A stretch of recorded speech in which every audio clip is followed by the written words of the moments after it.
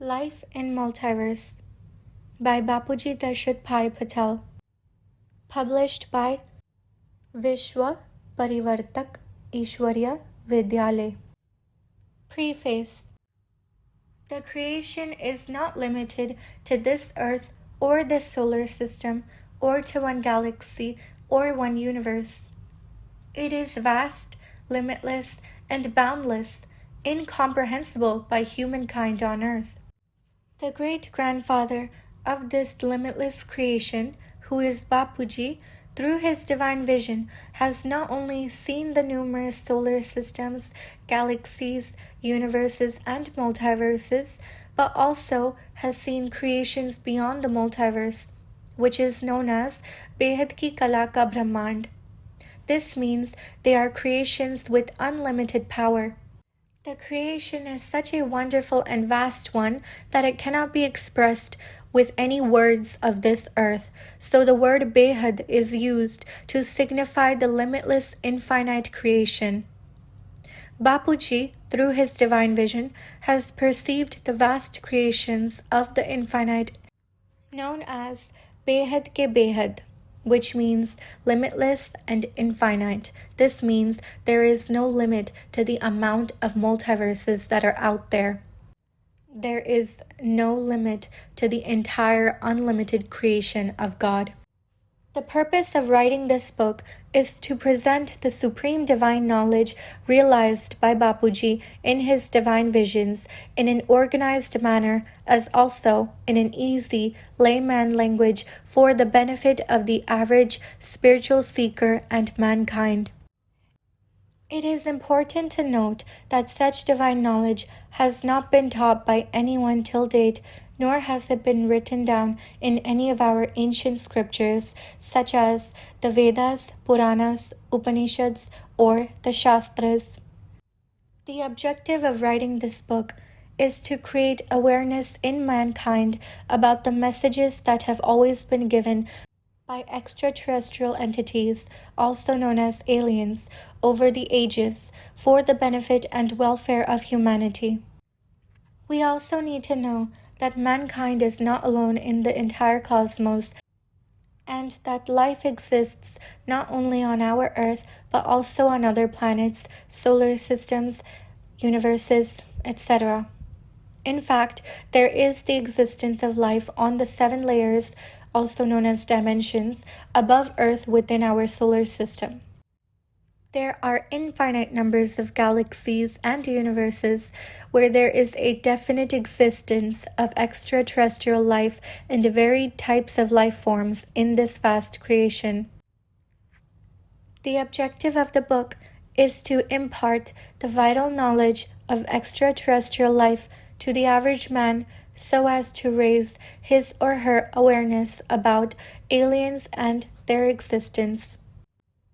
The main aim for writing this book, Life in Multiverse, is to enable every human being to know himself, to know about his soul, to know how to realize soul consciousness, and to make him understand what is our real nature.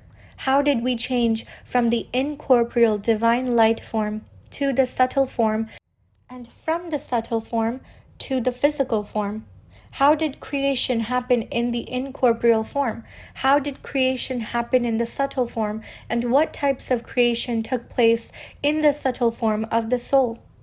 How did we understand that whatever we see in the physical world is actually based on the life forms in the subtle dimension? Many things, whether living or non-living, have emerged from the invisible subtle world only. These facts will be linked to many topics in this book. It is to be noted that in the ancient religious manuscripts and books, one can find many examples where it has been proved that all things have come to the gross physical world from the subtle world. So the question arises, who has created the subtle world? From time immemorial, the true wisdom realized by sages and saints and powerful souls from higher dimensions, divulged in written form, they are called as Sanatan Shastras. Sanatan Shastras have explained in depth about our Earth that it is billions and trillions of years old. Many time cycles, known as Chaturyugas, have passed on this Earth. However, till now, humankind has never questioned in mind as to who he is and from where its soul has come from, why the soul has even come to this earth, and in which way can we come out of this birth and death cycle. How can we go back to our eternal divine home, known as Amarloka? How should we attain the ultimate quest of the soul and go to the Param Dham, known as the Supreme Abode, and attain Param Shanti, which is supreme peace? It is critically important that each human being needs to identify its core principle, learn about themselves, have the knowledge about the entire infinite of infinite creations in the cosmos, and know about the different categories of souls. Again, one wonders as to how did the uncountable number of Shivs, Mahashiv, Paramahashiv get created, and when? What was the process of creation of these celestial entities? In this book, we have attempted to correlate the supreme spiritual knowledge of this boundless infinite dimension of creations with the Sanatan Shastras so that every human on earth can understand all these topics in depth and know the truth that it is not only the earth that contains life, but life is abundant in all spheres of cosmos. How big is the infinite world of creation? How can it be comprehended? Who created the infinite worlds? Who is the creator of each of these worlds? Who is the creator of all creators? Who controls the entire cosmos? Who is the almighty authority, the ultimate power, and the supreme powerhouse? The religious and spiritual paths that we can see today have been on the earth only from the past few thousand years ago. However, our solar system is trillions of years old. So, who is the creator of the founding fathers of various religions? Why have the gods and goddesses become humans? What is the subtle world? Can souls travel from one universe to the other? Where will I go after my death? What is the eternal, immortal world? How can a soul go to the eternal world? What exactly happened to our multiverse, which was initially filled with supreme light and supreme elements, and how did it fall down to the world of 5 elements and turn into a mortal world? How do supreme elements become physical elements? An attempt has been made to answer many such mysterious questions in the forthcoming chapters of the book. The Master Creator, the Grandfather of the Infinite, also known as the Almighty Authority, has given us knowledge through his intense meditation and spiritual efforts. By always being in the soul-conscious state and incorporeal state, he emerged all the supreme knowledge and transferred from his superconscious mind to his conscious mind, and finally imparted the supreme divine knowledge to all of us. To bring down this extensive divine knowledge and multidimensional knowledge to Earth, and to express in the human language of this earthly plane is extremely challenging work, but it has been accomplished by the Grandfather of the Infinite. Bapuji has taught us that there are numerous Earth-like planets. There are infinite solar systems, infinite galaxies, and infinite universes in this vast creation. The creators as well as controllers of these infinite creations are different. Similarly, there are infinite numbers of Brahma, Vishnu, and Shankars. There are infinite of infinite Shivs, Mahashivs, and Paramahashivs who have their own different worlds as well as their own creations. The Param Gyan, also known as the Supreme Infinite Knowledge, has been divulged by Bapuji through his deep observation in his divine incorporeal state of Samadhi. Therefore, let us humbly attempt to understand this supreme infinite knowledge deeply within our minds and experience self-realization. Otherwise, this precious and very valuable human birth would be wasted. The knowledge given by Bapuji is useful to mankind in order to escape from the eternal cycles of birth and death in this mortal world. So we sincerely request you to study this knowledge and elevate your soul and transcend from this temporary physical dimension. This supreme knowledge of Almighty Authority is known as Behad Gyan, which is also known as infinite knowledge. Till date, such knowledge is not disseminated on earth. However, there are no words to correctly describe the invisible supreme divine world realized by Bapuji. So the terminology is taken from the scriptures of the Sanatan Dharma, which helps us to describe the knowledge of higher dimensions of the supreme divine world. In order to have a proper understanding, it is requested to refer to the glossary at the end of this book carefully. Behad ki Param Mahashanti. About Bapuji. Bapuji Dashrathbhai Patel, also called as Dadaji or Grandfather, was born in 1956 in the small village of Akhaj in the Mehsana district of Gujarat. However, he spent his childhood in a village named Ambasan, located in the Mehsana district of Gujarat. He was a very successful lawyer in earlier parts of his life, and afterwards he devoted his life for realizing supreme spiritual truth and bringing forward this supreme knowledge for the benevolence of humankind. This supreme knowledge is now the guiding light for true seekers to realize his or her ultimate destiny. It is a blessing of supreme divinity that present time is witnessing the euphoria of supreme spiritual knowledge and giving direction to souls on earth to return to their roots. Despite being raised in a very poor family and challenging circumstances, Bapuji had a strong desire to make this miserable and sorrowful world a better place. When he was a little boy of 6 years, he challenged God many times. He asked God, "Why are you silent about the plight of humanity?"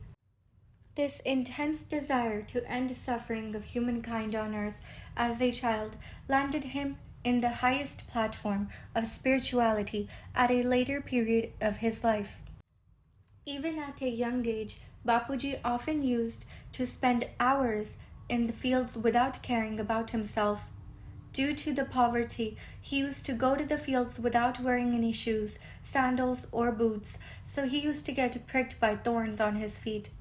Many times he had to stay until late in the fields, and on the way back home had to face the subtle world souls, like ghosts and spirits. That's how he got interested in communicating with the subtle world souls. Bapuji was courageous since childhood. That's why he was successful in overcoming many obstacles. Along with his studies of Chartered Accountancy, CA, he used to provide tuition classes so that he could make some money to pay for his studies.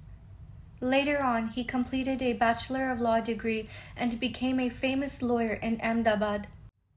In the year 1997, he established a spiritual school for godly knowledge named as Vishwa Parivartak Ishwarya Vidyalaya at Jainpur, Ahmedabad, for transforming this mortal world full of anarchy and suffering into an eternal divine world of immortality. Srimati Sushma Tandon, whom everyone lovingly calls as Ma, the Divine Mother, worked hand in hand with Bapuji in this grand divine purpose. To successfully accomplish his divine mission, Bapuji worked relentlessly, investing all his resources in this divine mission. At that time, he used to give non-stop narration of knowledge for 18 hours a day tirelessly. In spiritual discourses, he used to explain the supreme divine knowledge of highest dimensions of creations that he realized and saw through his divine vision by intense meditation in a state of superconsciousness. This is a fact between the grasp of imagination of a normal human mind. The supreme knowledge of Bapuji basically covers wide topics such as the types of celestial creators of different dimensions of creations, details of creations of our solar systems, galaxies, universes, etc. And most significant is the transcendental knowledge about our multiverse and creations beyond our multiverse.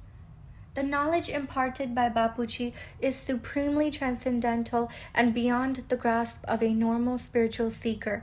It is only for supremely divine seekers, whom we call as infinitely powerful souls, also called as the Behad souls. According to Bapuji, those Behad souls will be the medium of transformation of this mortal world to the eternal divine immortal world. In today's time, Bapuji is now engaged in constant, intense meditation and samadhi for hours a day. He does not meet anyone as he is constantly busy in his transcendental mission. He is in a state of samadhi and in a superconscious state. Index. Chapter 1, Life After Death, page 1. Chapter 2, Journey to Higher Dimensions. Bhulok, the earth/mortal world. Bhuvarlok, the subtle worlds. Swarglok, heaven. Mahalok, Janlok. Taplok, Brahmapuri, the Satyaloka/Brahmaloka. Vishnupuri, Vishnuloka/ the casual world. Shivpuri / the supra-casual world. Paramdham / the incorporeal world, on page 5. Chapter 3, Speed of Light and Time Dilation, Our Solar System, a Scientific View, on page 23. Chapter 4, Time of Our Solar System / Brahmand, Various Celestial Bodies, and the Age of Human Civilization, Light Years, on page 32. Chapter 5, The Knowledge Center of Our Solar System, How to Access Akashic Records, on page 37. Chapter 6, Different Bodies in Different Brahmans. What is a soul? What are the characteristics of a soul? Where does a soul reside? Physical body, subtle body, casual body, and supercasual body. Journey of the soul. Different soul states. Sato Pradhan soul, highest positive state. Rajo Pradhan soul, dynamic state. Tamo Pradhan soul, passive to negative state. On page 40. Chapter 7, How Big is Our Brahmand / Solar System? Who controls and governs our Brahmand? How was our Brahmand created? On page 50. Chapter 8, Different Dimensions of Soul and the Journey Between the Stars. Some Mysteries Revealed, on page 55. Chapter 9, Extraterrestrial Worlds and Civilizations in Them. Life on Mars, Indigo / Star Child. Is there life on other planets and stars, such as the Sun, Jupiter, Venus, etc.? Radio waves, UFO, crop circles. The mystery of Sri Yantra crop circles, alien abductions, and the truth behind such incidents. The secret of the pyramids, Kailash Temple, Ellora. Great scientists of the world and their connections with aliens. Laws of the spirit world / rules and regulations in the higher dimensions.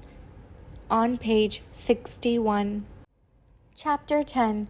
Our Milky Way Galaxy, or Mahabrahmand, the Milky Way / Akash Ganga.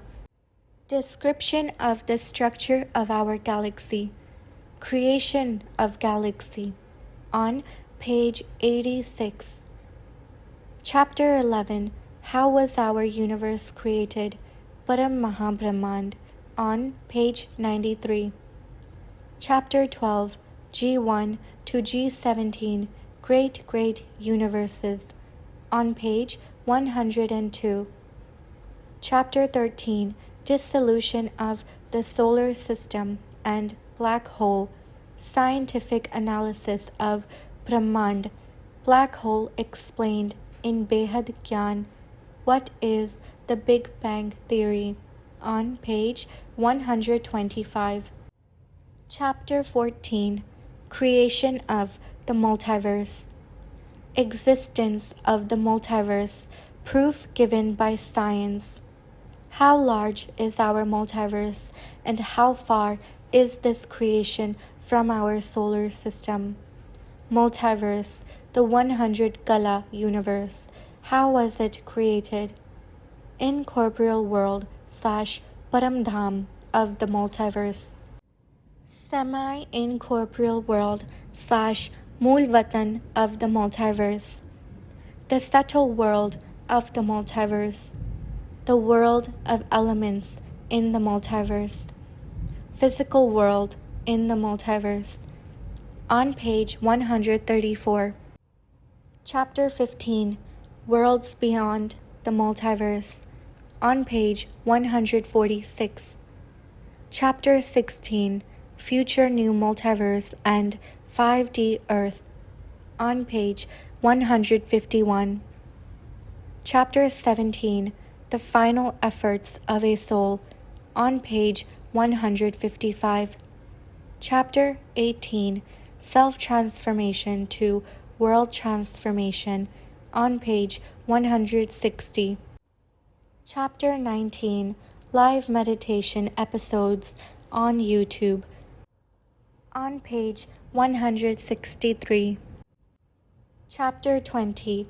YouTube channel important information, on page 168. Divine Message of Ma, on page 172. Thank you Niruma, gratitude, on page 175. Glossary, on page 176. Chapter 1. Life after death. The existence of life after death has always been an eternal truth that cannot be denied. This perpetual reality of the afterlife has gradually been accepted by the different religions and sectors of the world. We all know how the scientific community keeps on changing its position on any theory, and in this case, modern science has begun to acknowledge the existence of consciousness as a part of daily reality. One may say that in the future, science will surely come to understand the mysteries and come to prove the existence of the soul. However, from ancient times, the existence of the Atma, or the soul, has been written and discussed in our Sanatan Dharma, which are the Hindu scriptures. In our religious scriptures, like the Vedas and Upanishads, it has been said that the one who knows the truth about death will never be afraid of dying. When one is born in this mortal world where nothing is permanent, then death is inevitable. Ironically, this simple truth is known to each person, yet all are afraid of death. Why is there such a deep-rooted fear for death? This would not be the first time that a person has had to leave this mortal world. This fact needs to be deeply understood that one has taken numerous births and an equal number of times left the physical body through the process of death. At the same time, we also are aware of the knowledge that it is the physical body that gets destroyed, not the soul or the Atma which drives the body. The soul is eternal, immortal, and indestructible. The soul keeps on changing its physical garments, the physical bodies. Human beings have been going through endless cycles of births and deaths for the past 1.98 billion years. This is the second period of Brahma's lifespan. In fact, these incarnations not only include incarnations on earth, but also include the innumerable incarnations in Swarglok, which is heaven, as well as in various hells, which are the lower dimensions. The soul is said to be indestructible, but the soul also has a lifespan. The soul is dissolved when the creation is dissolved. So if a soul is from the universe, the soul also ends when that universe is ended. As the universe, solar system, galaxy, they all have cycles of creation and destruction. So it does depend on where a soul is from, but the soul's existence ends when the creation it is from also ends. But this is an uncountable amount of time.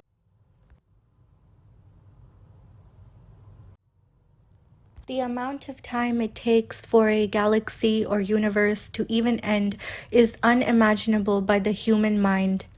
But when a human dies on earth, the soul doesn't die with it. That is the main point. The spirit goes on. And the spirit is also just a subtle body that is on top of the soul. It is another covering. The past, present, and future lives of each soul are all decided on the basis of the accumulated karma of that soul. This is why our scriptures have advised human beings to perform their actions or karma in a noble manner along with pure intentions. Meritorious and noble actions performed in accordance with the duties ascribed in the Shastras to each soul type elevates the soul into higher dimensions. Our solar system has been in existence from time immemorial, and souls have come into existence from the beginning of the creation. From that time onwards till today, souls have been trapped in the never-ending wheel of birth and death. Souls have taken many births and incarnated in different life forms, also known as the 84 million types of species. As mentioned earlier, it is the karmas of each soul which is the prime cause of its present birth. Only upon finishing the karmic cycle and ties, the soul can go to the higher levels of reality, or one may say to the eternal world, also known as Amarloka. The soul exists till the time the solar system is in existence. Once the solar system gets destroyed in the dissolution process, the soul also ceases to exist. A soul cannot get mukti or liberation in life as long as it remains in a state of ignorance.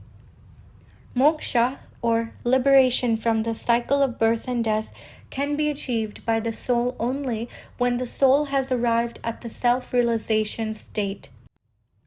And if a soul acquires Brahma Gyan, which is the knowledge of divine light, then the soul can be in a state of in-life liberation, which is called Jivan Mukti. This is when you are living life in a state of soul consciousness.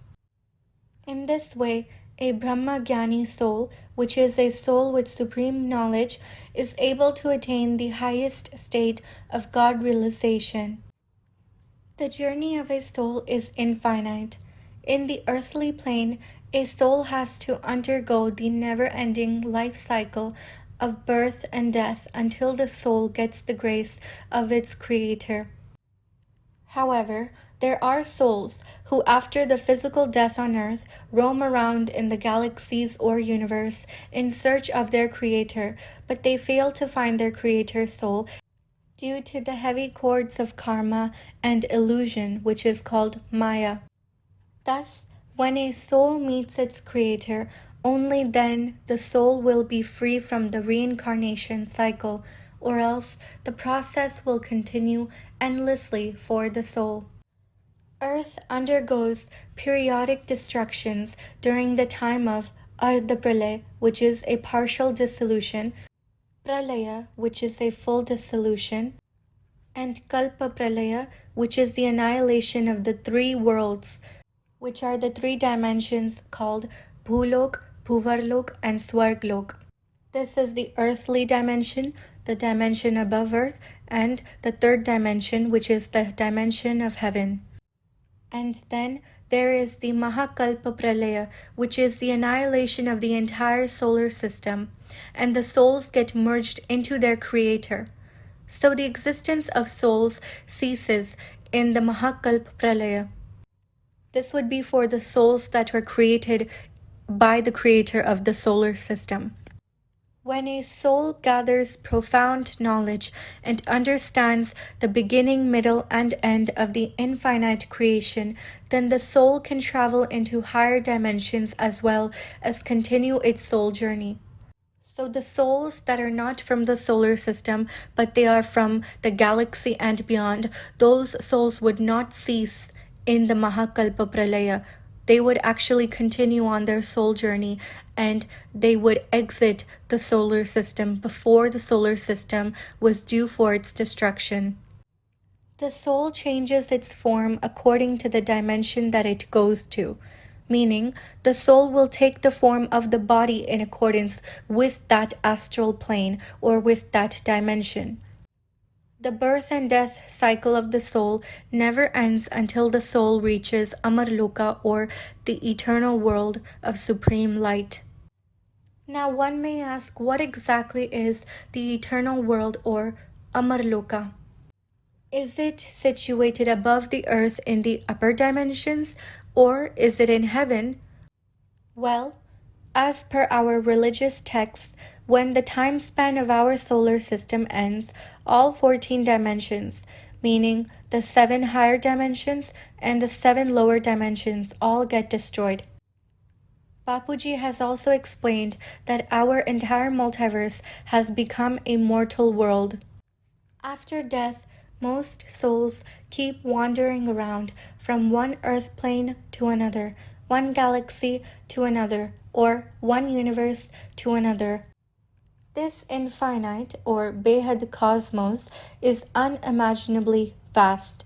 There are an infinite number of multiverses in this vast Behad cosmos, and those multiverses also consist of varied types of life forms.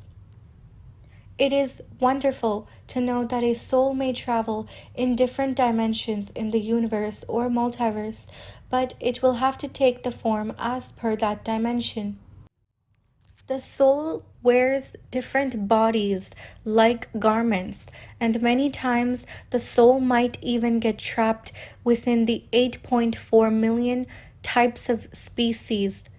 Due to karmic bondages, souls might have to take birth in one of these 8.4 million types of species. However, the soul intrinsically remains the same. Several times a soul evolves to the higher worlds and even becomes Lord Indra, the king of heaven, and many times the soul might even become Brahma. All these activities of ascension to higher worlds or devolving to lower worlds or hell are basically determined by the laws of karma of that soul. So anything is possible and it just depends on the karma.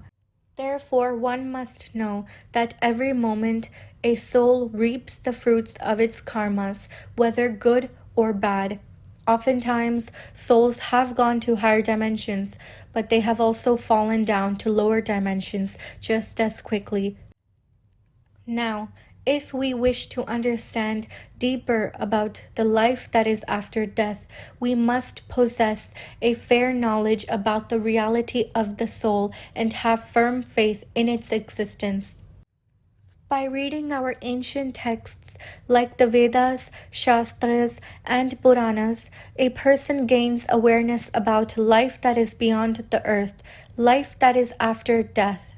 Thus, this knowledge ensures his ascension to higher realms after death.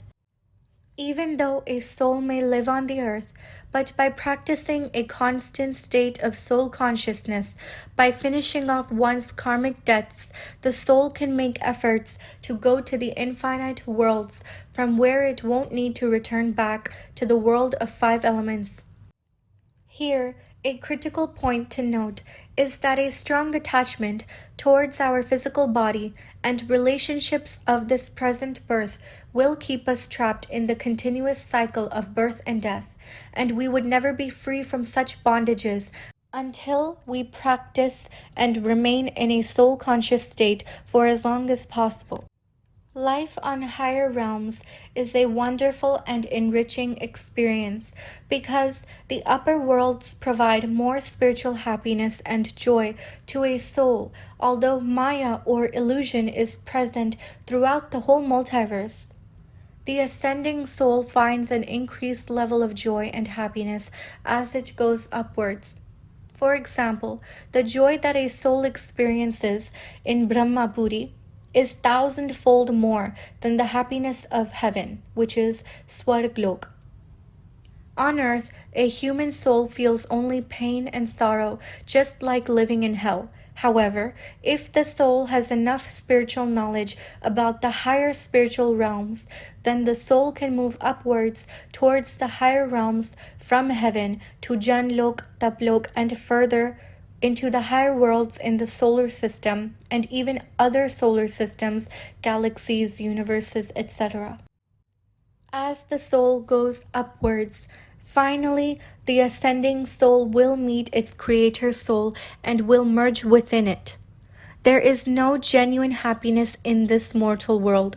Real happiness can only be found in the higher spiritual realms, where there is supreme happiness, eternal peace, and supreme bliss. If a soul gets true knowledge of life after death while living in this material world, then the soul can experience the same spiritual joy of the infinite bliss here itself. Once the soul experiences the infinite supreme joy and peace, then the soul sees worldly pleasures as illusionary and transient. The original nature of a soul is Param Shanti, which means supreme peace. This supreme peace can be experienced in the present lifetime, but only when the seeker learns knowledge of the infinite, also known as the Behad Gyan. One should also invest his or her time and energy into making sincere efforts in meditation so that he or she can clear all of his or her karmic bonds. If one remains entangled in the illusion of the body and bodily relations, then they will never be able to escape from their karmic web and will be forced to come into the cycle of birth and death again and again and again.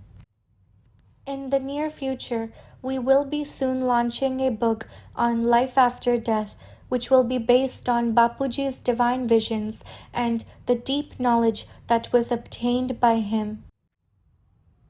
Chapter 2: Journey to Higher Dimensions.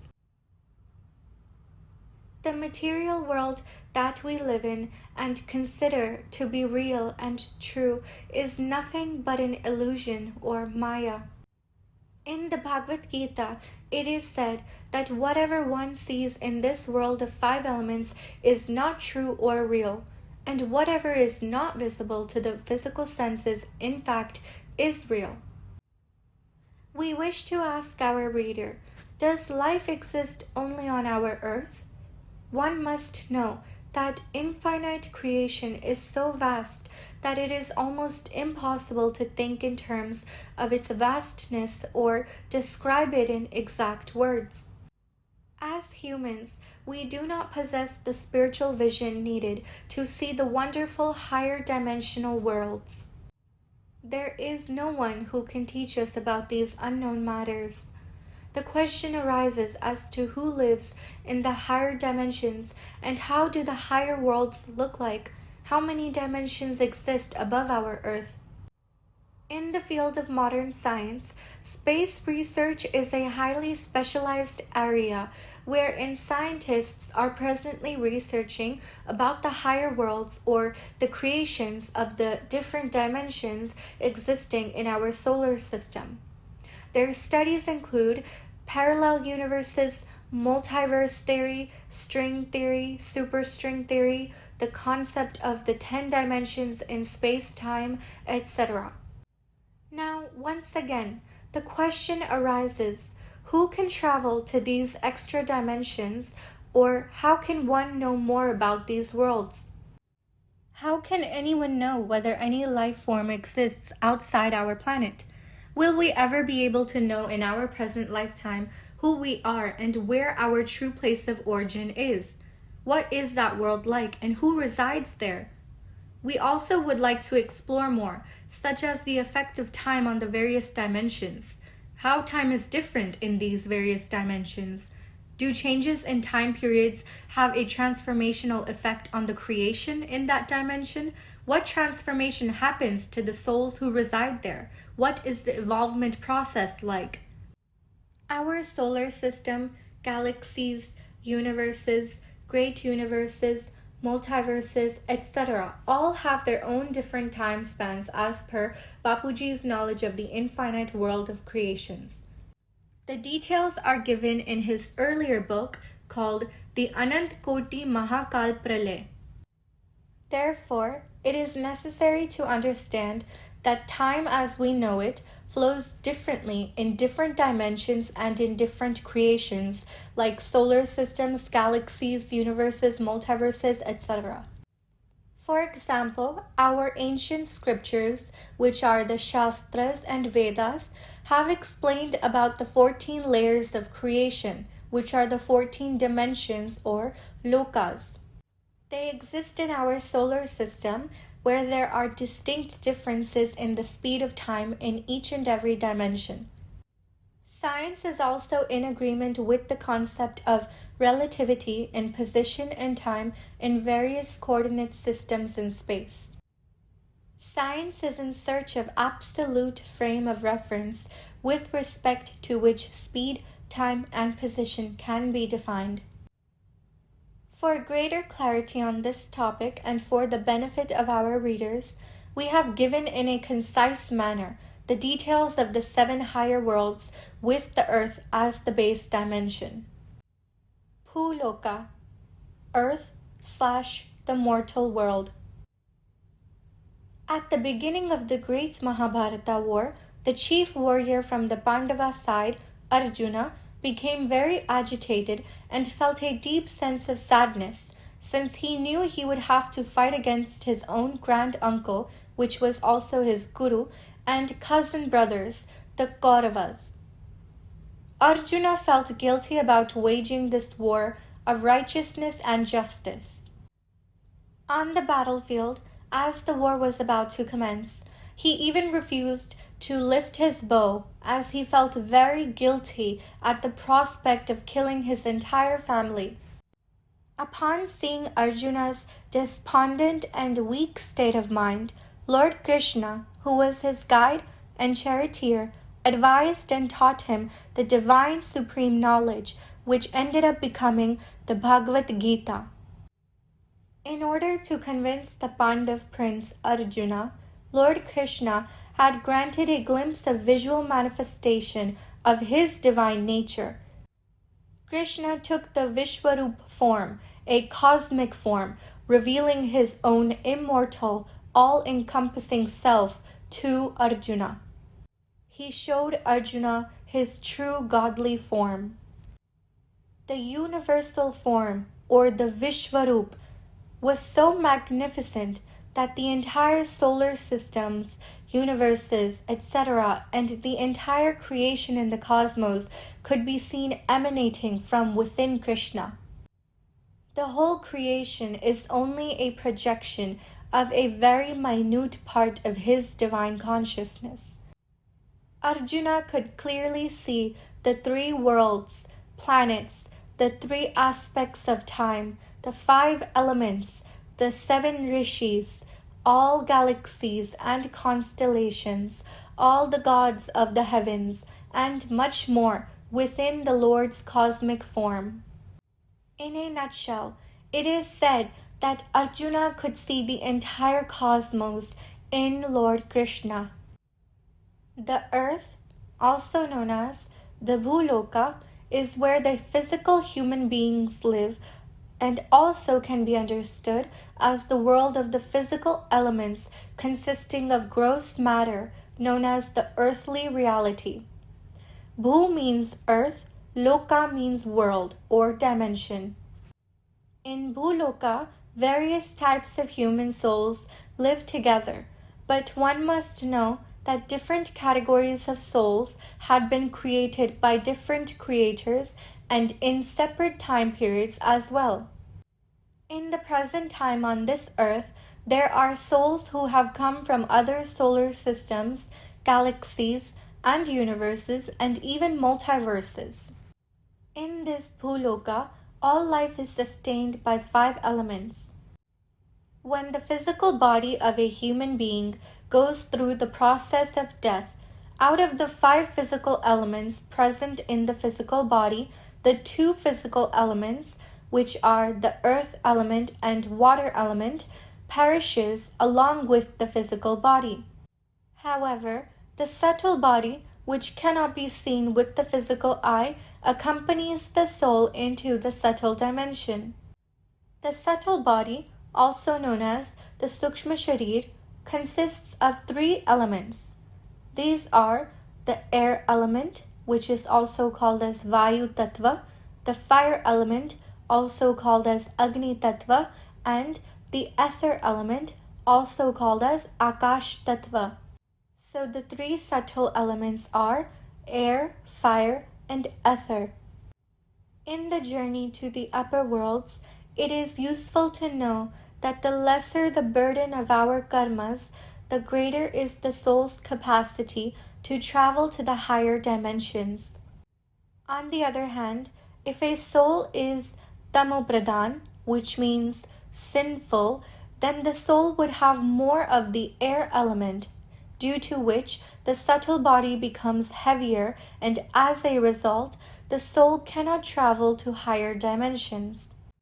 However, when a person attains the supreme knowledge of connecting the soul to the Supreme Soul, and when the person walks in the path of enlightenment and constantly puts efforts into clearing his or her karmic accounts while on earth, then such souls, after leaving the body, can travel to higher dimensions.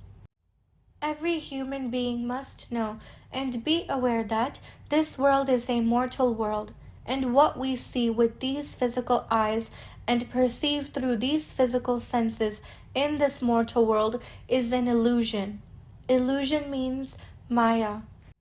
The real blissful nature of the soul is beyond these physical senses.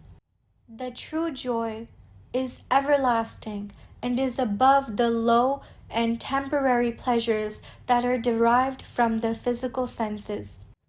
The true nature of the soul is love, purity, and supreme peace.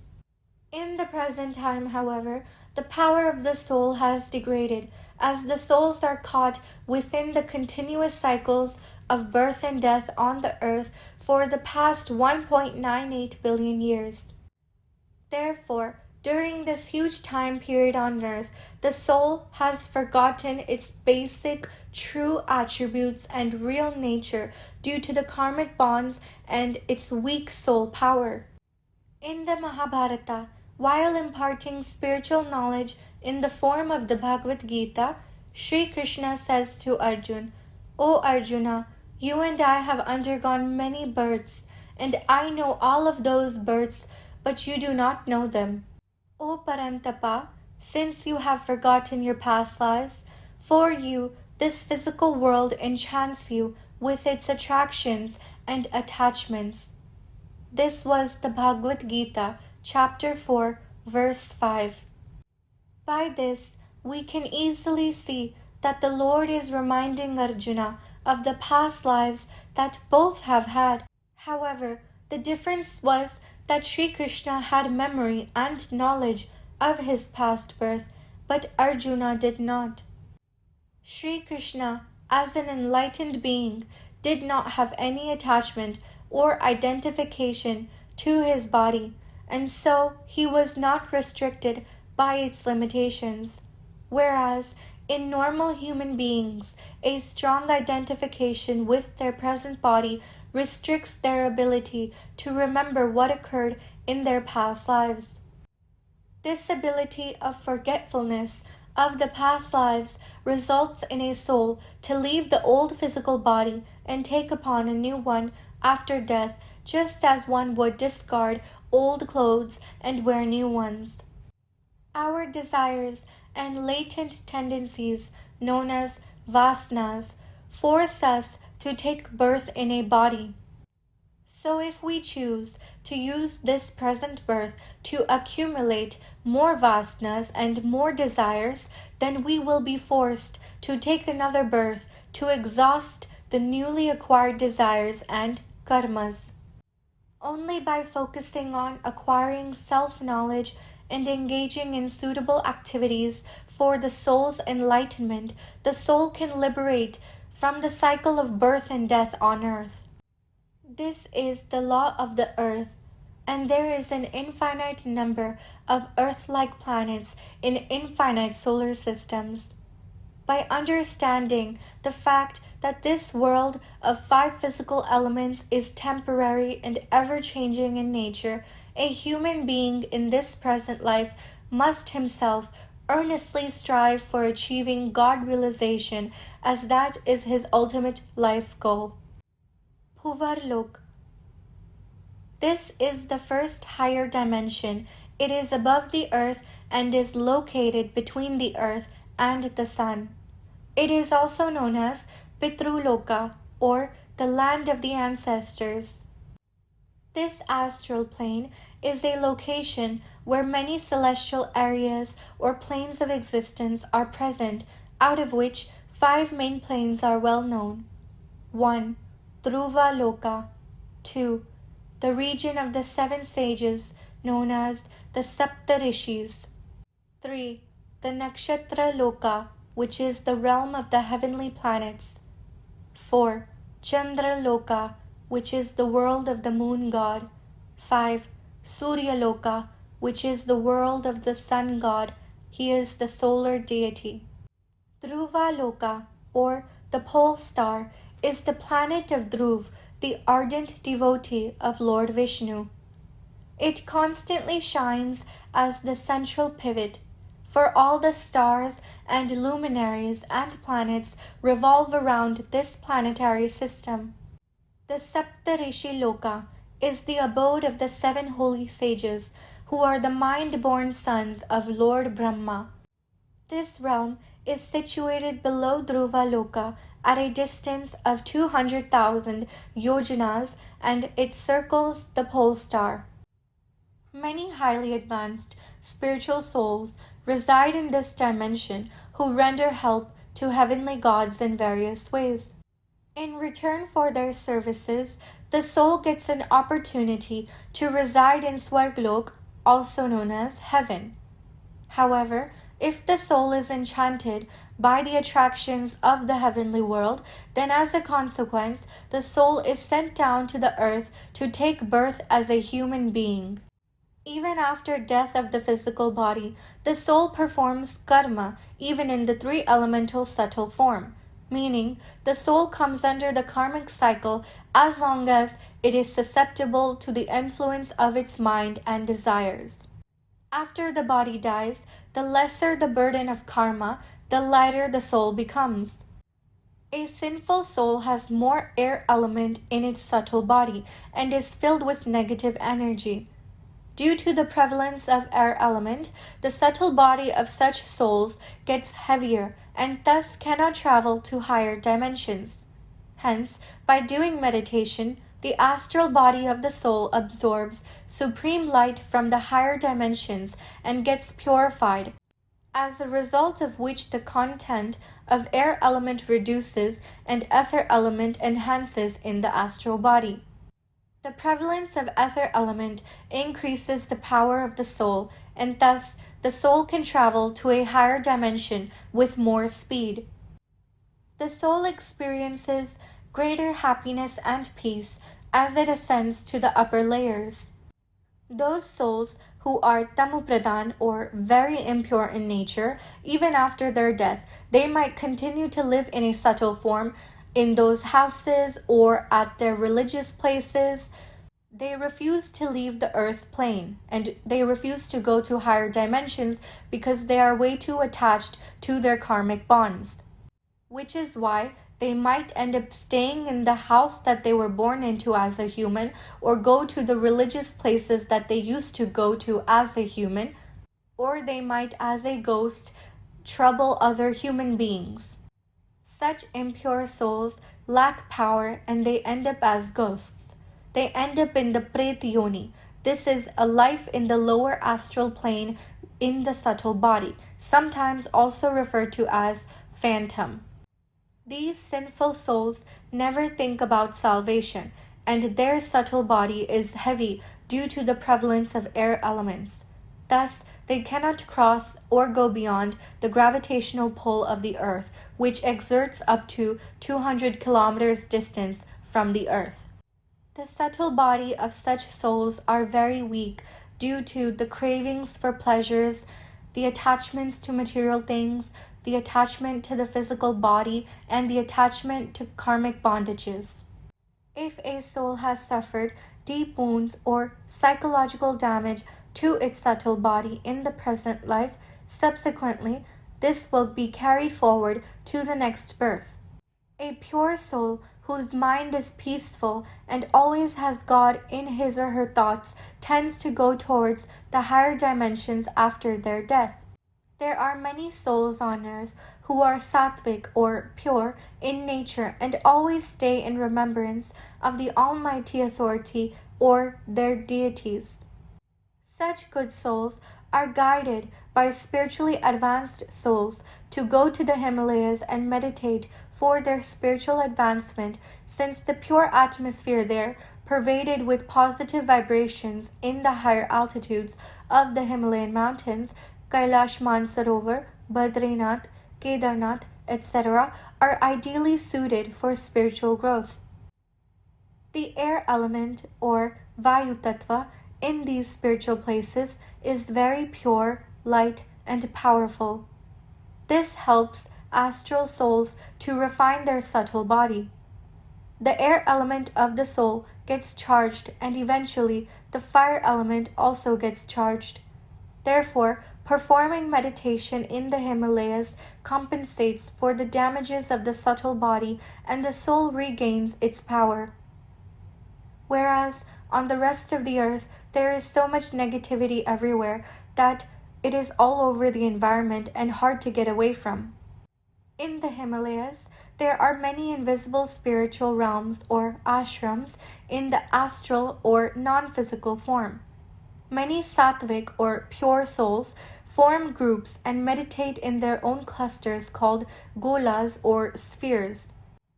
In a sphere, there may be a group consisting of 5,000 souls, 10,000 souls, or even more. In this way, there are hundreds and thousands of souls engaging in prayer and intense meditation for long periods of time, thereby changing the air and fire elements of their own subtle bodies. The highly spiritual atmosphere contains pure air element, which is a dominant part of the subtle body, and enclosed within the air element is the fire element. These subtle elements present in the rarefied atmosphere are conducive for charging the subtle body of a soul. However, it must be noted that even though the subtle body can be charged here, the casual body cannot be charged by this process. The casual body, or Karan Sharir, comprises the mind, thoughts, and desires, and possesses the records of all the karmic actions done by thoughts, speech, or deeds. If the casual body is energized with supreme light or Param Prakash, then all the karmic records of the soul gets destroyed. When the causal body is charged, then the content of ether element in the body becomes predominant. Thus, the soul can travel to even Vishnu Puri, the causal realm in this solar system. When a soul remembers Parabrahma Parameshwar, which is Lord Shiva in his incorporeal form, then the intellect transcends the world of name and form and establishes in pure soul consciousness. In such a state, the soul receives supreme divine light or Param Prakash, due to which the Param Akash Tattva or supreme ether element is charged. If a soul receives even the smallest quantity of supreme light, then the causal body, as well as the subtle body of the soul, gets energized. This supreme light destroys the heaviness which was earlier present in the subtle body. Thus, the soul becomes weightless and the soul gradually moves to higher dimensions.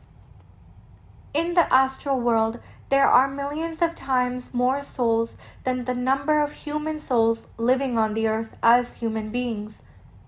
In the lower astral world, ranging from 500 kilometers to 1,000 kilometers above the earth's surface, there are large groups of negative souls with devilish traits.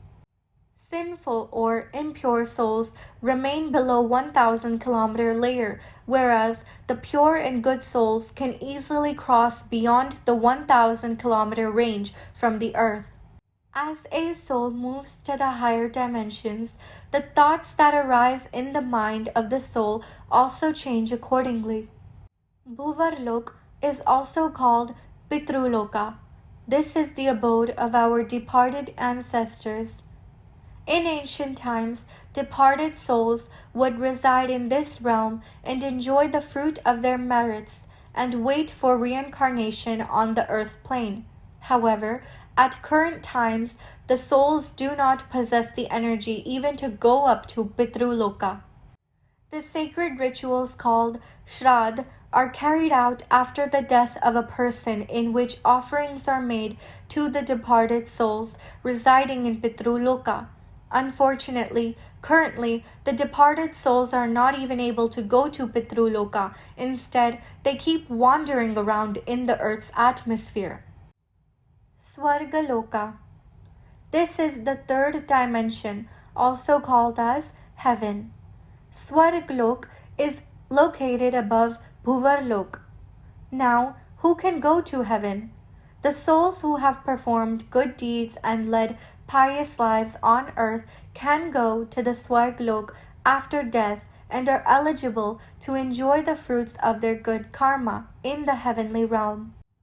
The Lord Dharamraj, also known as Lord Yama, the god of death and justice, who keeps an account of the virtuous and sinful deeds of a soul, determines the time for a soul to spend in heaven or hell. The souls residing in Swarglok possess a body of 3 elements. Such a divine body gives sufficient happiness to the soul, whereas in the mortal world one has a heavy body made of 5 physical elements. The Swarglok is an enchanting place with the gods and goddesses leading an opulent, materialistic life full of enjoyment and comforts, music, dance, and they are often found partaking in somras, a heavenly elixir. When the accrued good karma comes to an end, the power of the gods and goddesses depletes, and they are directed to leave Swarglok to reside in earth, the Bhulok. Highly knowledgeable and spiritually advanced souls will never desire for the temporary happiness of heaven, and they would rather focus on self-liberation, also known as moksha. Such yogi souls will move to higher dimensions above Swarglok, such as Janlok, Taplok, Mahalok, Brahmapuri, Vishnupuri, Shivpuri, or Paramdham, which is the supreme abode of this solar system. Such great souls will attain liberation in Paramdham, which is the incorporeal abode of Lord Shiv, who is the creator of this solar system. Thus, pious souls, due to their spiritual efforts, merge into Parabrahma Parameshwar, which is the formless or incorporeal form of Paramatma, which is the Supreme Soul, Shiva. When the soul merges into the Parabrahma or Supreme Soul of incorporeal Shiv and loses its identity, then it is called the attainment of moksha or mukti, the salvation or liberation or the dissolution of the soul. A year on earth is equivalent to a day in Swarglok or heaven. On earth, there is illusion in the physical form, whereas in Swarglok, the illusion or the veiling power of nature is present in the subtle form. Illusion in the physical world is displayed through the physical elements, and illusion in the subtle world is displayed through the subtle elements of air, fire, and ether. It is interesting to know that the beauty, grandness, and happiness found in Swarglok is not eternal, but in fact temporary in nature. The presence of Maya, or the illusionary power, exists from earth till Brahmapuri. One can say that there is no difference between Swarglok and Bhulok except the type of body, meaning the deities of Swarglok possess a subtle body of 3 elements, and human beings have a physical body of 5 elements. We can also find the presence of the main vices such as lust, anger, greed, attachment, and envy in the deities. The deities are also afflicted with such vices, just like the human beings on earth. So, deities are also definitely trapped in illusion. The king of Swarglok, which is Indra, also has the desire to get the position of Brahma, that is, to become Lord of Brahmapuri. It is only in the Bhulok where a soul can get spiritual knowledge to attain self-realization and God-realization, and thereby attain salvation. So even deities like Indra had to come down to earth for getting knowledge of the soul from Prajapati in his ashram. Earth is the Karma Bhumi, or in other words, it is the land of actions where we can put our efforts to gain the spiritual knowledge by discharging our rightful duty. Deities cannot obtain divine knowledge of the soul and the Supreme Soul in Swarglok. Swarglok is basically nothing more than a place of luxury and enticing splendors. It is a realm where the soul gets to fulfill its intrinsic inner desires on account of its good karmas. There exists a time difference between the Swarglok and heaven as per the Hindu astronomy based on the Puranas and scriptures. One day of the deities in heaven is 1 solar year of the humans on earth. 100 years of deities in Swarglok is about 36,500 solar years on earth. By this calculation, one can understand that a soul has, for example, only 100 years of happiness in the heavenly realm, which is a large time period of 36,500 years on earth, but in return, a soul is subjected to countless numbers of birth and death of the karmic cycles on earth.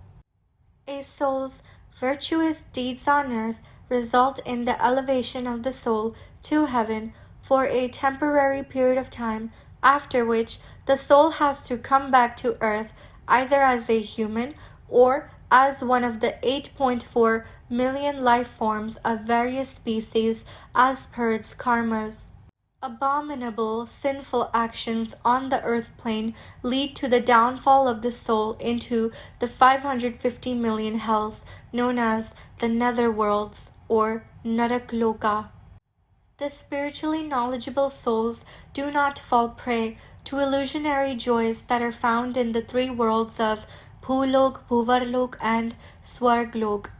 The wise souls, having full knowledge about the soul science, are very well aware that life in our solar system is just a blink in the casual ocean of the Supreme God. For example, as per the Hindu time cycle, in one day of Brahma, a Kalpa Pralay takes place in which the three worlds of Bhulok, Bhuvarlok, and Swarglok get destroyed. When one cycle of 4 yugas, known as Chaturyug, finishes on the earth, a partial dissolution called Ardhapralay occurs on the earth. In this manner, the completion of 71 cycles of Chaturyuga is called one Manvantar. When 14 Manvantars gets completed, a Kalpa Pralay occurs, when all the 3 layers of creation like Bhulok, Bhuvarlok, and Swarglok get destroyed. So in one day of Brahma, all 3 levels of creation, such as Bhulok, Bhuvarlok, and Swarglok, get destroyed. Therefore, we can understand that the time period of the divine realm of heaven is also finite in nature. As per the various stories in the Hindu Puranas, Lord Indra, the mighty king of gods and the ruler of Swarglok, was cursed on quite a few occasions for his misdeeds and unrighteous actions. In order to get Brahmagyan, or the knowledge of Brahma, which is the supreme incorporeal radiant form of God, the souls residing in Swarglok also have to come down to earth for attaining spiritual knowledge and enlightenment. This is because though Swarglok is in the higher subtle realm and the deities live there in the best of comforts and happiness, there is no spiritual knowledge in this realm. The souls from heaven, reborn in the mortal world, to obtain knowledge of Brahm from self-realized sages called as rishis, munis, and yogis on earth, and practice being in a state of total union with the Almighty while being alive in the physical body. In short, to attain the God-realized state of supreme consciousness, to attain moksha, by leaving all worldly desires and attachments, being absorbed in the bliss of merging one's consciousness in the Supreme Soul of Param Brahma Parameshwar, a soul has to take the human body in this physical world of the earth plane. Such is the wonderful privilege and value of the human birth. It is praised by great sages in various ancient scriptures that the human body is greater than a divine body in Swarglok. Adi Shankaracharya, one of the greatest saints and philosophers of India, who is considered an avatar of Lord Shiva, places knowledge of the self and of Brahm higher than attaining moksha. According to the Vedas and Upanishads, it is only the foolish soul who aspires to go to Swarglok. True happiness and supreme peace is in the supreme abode, the Param Dham. Mahalok. Mahalok is a part of the 7 higher planetary systems, or Urdhva Loka, situated above Dhruva Loka. It is at a distance of 1 million leagues above the pole star. This dimension is inhabited by saints, rishis, and spiritual souls who live and meditate together in their groups.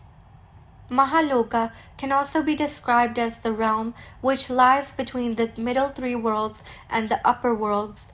It is a higher planetary realm composed of the 3 subtle elements of air element, ether element, and fire element.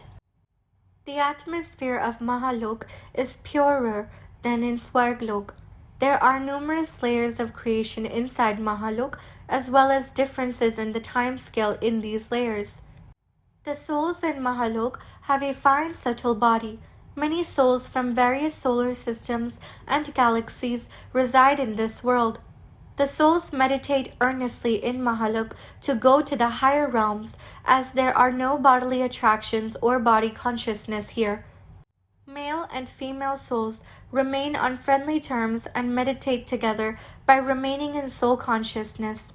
At the time of Kalpa Pralay, these inhabitants become aware of the impending cosmic event and immediately move to the Janlok, which is the next higher lok above Mahalok. It is the dimension above Mahalok. Mahalok does not get destroyed in this Kalpapralay, but it is affected by the annihilation of the three worlds of Bhulok, Bhuvarlok, and Swarglok during this cosmic event.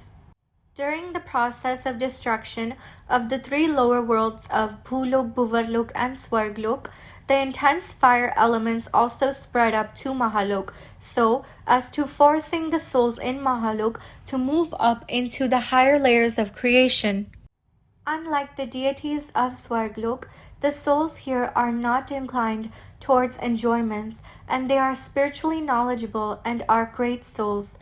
These enlightened beings are well aware of the temporal nature of the sensory pleasures of Swarglok, and they know that the attractions of heaven will lead to the downfall of their soul. Janlok. Janlok is situated above Mahalok. At an expanse of 20 million leagues above Dhruvlok lies the lower of the higher planetary spheres or Urdhvalokas known as Janlok. This celestial realm is the abode of renowned saints and sages. The word Jana means people. There is a great number of souls who inhabit this sphere, therefore it's called Janaloka.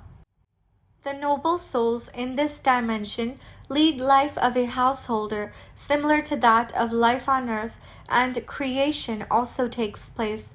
However, there is no aspect of enjoyment in the dimension or even in creating. The souls are not indulged in any form of desires. Here, souls practice meditation and dedicate themselves to the pursuit of soul consciousness and God realization, and thereby go to the higher dimensions. In Janlok, there are multitudes of souls belonging to different religions, sectors, spiritual paths, doctrines, etc.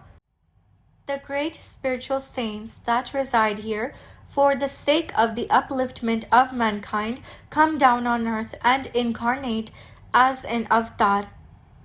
It's interesting to know that inside Janlok there are various layers of creation. Here, one can find many temples, churches, mosques, and many other religious institutions in the subtle form, according to various religions and spiritual dogmas of different types of souls residing in this dimension.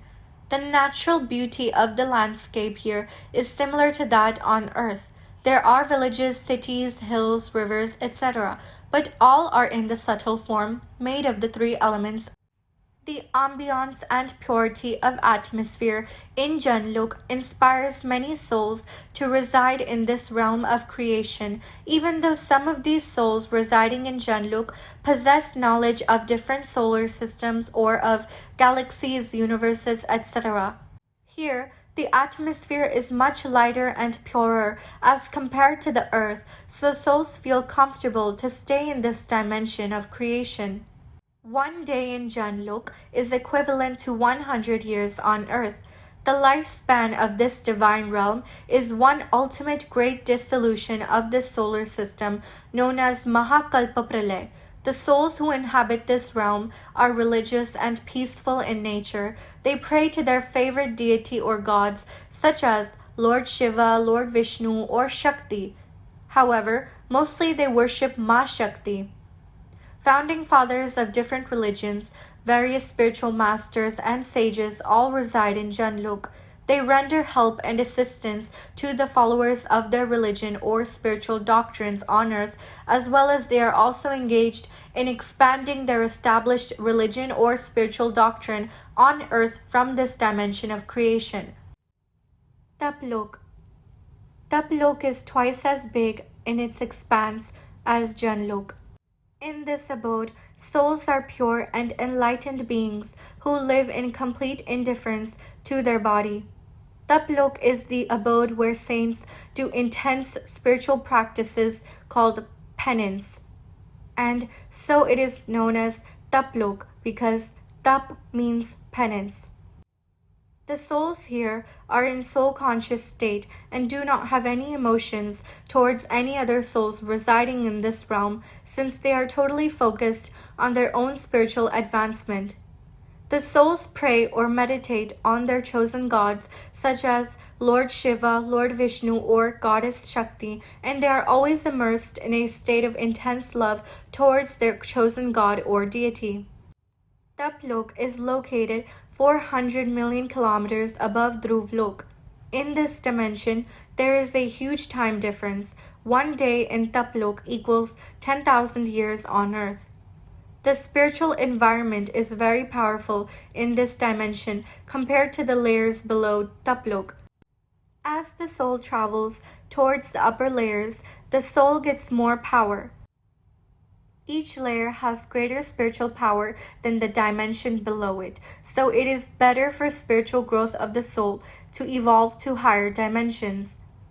As the soul travels to the higher dimensions, the air element present in the subtle body of the soul gradually diminishes, and there is an increase in ether element, also known as Akash Tattva. The purified soul then further travels into higher dimensions such as Brahmapuri. Brahmapuri, Satyaloka, the dimension where Brahma resides. Are Satyaloka and Brahmaloka one or the same? Satyaloka is widely regarded as Brahmapuri. However, one must know that Satyaloka is a lower celestial realm below Brahmapuri. This means there are several dimensional layers in any of these higher planetary spheres. Satyaloka is in the lower layer of Brahmaloka. The ascetic souls reside here. In Brahmaloka, Lord Brahma resides with his consort, Goddess Saraswati. Lord Brahma is responsible for the whole creation of the solar system. When Lord Brahma created the Saptarishis, the 7 sages, during the initial phase of creation, the Saptarishis then created the 7 lokas or layers of creations from earth till Brahmapuri. Therefore, the 7 dimensions are located below Brahmapuri. The soul of Lord Brahma is made of Paramakash Tattva or Supreme Ether element. This is the abode of truth or reality. When a soul arrives in Brahmapuri, then it realizes the truth or the reality of its origin. Upon reaching this realm, the accumulated karmas in the subtle body get destroyed. For those souls who have been created with the ether element, their soul journey comes to an end in Brahmaloka. They won't be able to travel any further to the upper layers, and if they want, they can attain final liberation in this realm by merging themselves into their creator's soul. However, the souls made up of supreme ether or supreme light can go further to higher dimensions. In order to go to Vishnupuri, the soul needs to perform further penance. Upon the removal of the karmic accounts and imprints of the 3 elemental subtle body, such souls are free to travel to the casual world, which is Vishnupuri. In Satyaloka or Brahmapuri, the soul gets to know about its creator. Therefore, such powerful souls make efforts to reach their creator's soul. There is a vast difference in the passage of time in Brahmaloka and on earth. 1 second in Brahmaloka is equivalent to 100,000 years on the earth plane. This has been clearly written down in our ancient scriptures and Puranas such as the Vishnu Puran. We can understand this concept clearly with the help of a short story from the Puranas.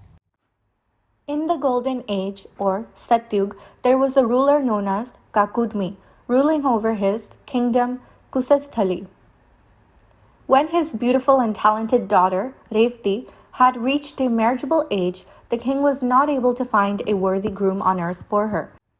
So by using his mystical powers, he went along with Revti to Brahmalok in order to seek Lord Brahma's advice on this matter. However, upon their arrival, the king and his daughter found that Brahmaji was busy watching a performance by the celestial musicians and dancers of that dimension. They decided to patiently wait for some time until the performance was finished. Then Kakudmi sought Brahmaji's advice for finding a suitable groom for Revti.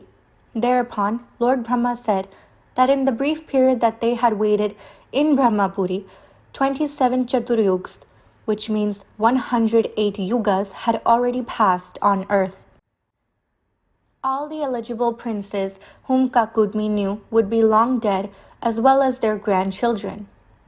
Brahmaji smiled and explained to Kakudmi that time runs differently in different planes of existence, and by the time the king would reach on earth, all his wives, ministers, armies, kinsmen, father, and his entire kingdom would have been wiped out by the march of time. Note: if we calculate further, then we can arrive at an exact time of 19.43 minutes that the father and daughter had waited in Brahmalok. Brahmaji consoled him and advised both of them, saying that if they started at the present moment, by the time they reach earth, 28th Dwapar Yuga would be running its course and the age of Krishna Avatar would have started. And he recommended Lord Balram, who is a divine incarnation of Sheshnag, as a suitable groom for his daughter Princess Revati, so that Kakudmi would attain moksha at the hands of Lord Shri Krishna. King Kakudmi was taken aback and shocked by this unexpected turn of developments. As soon as they reached earth, King Kakudmi gave away his daughter to Lord Balram in marriage. There are also two more notable instances mentioned in the Puranas about time dilation. There was a rishi named Lomesh, and he had a lifespan of 15 years of Brahma's life. This means he had witnessed 5,475 kalpa pralayas. Another case is of Markandeya Rishi. Markandeya Rishi was blessed with a lifespan of 7 days of Brahma. This means a total period of 6,408 crore years, which are 64.08 billion years, which also means that the Rishi would have seen 7 Kalpa Pralayas, cosmic events, in his lifespan.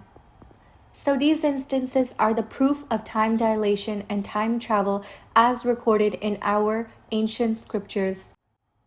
Passage of time changes as we change the dimensions or layers of creation are evident from these instances, which science now calls as time dilation. Vishnupuri or Vishnu Lok. Vishnupuri is a divine residence within the Brahmand created by Lord Vishnu's divine energy of Maya. The sheer opulence and grandeur of Vishnu Lok are unimaginably magnificent. This spiritual plane is also known as Vaikuntha and is situated above Brahmalok and the 7 upper planetary systems. It encloses the renowned cosmic milk ocean Shir Sagar, in the middle of which Lord Vishnu rests on Sheshnag. Lord Vishnu, along with his consort Goddess Lakshmi and other divine attendants of the Lord Vishnu, reside in this abode. All the personalities in this abode are themselves highly pure and divine in nature. In Vishnu Lok, the atmosphere is made of 50% Param Tattva, which means supreme elements, including Param Akash Tattva, which is supreme ether element, Param Vayu Tattva, which is supreme air element, and Param Agni Tattva, which is supreme fire element. There is supreme happiness in Vaikuntha. The demonic souls cannot enter this highly spiritual dimension of creation. Those souls who have unceasing devotion to Lord Vishnu, they are the ones who attain Vishnu Lok at last. In Vishnu Lok, there is also the transcendental abode of Sri Krishna and Radharani. Here, the Supreme Personality of Sri Krishna is always engaged in Ras Leela with the gopis who also reside here. This is the destination of true devotee souls who worship the Supreme Personalities of Lord Ram and Sri Krishna as incarnations of Lord Vishnu.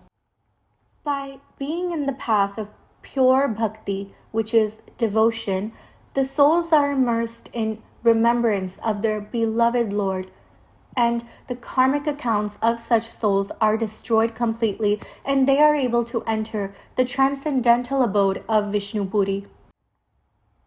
Lord Vishnu's soul is made of supreme ether element. Vishnu Lok is also called as Karan Jagat or the casual world. The subtle body in this layer of creation is composed of 50% supreme elements and 50% three elements. Vishnu Puri is dominated by the Rajo quality, hence it's known as Rajo Pradhan in its essential nature. Here, the souls are in angelic forms known as Farishtas. The environment here in Vishnupuri pervades all around with souls enchanting sweet musical vibrations, invoking spiritual joy.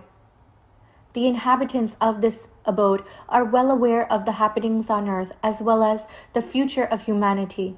The souls of the casual world advise and guide the subtle world souls that reside in the lower dimensions. The souls in Vishnu Lok can travel ahead into Shiv Puri after finishing off their karmic bonds of the casual body. Shiv Puri, Mahakaran Jagat. Shiv Puri is the abode of Lord Shiv and his consort goddess Shakti, where they live in the higher subtle form or in Akari Roop. And from here they control the functioning of our solar system. Lord Shiva is also known as Mahadev because he is in charge of the creation of Devtas, which are godly souls. Goddess Shakti is also called Adi Shakti since it is due to her divine power and divine force that maintains the whole solar system in perfect order. Shiv Puri is also called the Great Casual World or Mahakaran Jagat. The souls possess a powerful subtle body called the supra-casual body, composed of supreme elements. The world of Shiv Puri is composed of 100% supreme elements. The mountains, rivers, etc. in Shiv Puri are made up of supreme elements. Pious souls who stay in Shiv Puri owing to their spiritual merits are always in a state of supreme happiness and bliss. However, after residing in Shivlok for a very long period of time, souls wish to experience the ultimate real state of a soul, which is Param Shanti or supreme peace. Such a seeker soul then meditates on the formless or the incorporeal supreme soul, Shiva, to attain the state of Param Shanti. Supreme Abode, Param Dham. The Supreme Abode is the highest dimension in our solar system, and it is the abode of the incorporeal Supreme Soul. Param Dham is also called Amar Lok, or the eternal world of the solar system. Shiva is also known as Parabrahma Parameshwar, Nirakar Shiv. The formless Supreme Soul in light form, or incorporeal Shiv, is the creator of one solar system, which in the Behad Gyan is referred to as one Brahmand. The pure souls who reside in Paramdham are in the state of being beyond emotions, beyond the three gunas, which are Sattva, Rajas, and Tamas. They are beyond karmic bondages, which is incorporeal form of supreme peace and supreme bliss. There are three forms of Lord Shiv. They are the Nirakar Roop, which is the powerful incorporeal supreme light form. He resides in Paramdham. The second is Akari Roop, which is the higher subtle form of Lord Shiv. He resides in Shiv Puri or Shiva Loka. 3. The Sakari Roop, which is the physical form of Lord Shiv, also known as Lord Shankar. He resides in the subtle abode of the Himalayas in Kailash mountain. The incorporeal god, Shiva, cannot be called as Swayambhu, one who has come into existence on his own or self-manifested. The creator of Nirakari Shiv is Mahashiva, who is the controller of a galaxy. The incorporeal form of Shiv does not directly perform any karma or actions, but he gets the work done through other souls. Therefore, Nirakari Shiv does not come under karmic bondages.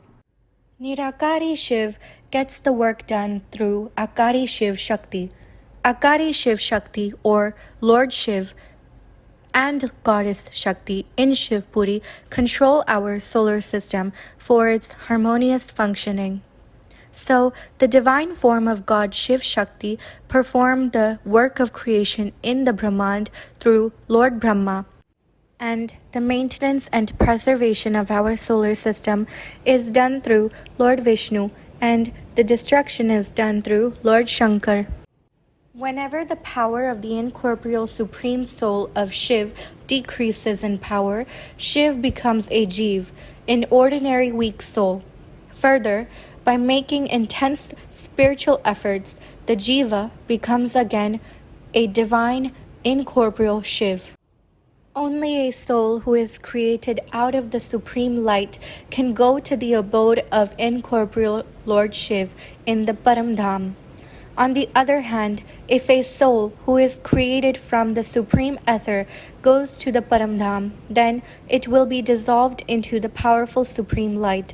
Therefore, the souls made of Paramakash Tattva cannot reside in the incorporeal world of supreme light.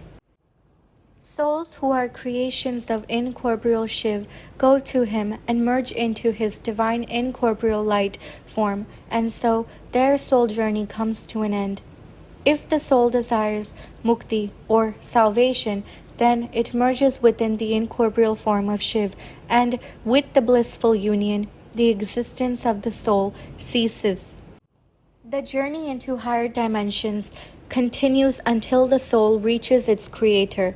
Souls who have come from galaxies or universes are made up of supreme light of higher celestial degrees, so they have more soul power and they can continue to travel above the supreme abode to the galaxy or to the universe.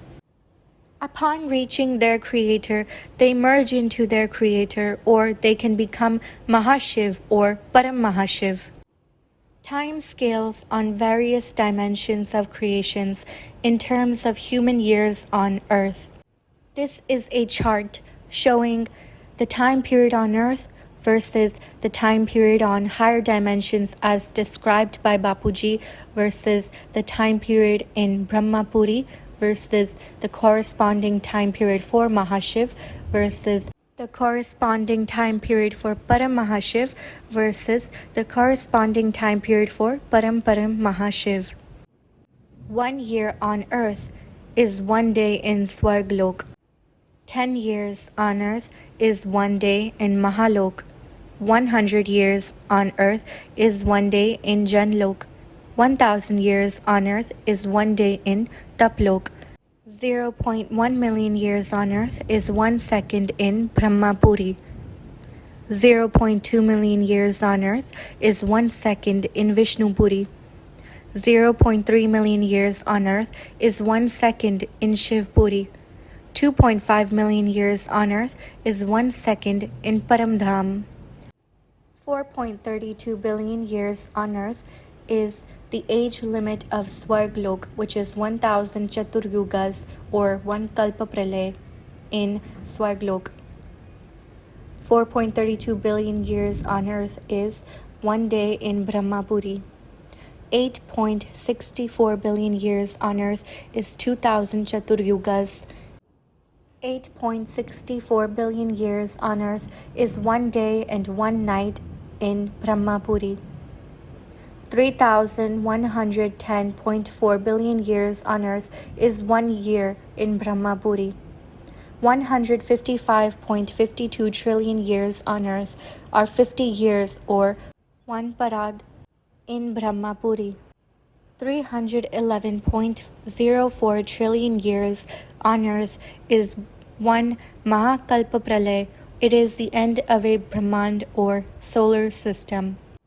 311.04 trillion years on Earth is 100 years in Brahmapuri, known as 2 parads. 311.04 trillion years on Earth is 1 second of Mahashiv. 311.04 trillion times 315.36 billion years on Earth is one Mahakal Pralay, which is the end of the time period of the galaxy. This is also 10,000 years of Mahashiv. This is 1 second of Param Mahashiv. 311.04 trillion times 315.36 billion times 3,153.6 billion years is equal to 100,000 years of Param Mahashiv, and this equals to 1 second of Param Mahashiv. Had ki dunya and Behad ki dunya. By saying Had ki dunya, we mean the finite creation, we mean the perishable, destructible, and the non-eternal worlds, which are composed of the 5 physical elements, the mortal plane of existence, the world of birth and death. Behad ki dunya, or the infinite worlds of creation, is eternal and non-destructible in nature, composed of supreme elements, supreme light. Such infinite dimensions of creations are well beyond the physical and material world of 5 elements.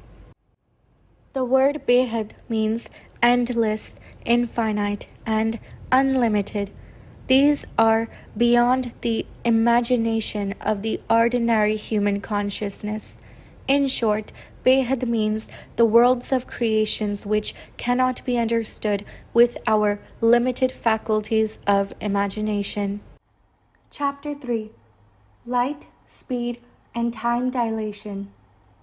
The possibility that there might be more than one dimension of time has always been a subject of deep research in the field of modern physics. As of now, scientists have found many proof which prove the fact that, in space, the flow of time is different in different dimensions. As per the time dilation theory, the speed of time in different dimensions above Earth is different.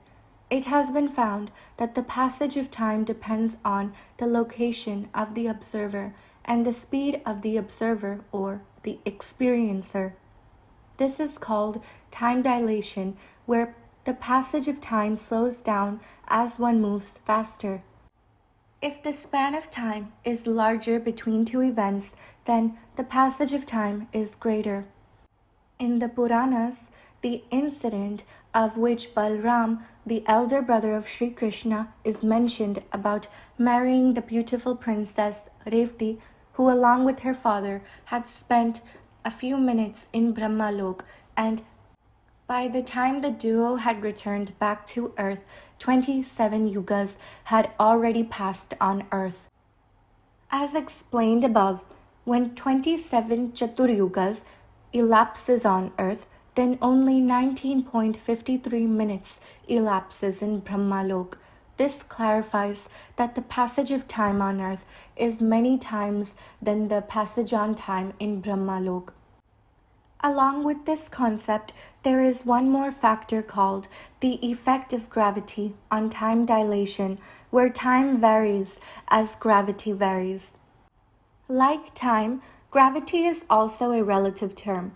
It is also the reason why the passage of time is greater for objects closer to the surface of the Earth, where the effect of the Earth's gravity is maximum. One more example is that the passage of time is slower for people living on a mountain than those living at sea level. The passage of time on Earth that we experience is many times greater than what we experience near a black hole. By this, we can understand that as we get closer to a black hole, the passage of time slows down compared to the flow of time far from the black hole, and near the black hole, the slowing of time is extreme. According to Einstein's theory, any massive body in space produces this effect. In recent experiments and research on the speed of time, scientists found that the time slows down in higher altitudes above the Earth's surface than on Earth. This is known as gravitational time dilation. It occurs whenever there is a difference in the strength of gravity, no matter how small that difference is. The Earth has a lot of mass and therefore a lot of gravity, so it bends space and time enough to be measured. When a person gets farther away from the Earth's surface by even just a few meters, then the gravitational force of Earth on that person becomes weaker, and accordingly, the passage of time reduces as compared to Earth. There have been many interesting experiments conducted for many years, and one noteworthy example is the famous October 1971 Hafele-Keating experiment at the United States Naval Observatory. In this experiment, to the theory of relativity of time, 4 atomic clocks were taken aboard commercial airliners to test the time dilation. They made airline flights around the world in both directions, each circuit taking about 3 days. When they returned and compared their clocks with the clock of the observatory in Washington, D.C., it was found that the flown clocks had gained ahead about 10 nanoseconds with an increase in every kilometer for each day elapsed on Earth, relative to the observatory clock. Similarly, if we travel on a high-speed vehicle in space with a speed very close to the speed of light, then time appears to slow down. However, if we start traveling at the speed of light, then time slows down to a stop. This is known as special relativistic time dilation, where the faster the relative velocity, the greater the time dilation between one another, with time coming to a stop as one approaches the speed of light. In the case of astronauts living on the ISS, the International Space Station, gravitational time dilation takes place since they are floating above about 260 miles. Here, the Earth's gravitational pull is weaker than on its surface on the ground. This means the passage of time should be slower in space for the astronauts as compared to people on Earth. However, the space station is also moving around the Earth at about 8.04 kilometers per second, which means time should also slow down for the astronauts relative to people on the surface. As a result, the astronauts end up aging slower than people on Earth, though the difference is very marginal. After spending 6 months on the ISS, astronauts would have aged about 0.005 seconds less than the people on Earth. As per the Behad knowledge given by our most supremely knowledgeable Bapuji, he has explained that a soul is able to move to interspace due to the power of supreme light present in it, and the speed of traveling is determined by the power of the soul. Furthermore, the time in the creation is determined by the speed with which the soul moves. Therefore, it can be said that in space, time, speed, and the power inherent in the soul, all three are relative to each other. The proof of relativity between time, speed, and power of the soul can be noticed in the higher dimensions situated above the earth, where time flows at a very slow rate. For example, in the third dimension, which is heaven or Swarglok, a day and night of the deities is a year on earth. So, the time of the deities or devtas flows very slowly as compared to the time that passes on earth. Similarly, if we take the example of Lord Brahma's one day and one night, the difference in speed of time is staggeringly large. A day of Brahma, including the day and night, in Brahmalok is equal to 8.64 billion years on earth. In the Paramdham, the incorporeal world of Supreme God Shiva, a soul is not bound by the laws of time and experiences a timeless state of existence. Time and gravity in the Paramdham may be considered as an absolute for this Brahmand. One may attribute this as an instance of gravitational time dilation, where the enormous gravitational power of the creator of this Brahmand, Shiva, is so large that time does not flow here, almost, relative to trillions and trillions of years passed on Earth. Our universe, a scientific viewpoint. Our present age advancements in science and technology have taken notably huge leaps in knowledge and consequently impacted the daily life of humankind as a whole. Despite the fact that new innovations and technological progress have given us all a life of ease as compared with the life of humans in the previous 100 years or so, we must be aware that in the process, mankind has only moved away from nature. There is no doubt that scientific research and developments in technology have given a lot of material prosperity to humans, but we must also acknowledge that the negative impact of modern science has separated the soul from spiritual science, creating an illusionary world of objects and its false happiness. As a result, man has got lost in the world of sense objects, leading him to forget the true nature of a soul. As per scientists, a human being is nothing but a collection of atoms, a structure of flesh and bones, and at the most an evolved animal, in comparison to other species. However, we fail to realize the truth that man is not an animal at the highest point in the evolutionary ladder, but he is a divine being, albeit a fallen one. Whatever we can perceive with these physical eyes is just the physical body only, but we do not comprehend that the body of 5 elements is just an external covering of the eternal reality called the soul which lies inside. In today's age, our understanding is limited only to the world of 5 senses, which is why we take the outer covering of the soul, which is the physical body, as the only truth, and this is the main cause of all of our problems. A question surely will arise here. Despite the magnificent intelligence that science has demonstrated in all fields, there is a distinct failure on the part of scientists to understand the soul and its workings. Why is it so? Further, all the world's renowned physicists have not been able to solve the mystery of dark matter and dark energy to date, despite diligent researches made in this field. For example, the CERN laboratory established in 1954 in Geneva, Switzerland, operates the largest particle physics laboratory in the world. It also contains the LHC, the Large Hadron Collider, set up in 2008 for enabling research into the fundamental structure of what the universe is made of and how it works. Yet, one wonders why is there no solid breakthrough on dark matter and dark energy until the date. The question remains unanswered by science.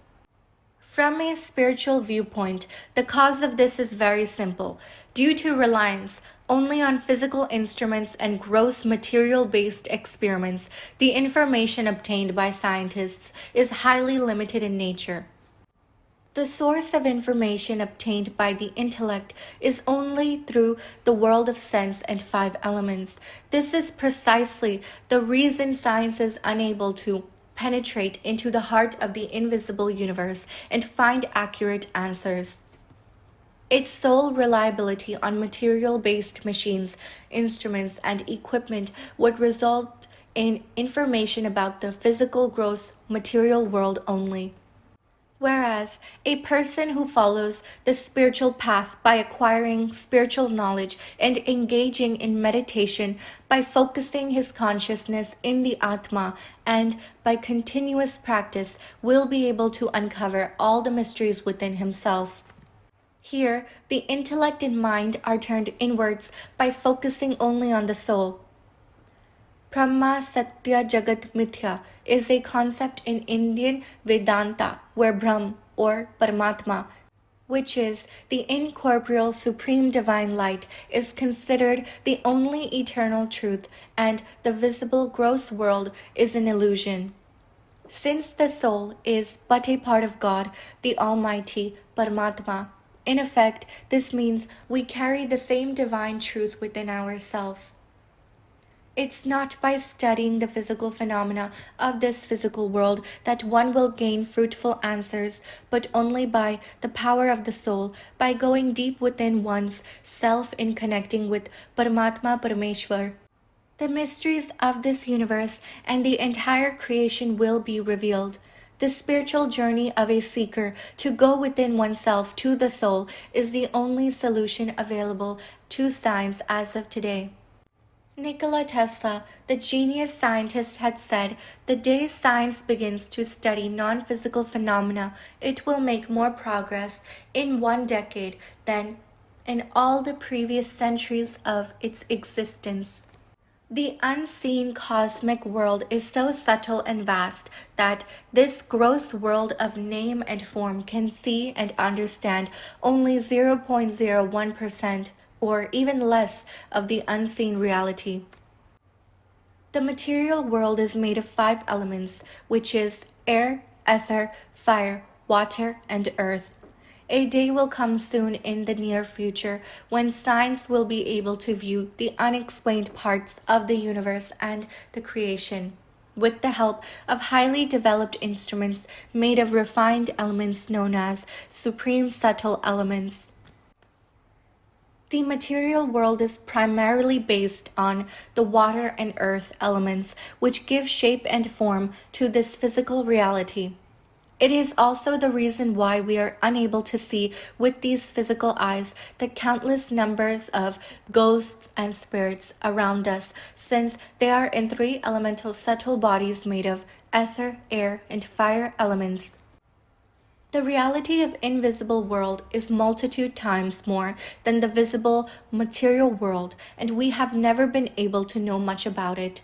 The reason is that this unseen world is made of supreme elements, which are Param Akash Tattva, Param Vayu, and Param Agni Tattva, which are unknown to science. These elements of the invisible world are highly subtle, refined, and carriers of tremendous energy that one cannot view with physical devices nor comprehend by the human intellect with physical scientific tools. So, this invisible world has remained hidden and inaccessible from any scientific research. The only possible way to know about it or go into these non-physical, supernatural, and subtle dimensions is through the tools made of supreme elements and the devices composed of the supreme elements.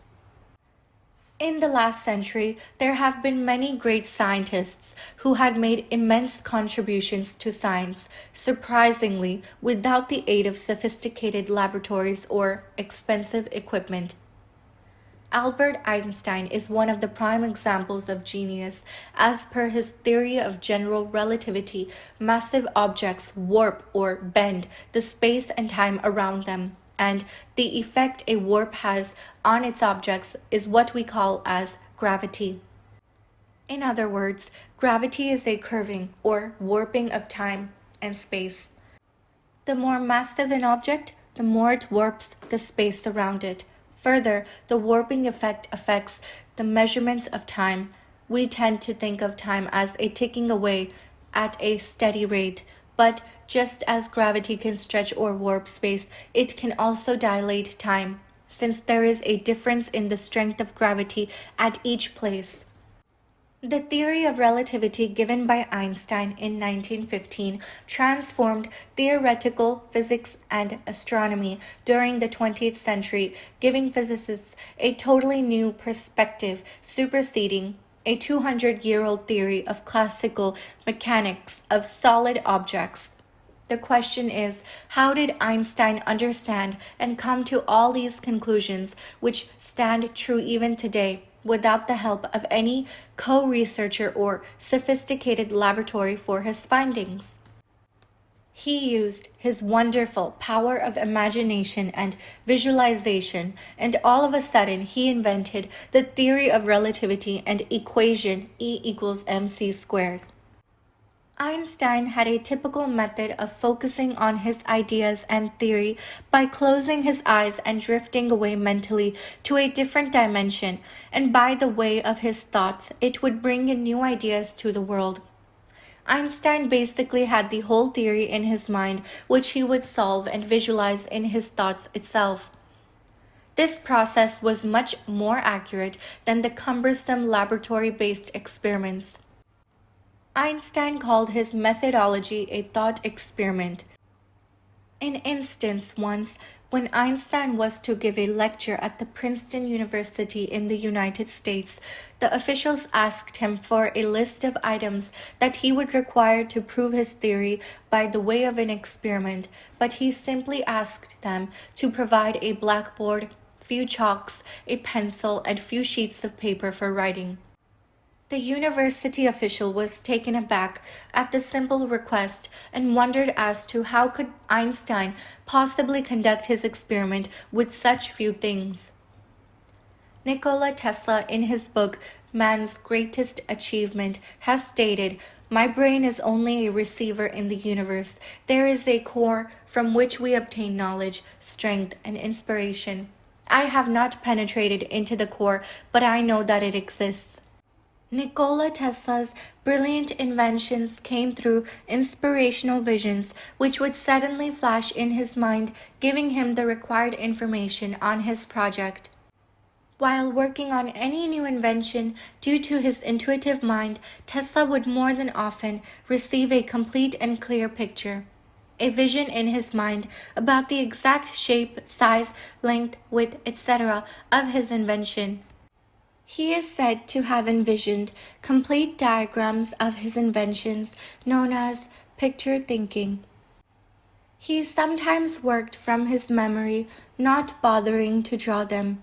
He never married and considered his celibacy as a great asset due to which he could produce such amazing innovations. He had superhuman mental abilities which allowed him to think and analyze in his mind complex electrical machines and build them without taking any notes. Tesla fully believed in the existence of aliens and had openly stated that he was in regular communication with aliens. He used to often remark in his interviews that scientists discuss many topics of science, but no one bothers to talk or investigate about their intuition, which is more powerful. Usually, scientists perform experiments, and on the basis of the results derived from the experiments, they would state their theory. However, in all these great intellect minds, one common feature was their ability to completely visualize the invention in their mind and then only put down the theory later. Further, after having worked out the theory, they would proceed to conduct the necessary experiment based on the theory. Bapuji explains that such extraordinarily brilliant scientists do not belong to Earth, but they come from higher dimensions like different galaxies, universes, etc. These souls are part of a group of scientists who originally come from distant star systems, galaxies, or the universe and incarnate on our planet for the benefit of humankind. Such super-intelligent alien civilizations are far more advanced than on Earth in terms of knowledge and technology. Interestingly enough, the scientist's soul who is on Earth is assisted by his group souls from the higher dimensions who inspire him on his work with visions. After taking birth on Earth, the soul does not remember any of the origins of the different civilizations. He has to make great efforts to raise his memory to the forefront of his conscious mind so that he is able to clearly receive the messages sent by the group of scientist souls whom he belongs to, and also to create any beneficial innovation based on these visions. For working on such difficult and original endeavors. Scientist souls avoid social interactions and prefer to lead a solitary life so that they can be in contact with their alien group. We can always notice how such a scientist will all of a sudden stop any other activities, become silent, and drift away in the dimension of knowledge through his thoughts. The group souls from the other dimension inspired the scientist's soul through subtle rays, signals, or vibrations by giving an idea for an invention or an idea of a new concept. By inspiring through the rays, they give clarity about the new invention, information, and the process involved in carrying out the invention. In a nutshell, one may say that the scientist's soul is under the guidance of his group souls who are situated in higher dimensions. Similarly, in other fields such as art and entertainment, we can find instances of inspired movies, television serials that depict life in the higher dimensions, other universes, or even have stories that show future events, etc. The producer, director, or script writers are inspired in their mind by the souls from the subtle world who send subtle rays that create the necessary imagination. Stephen Hawking, one of the greatest scientists, cosmologists, professors, and author, had a debilitating motor neuron disease known as ALS, amyotrophic lateral sclerosis, detected in his early 20s, which slowly, over a period of many years, caused his body to lose its physical normal functions, as if in a paralyzed condition. In fact, doctors had said he would probably survive for only 2 or 3 years. In the few years preceding his death in 2018, it was impossible for him to walk, talk, speak, swallow, and breathe, and over a period of time, he lost all speech functions and mobility. However, Dr. Hawking was able to retain his memory, intelligence, and personality even in the late stages of his disease. It is with the help of the alien souls from the subtle dimensions who sent rays to him occasionally, his brain could function effectively despite his failing body. These alien group souls initiated the development of a highly sophisticated technology, assistive technology, which helped Stephen Hawking to deliver lectures, speak to people, and spread his specialized knowledge to the world. His brain communicated his thoughts about the thesis to the receptive audience with the help of this technology.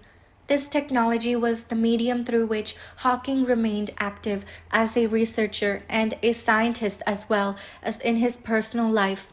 It compensated for functional limitations due to ASL. In this way, Hawking would receive knowledge of his yet-to-be-formulated theories from the subtle world through the thoughts in his brain. There are many scientists whose work had contributed towards the advancement of science, but it's an irony that with all their great achievements, these scientists have failed in one sense, that is their belief in God. Most of them, like Hawking for example, are atheists or semi-atheists, and their strong disbelief in God had passed on to their followers and admirers due to a single statement made by them. Such is the influence of these people on the average person that he or she also starts to imbibe the same wrong beliefs, and the whole culture, country, and their people tend to go towards the path of materialism, robbing man of his innate connection with the Supreme Creator. If a scientist makes any statement or remarks on spiritual matters, there is a profound effect on the general public, and people change accordingly, whereas the teachings of an accomplished occult master, a siddha, or a spiritual master, is not taken seriously as it should be. So, as we can see the achievements of these brilliant scientists who were connected to their alien groups and through whom they received their inspiration, as well as information of the process of any of their invention, was not of their own. They were just a medium through which the subtle world souls get their work accomplished on earth for the advancement of humanity. However, the negative vibrations created on Earth by these atheistic scientists is several times damaging effect than all the good done by them. It is because of their non-belief in spiritual power and lack of love or devotion to God. The views expressed by these scientists carry such a huge effect that at present a majority of people in the USA and Europe have become either atheists or agnostics. The present human soul has become so impressed with advancements of science and technology that their minds are now heavily conditioned with marvel of materialism. The words of a wise saint who gives knowledge from the Vedas, Upanishads, and talks about the subtle worlds are not paid attention to, whereas the scientists who discover the secrets of the Vedas and Upanishads, or source their knowledge and inventions from these eternal springs of spiritual knowledge, become famous. Due to such materialistic scientists, the number of people who truly listen and believe to the words of wisdom of a wise sage or saint has reduced significantly. 388 years ago, around 1,633 people used to believe that our Earth is the center of our universe, and the Sun, along with all the planets, revolve around the Earth. It was Galileo who discovered the fact that it is not the Sun, but the Earth and the other planets that revolve around the Sun. Whatever science has managed to discover with the help of physical equipment and tools in the last 150 to 200 years, our Indian rishis and sages had already discovered these scientific principles and theories several thousand years ago through the spiritual vision and power of meditation to God. Our astrological system and almanacs are proof of this acquired divine knowledge. Even our Indian ancient scriptures have explained about infinite of the infinite solar systems being created millions and millions of years ago, yet people choose to believe in the atheistic beliefs of these scientists. Lastly, we must always trust in the words of Paramatma and remember that a scientist can never take the place of the Supreme God. Chapter 4. Time of Brahmand. Divisions of time periods on Earth. Kali Yuga is 432,000 years on Earth. The average age of human is 100 years. Dwapar Yuga is 864,000 years on Earth. The average age of human is 1,000 years. Treta Yuga is 1,296,000 years on Earth. The average age of human is 10,000 years. Satya Yuga is 1,728,000 years on Earth. The average age of the human is 100,000 years. The total time period of the four yugas, Kali Yuga, Dwapar Yuga, Treta Yuga, and Satyug, make one Chaturyuga. This is 4,320,000 years on Earth. An Ardha Pralay happens after the completion of the four yugas, which are one Chaturyuga or one Yugantar. This amount of time is 4,320,000 years on Earth. This happens by the dissolution of Shankar, who is one of the prime deity of our solar system. This causes all of the sinful souls on Earth to be subjected to death. A Pralay happens after the completion of 71 Chaturyugas, which are 71 Yugantars, or one Manvantar, or 71 Ardha Pralays. This happens after 308.5 million years. This happens by the dissolution occurred by inundation whole earth in water, known as Jal Pralay. This is done by Vishnu, one of the prime deities of our solar system. After the Pralay happens, the whole creation on earth is destroyed. A Kalpa Pralay happens after the completion of 1,000 Chaturyugas, or 14 Manvantars, or 1 day of Brahma. This happens after 4.32 billion years on Earth. This is carried out by Vishnu through the extreme temperature equivalent to combined power of the 12 suns. During this period, the whole creation of Bhulok, which is earth, Bhubarlok, and Swarglok get burnt into ashes. All three dimensions are burnt into ashes.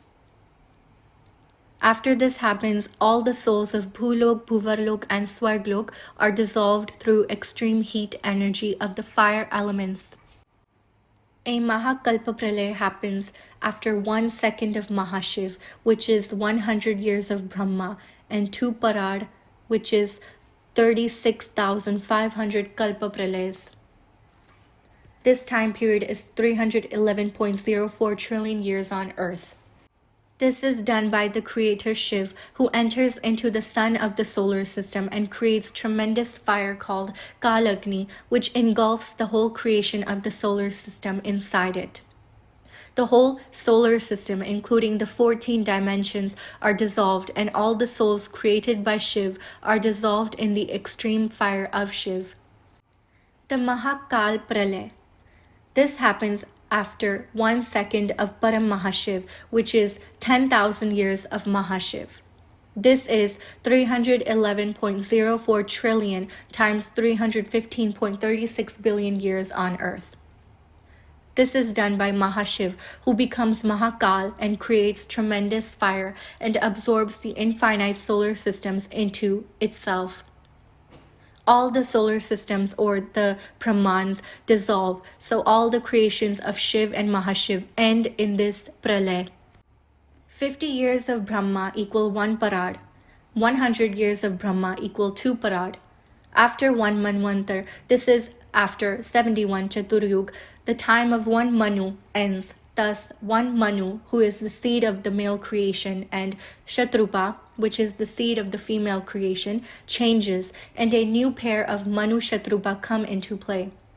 Brahma creates Manu, and Manu creates his counterpartner, Shatrupa, from within his power. There are 14 Manvantar in a day of Brahma, thus 14 Manu changes in a day of Brahma. In Christianity, they call Adam and Eve in their books, who are Manu and Shatrupa. Up to 20 years of Brahma, the creation was in a very subtle, pure state, so no dissolution took place up to 20 years of Brahma. Subsequently, the cycles of various time periods of Chaturyuga and Pralay started to cleanse the impurity from creation from time to time. So approximately 93 trillion years back, the process of dissolution on Earth and in this Brahmand, or solar system, started. Various celestial bodies and the age of the human civilization. The age of human life forms one Earth in this solar system. In present age, that would be 124.417 trillion years. The time limit of their age is 311.04 trillion years. In this, incorporeal Shiv has created this solar system, and Brahma was created subsequently from Vishnu. After 10 years of Brahma, Earth and the human life forms were created. The age of our solar system is 155.522 trillion years. The time limit of the age of the solar system is 311.04 trillion years. The time limit of a solar system is 100 years of Brahma. Out of this, 50 years have already been elapsed. The age of our Akash Ganga, or galaxy, and the souls of galaxy. In present age, this is very difficult to estimate because infinite Shivas are created from Mahashiv, who are creators of a solar system. The time limit of their age is 311.04 trillion times 315.36 billion years. At the time of the Mahakal Pralay, Mahashiv assumes the form of gigantic form of supreme fire known as Mahakal and absorbs the infinite Shivas into itself. That's why it is told, within a moment infinite solar systems are created as well as destroyed. How times have already been elapsed in this solar system since its creation by its creator. Now, As per the Hindu calculations of time, the second parad is in progress. It is the first day of second parad. In the first day, it is the 7th Manvantar. In the 7th Manvantar, it is the 28th Yugantar. Presently on earth, it is Kali Yuga of the 28th Yugantar. Now, already 5,118 years of Kali Yuga has already been elapsed. If we estimate the time elapsed till date since the beginning of our solar system, then it will be around 155.5 trillion, 20 billion, 1,980 million years. One can imagine its position in time-space dimension of this creation through these astronomical numbers. Light years. In this physical world of 5 elements, for measuring position of objects in space, we use light years to describe their distance, so that we can speak of the location of the terrestrial objects in terms of light years, which means the distance light travels in a year. Basically, a light year is a measurement of distance, and it has been found by scientists that nothing can travel at the speed of light. When we talk about light waves, we must know that light is electromagnetic radiation that shows the properties of both waves and particles. The term electromagnetic means light waves represent motion of both electric field and magnetic field. It is also important to note that light is an electromagnetic radiation of any wavelength, whether it is visible to the human eye or not. Electromagnetic waves such as radio waves, microwaves, visible light, ultraviolet, X-rays, and gamma rays can travel at the speed of light. This means if we send any message or signal to any part of the universe or receive any communication, then in such a case, those signals or messages can travel maximum at the speed of light but not beyond. 1 light year is 9.5 trillion kilometers. The speed of light is estimated at 300,000 kilometers per second. We are able to see any object only when scattered light travels to reach our eyes. For example, if a new star has formed 100,000 light years away from the Earth, then the light rays emitted by that star will reach Earth only after 100,000 years. By this, we may also understand that if a star is at a distance of 100,000 light years, we will be able to see the light on our planet after 100,000 years.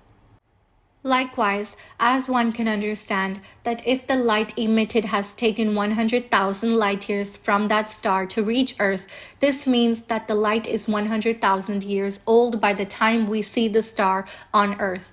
It is possible in this scenario that the star may have exploded or been destroyed, but we will come to know about the star's destruction only after 100,000 years in the future, when the light from the star has stopped falling on the Earth's surface. Light from the sun travels at the speed of light, and it has been estimated that it takes sunlight an average of 8 minutes to travel from the sun to the Earth. Therefore, we can say that the sunlight that reaches us is 8 minutes old, and the image of the sun that is visible now on Earth is of the past 8 minutes.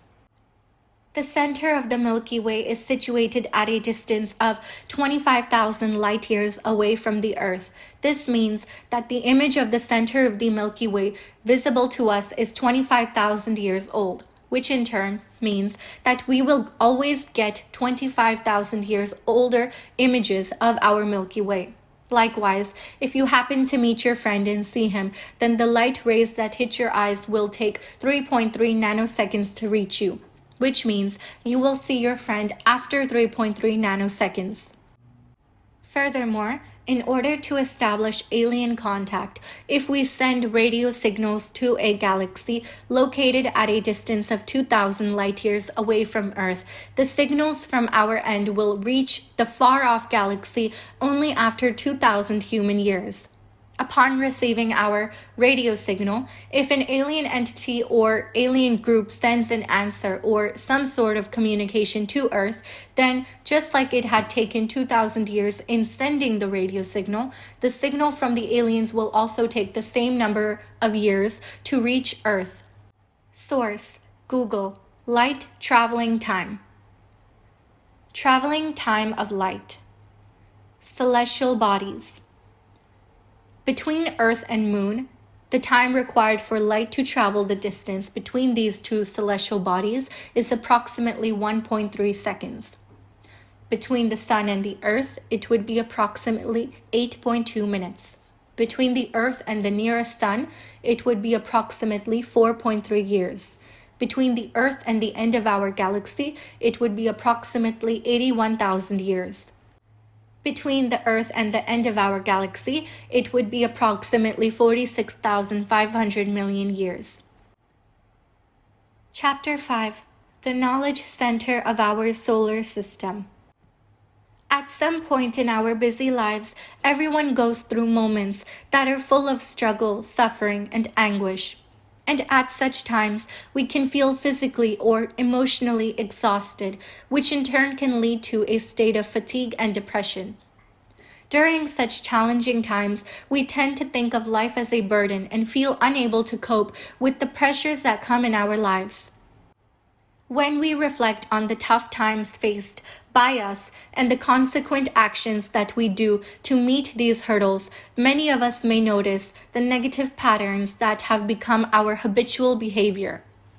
We are aware of our tendency to repeat these negative attitudes in our day-to-day life, yet we invariably continue to react in the same negative pattern and fail to rise above these unnecessary reactions in the form of emotions. The term Akashic records is derived from the root word Akash, which in Sanskrit means sky or space or ether. In simple words, it can be said that the Akashic records is a vast library or collection containing the records of each and every thought and action from the past, present, and future relating to our entire cosmos. It is a database of information stored in the Akasha or the ether element, which is in a higher dimension, regarding events, people, places, and experiences of humans and of all life forms.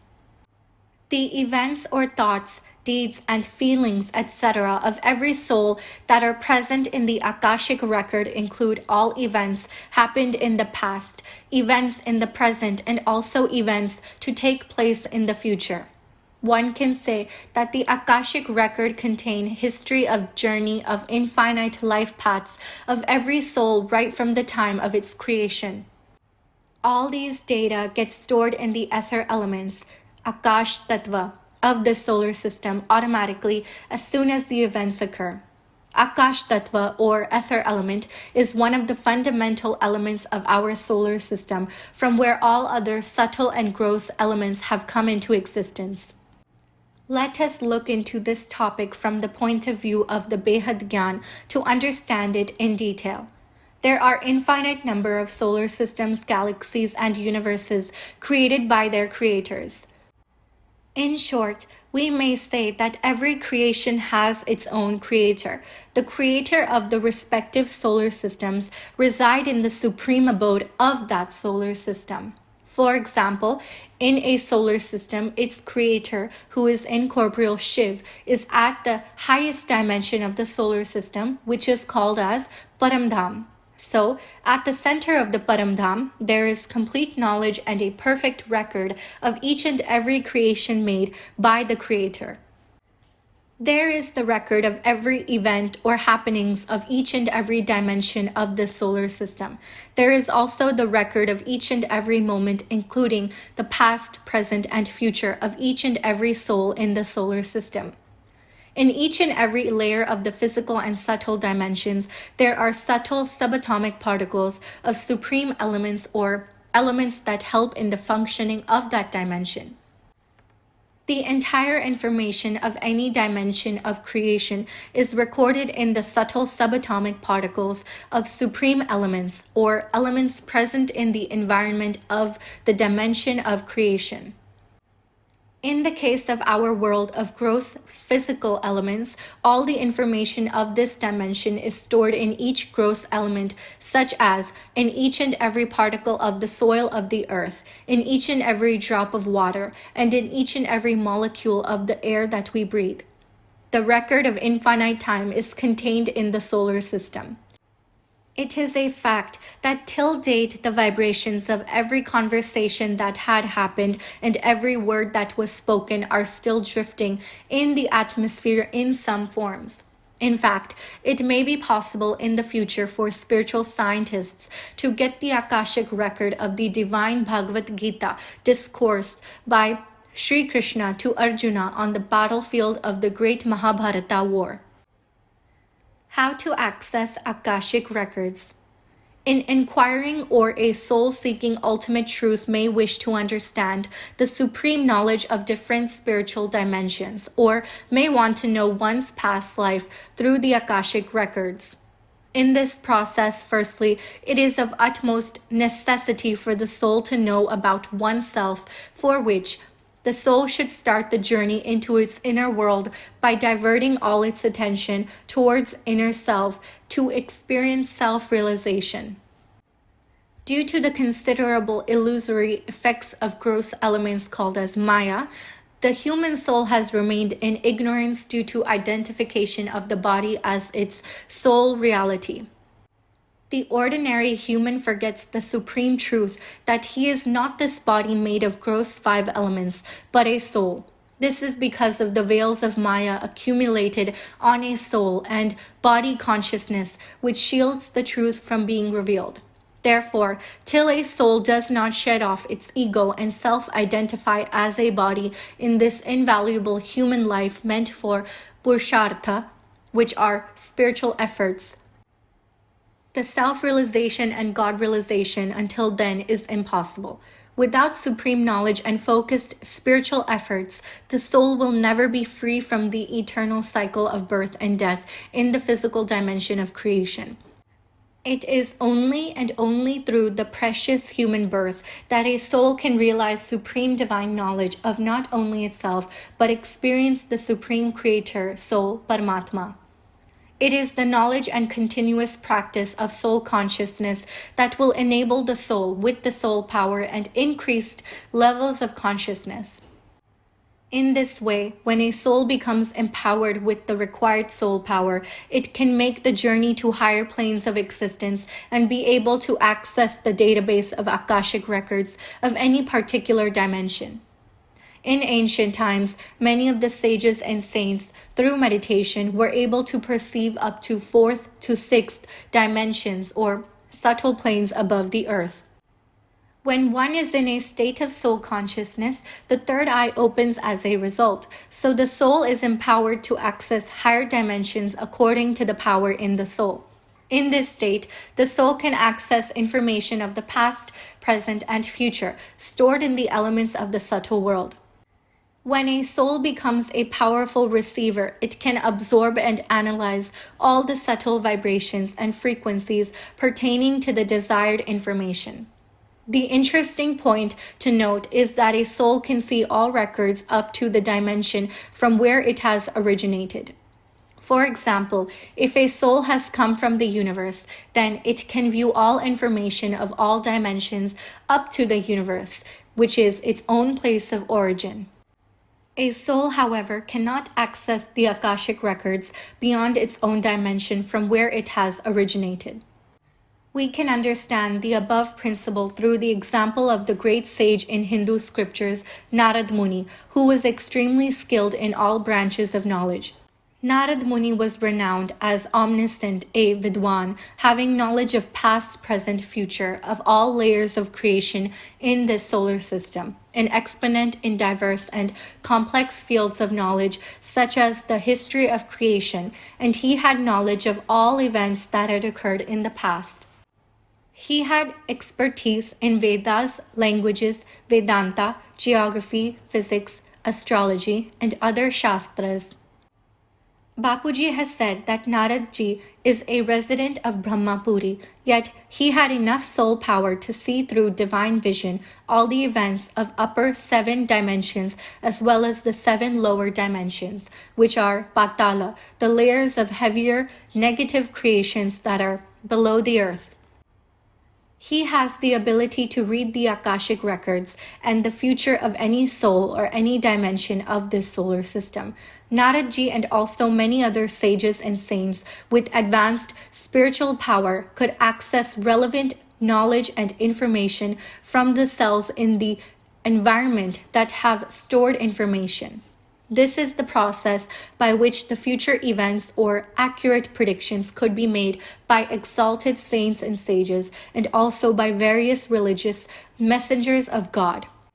They had predicted the future many years ahead in time and had periodically warned their followers about dire events and catastrophes that would occur on the earth. Chapter 6: Different Bodies in Different Brahmans. In each Brahmand, or solar system, of this multiverse, there are as many as 8.4 million diverse species. These diverse species have different types of bodies. Now, the question arises, which is the best possible body out of all of these various types of species, and in which solar system can it be found?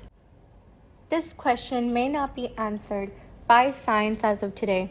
Yet, with the help of the Behad Gyan, one can understand that Jeev, the animal instinct, the Atma, which is the soul, and the Jivatma, a living being full of desires, are intricately connected to time and space. As time changes, the body also changes. We have already discussed in the previous chapters the effect of space on a soul who travels in different dimensions of creation. As the soul moves to the higher dimensions, its astral body also changes accordingly. Even on the earth plane, the human soul goes through different phases along with time. For example, the childhood, youth, old age, and finally, death of the physical body. Thereafter, once again, the soul takes rebirth to work out its karmas. These are all just the rules that are related to this physical body in this solar system, which is a common thing. However, once the soul starts its journey into a higher dimension, this solar system is not only hard but impossible to describe the reality of that place in accurate terms. It's because right now the average human soul living on the earth plane is not able to know or understand all this, as they don't have the right spiritual knowledge and the soul power. Sometime in the future, when modern science evolves into spiritual science, then human beings will be convinced with sufficient proof about the reality of the higher planes of existence. As of today, science has barely been able to understand a mere fraction of these facts. Only the spiritually evolved soul does. Even though there is an infinite number of solar systems, galaxies, universes, and multiverses in the existence as part of God's infinite creation, it is almost impossible for humankind to have all knowledge of all these realities with its limited perceptions. From a spiritual viewpoint, the knowledge that mankind possesses owing to science is only a drop in the vast ocean of infinite knowledge of boundless creation. There is no end to the infinite creation of the Almighty Authority. The ideas of parallel universes, higher spiritual planes of existence, different bodies in different dimensions, infinite creation, supreme elements, etc., are beyond the intellect of human beings, and the reason is very simple. It's due to the effect of Maya, or illusion, on the human soul, which clouds the mind, body, and intellect, which in turn creates habitual patterns of thinking and behavior which is oriented toward the material world only. One must know that the supreme light and supreme elements exist in higher dimensions, and they are beyond the illusory effects of the elements, which is illusion. So, in order to know about these divine truths, a soul needs to conquer over Maya, or illusion, and be free from attachments of this illusionary world.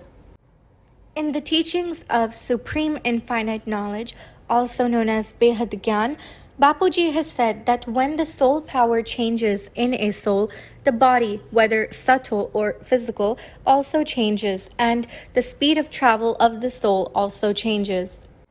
Therefore, we need to understand what is the speed of light and what is the supreme speed of a soul. Param Gati, or supreme speed of soul, is the internal power of the soul, or the speed of the soul, which the soul gets from Param Atma, which is the supreme soul, through meditation. When a soul has finished off all its karmic bonds and in the last moment remains in remembrance of its creator, then the soul attains Param Gati, or supreme speed, so that the soul can go to its original abode. This is what Param Gati, or supreme speed of the soul is. This is attained by the soul to go to the infinite supreme abode of the infinite world on the basis of its final thoughts. However, it's very important to note here that in order to attain such divine power or supreme speed, we need to have a dedicated and disciplined practice of meditation throughout our life. As the soul ascends upwards, it passes through various dimensions of creation. For example, the solar system, galaxy, universe, etc. during the journey. The body of the soul changes in accordance with the dimensions of creation that it passes through. In the YouTube video, Journey of Soul, Bapuji has explained in depth this concept of different dimensions and different bodies. The body of the soul changes as it ascends to higher dimensions or descends to lower dimensions. The effect of Maya, or illusion, decreases considerably when a soul ascends into higher spiritual planes, and there is an increase in divine light in the subtle body of the soul. This is known as ascension of the soul. Whereas when the soul descends to lower dimensions, there will be less divine light in the body, and the body is denser and heavier. This is known as the downfall of the soul. Different dimensions of creation have different level of power of divine light, which we call Kala, or degree of celestial power. This is the power of the atmosphere of that creation in that dimension. When the soul reaches different dimensions, then the body of the soul also changes accordingly to the degree of celestial power of that dimension. The soul possesses different types of the light body depending upon the power of the dimension it has reached. Also, the knowledge of that dimension where the soul has arrived is coded in that new light body. If these truths of different dimensions and different bodies are understood well by humankind, then the soul's journey into the higher worlds will be easier. What is a soul? What does it look like? Where does a soul reside? The existence of a soul is accepted by all religions as divine truth. In some cultures, the soul is called spirit or ruh, while in other cultures it is known as soul. Science more or less defines the Atma or soul as consciousness or energy. A spiritual seeker is always aware that he is a soul, and this body is merely a vehicle of his soul to carry out his actions. A Behad soul is made of Param Prakash, or supreme divine light. The divine light rays of the soul that surrounds the core of the light and spreads out in all directions is called might. By might, we must know it is Prakruti, or nature, the energy of the soul. The might always resides surrounding the soul and forms a protective sheath around the light or soul. The might or power of the soul always protects the soul from any dangers or stops any negativity to enter into the core light of the soul. The Atma, or soul, is situated in the center of the mind between the eyebrows, where we apply tilak, which is done in the Sanatan Dharma.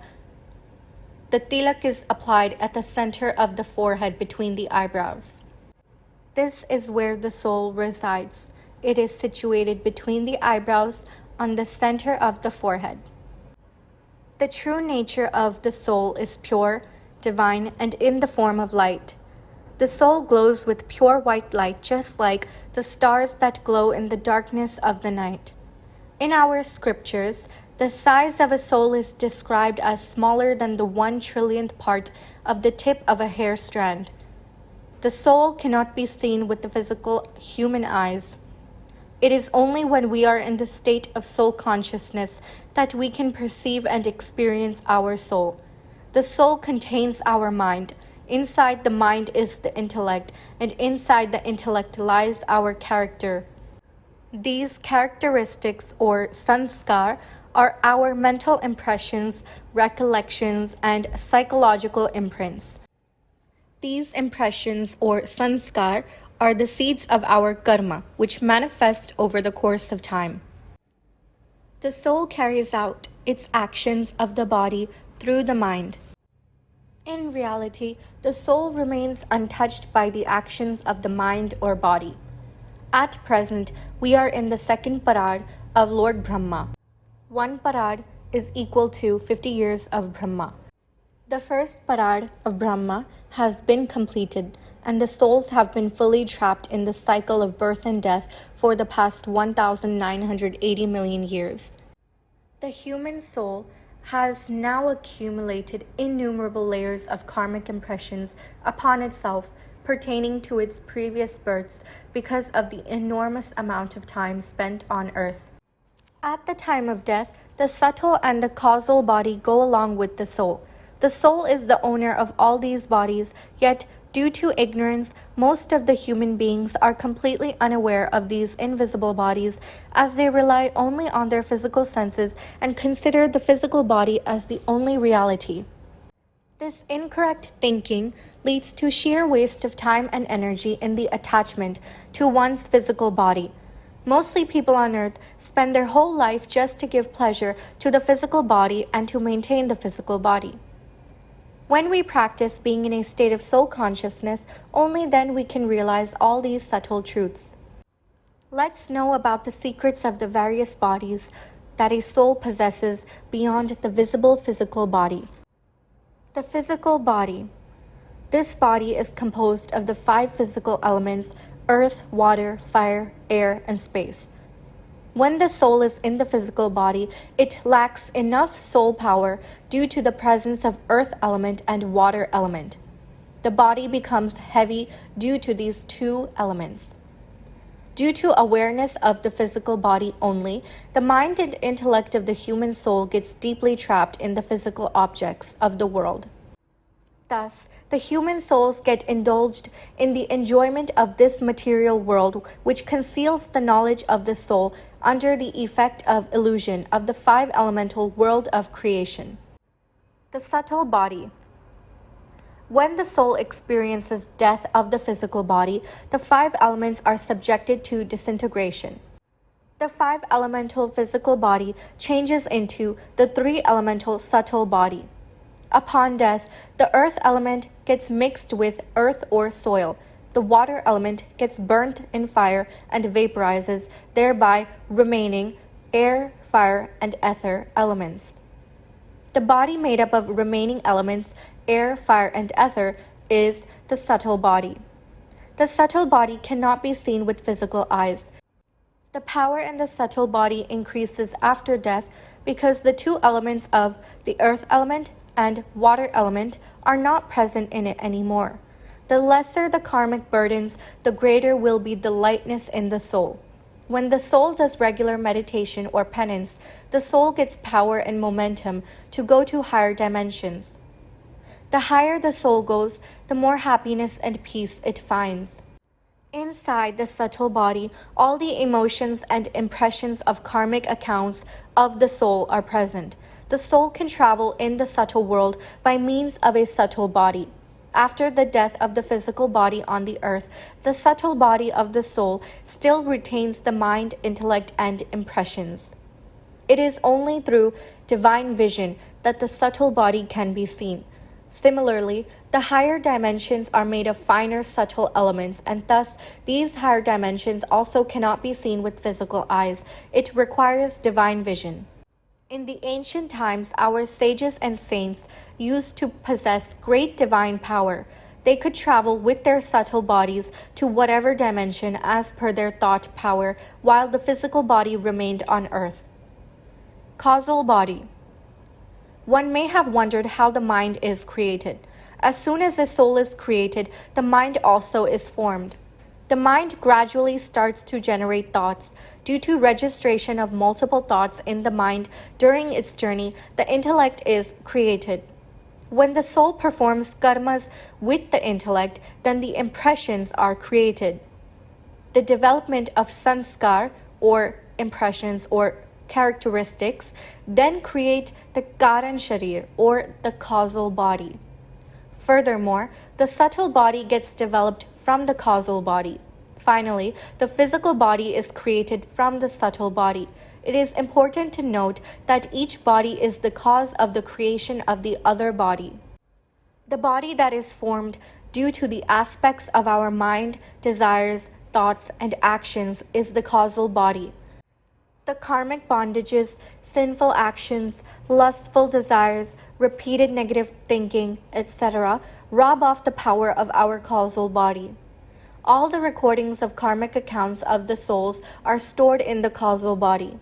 These imprints of karma, as well as the negativity that is stored in the causal body, can be destroyed by charging the causal body with supreme power or supreme divine light. By charging the causal body, the content of ether element increases in the body, and the soul is empowered to go to Vishnupuri, or the causal world of this solar system. Diseases first manifest in the causal body, and then it transmits to the subtle body, and lastly it appears in the physical body. The causal body primarily is made of ether element. It is present from the throat area till the navel, and it appears in a form similar to a thin, luminous silver chain surrounded by soft glowing light on all its sides. Angels, also known as farishtas, possess a bright causal body. In Vishnupuri, the abode of Lord Vishnu, all the divine souls have a greatly luminous causal body. The causal body is composed of only the ether element, which is much more subtle than the air element and fire element. The air element and fire element contain the ether element inside them. This is why the subtle body is located above the causal body, enclosing the causal body within it. When the soul has very few desires and is in a thoughtless state, then the air element calms down and becomes peaceful. Therefore, the soul is able to experience the causal body. However, one needs to practice meditation regularly to increase the ether element in oneself, as well as to experience the causal body. The more we are filled with agitation, anxiety, and desires, the more the increase in the air element in the subtle body. The increase in the air element leads to heaviness and agitation of the subtle body, which in turn leads to ignorance or tamapradhan state of the soul, and eventually to the development of a black aura. Therefore, constant involvement in worldly matters creates immense pressure on the soul's divine light nature, resulting in a tamopradhan state of soul, and a black aura is generated as a consequence.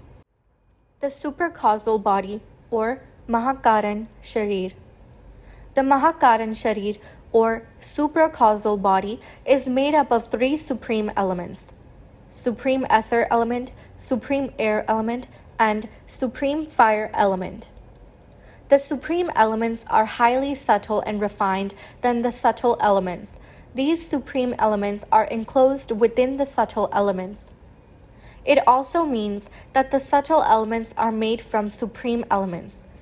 When a soul thinks too much and has multiple unfulfilled desires, then the supreme elements gradually get converted to the normal subtle elements like air, fire, and ether.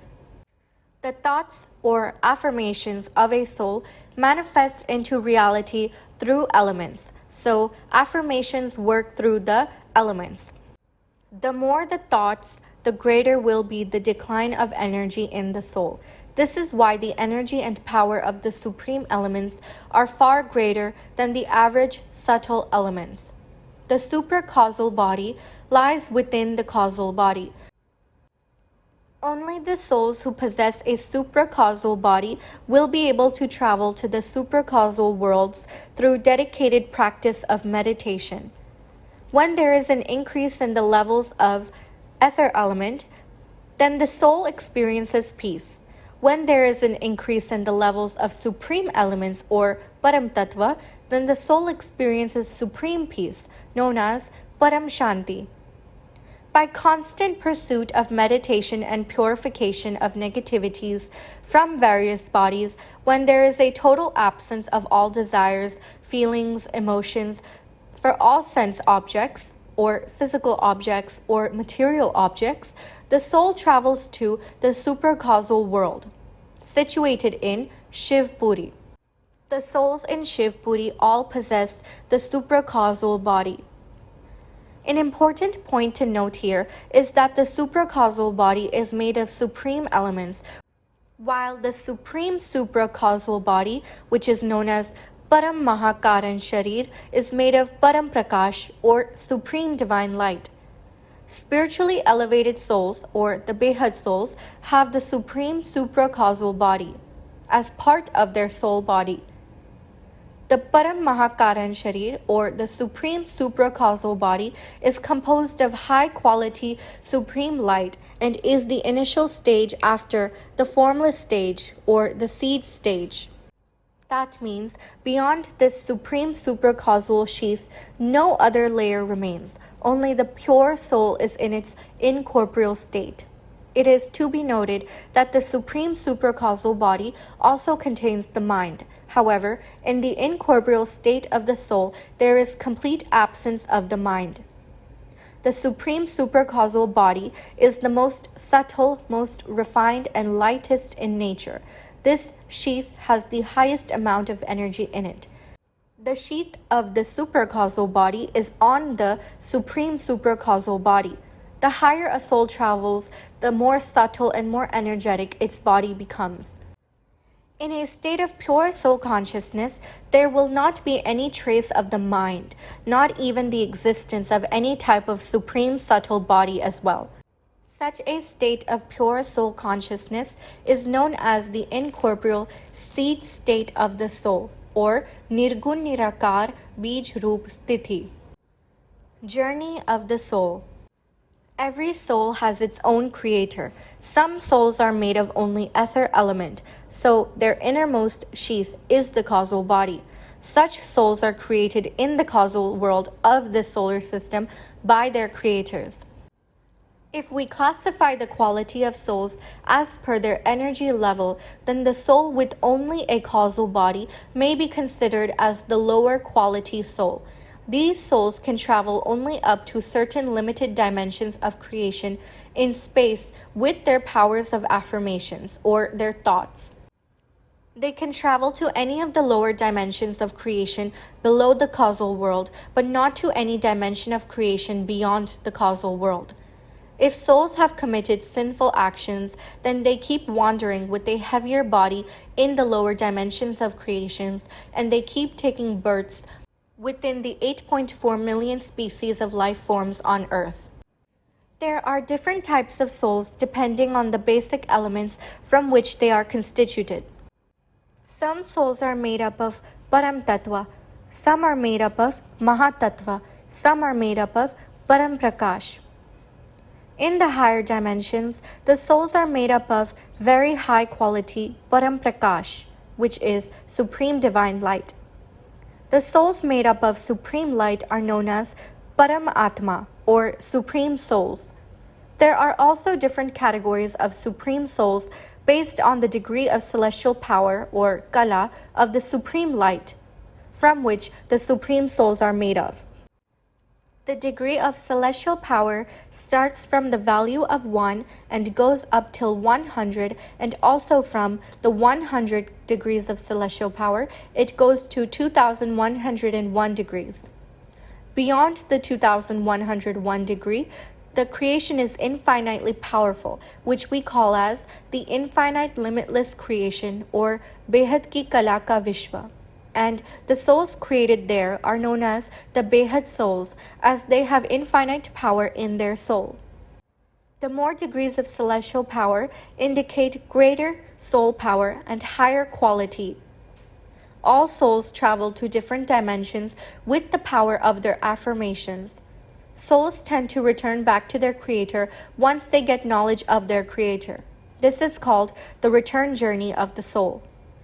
The souls assume different bodies according to the constituent elements of the atmosphere of a various dimension of creation through which they travel during their return journey. This process is described beautifully in the scriptures as the body of the soul is the same as the constitutions of dimensions of creations, or yatha brahmande tatha pinde. The soul has 3 stages depending on the constituent elements of the body. 1. Nirakari, which means the incorporeal form. This stage is the seed state of the soul.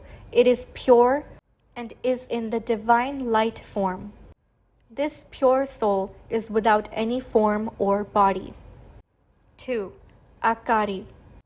This stage of the soul is in a subtle form. Here, the soul is made of subtle elements or supreme subtle elements. The soul may have different bodies like the subtle body, causal body, supercausal body, or supreme supercausal body, depending on the power of the soul. 3. Sakari. This is the physical form with a physical body. The body is made up of 5 physical elements. It is the lowest stage of the soul. During its journey, the soul adopts different bodies depending on the atmosphere of creation that it passes through. As the body of the soul changes during its journey, the character or nature of the soul also changes along with the body, and it assumes different dimensions as per that creation. This character or nature, according to the body, is influenced by the nature of creation where the soul resides. On this basis, the soul has 3 stages reflecting 3 attributes of nature, which is sattva or pure, rajas, which is passion, and tamas, which is ignorance. So the nirakari soul is the incorporeal stage. It is nirgun. It is without any qualities. The body of the soul is a supreme light body. This is the seed state of the soul. The dimension of the solar system where souls like this reside in this form is the Paramdham, or the supreme abode of the solar system. The second stage of the soul is Akari, the subtle body. This stage does have a form. It has 2 qualities, Sattvic, which is compassion and love, and Rajasic, which is passion.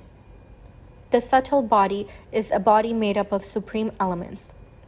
There is also a body made up of a combination of elements and supreme elements. Souls that live with the subtle body can be found in Vishnupuri and Brahmapuri both.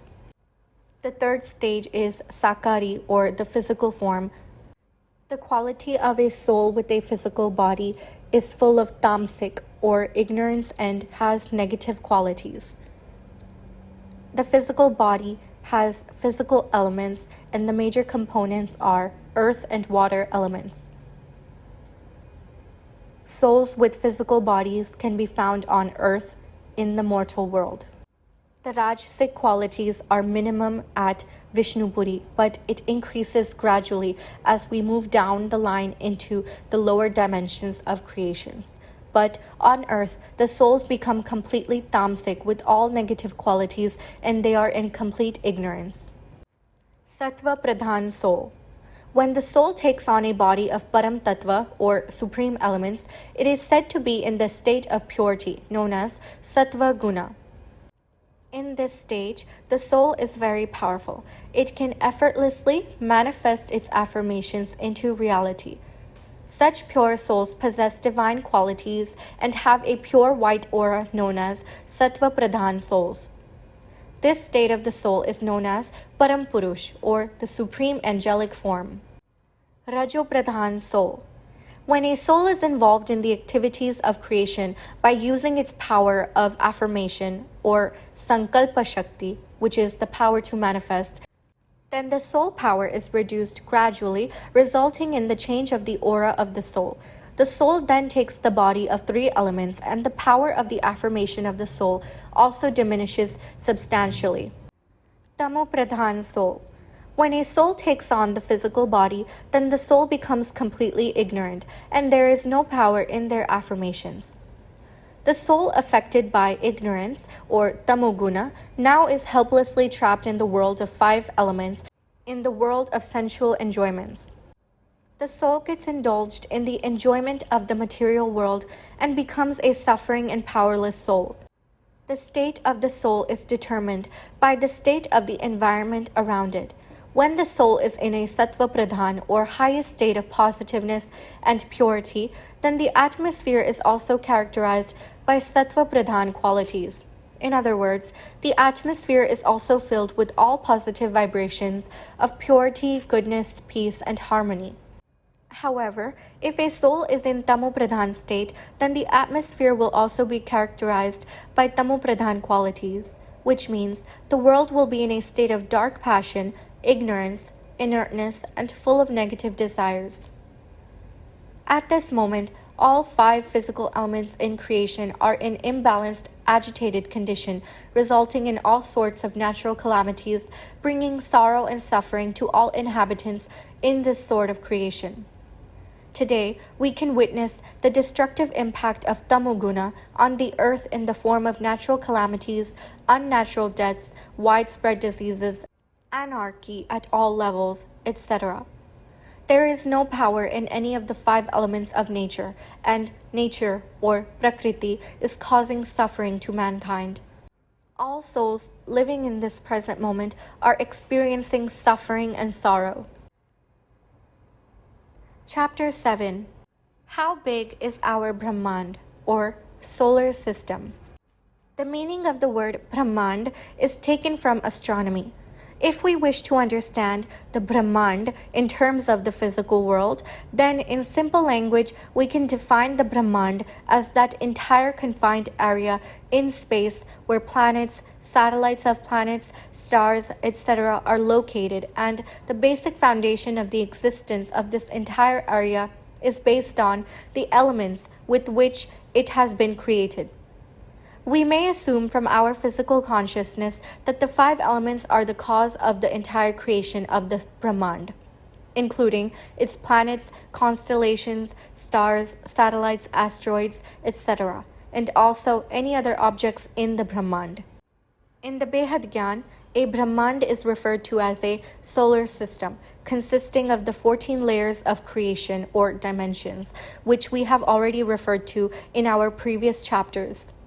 The highest dimension in our Brahmand is the incorporeal world, or the supreme abode, or the Paramdham of this solar system.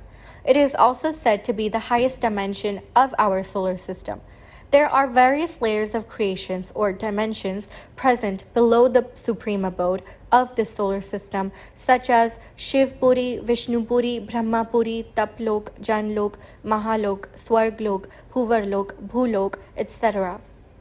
There exist 7 layers of creation, or 7 dimensions above Earth, and also 7 lower levels of the nether worlds known as Hell or Patal Lok. Lastly, below the 7 lower dimensions lie the 550 million hells. However, in the present age, these 550 million hells have changed into solid asteroids, asteroid belts, meteorites, and comets that keep orbiting in our solar system. Who controls and governs our solar system?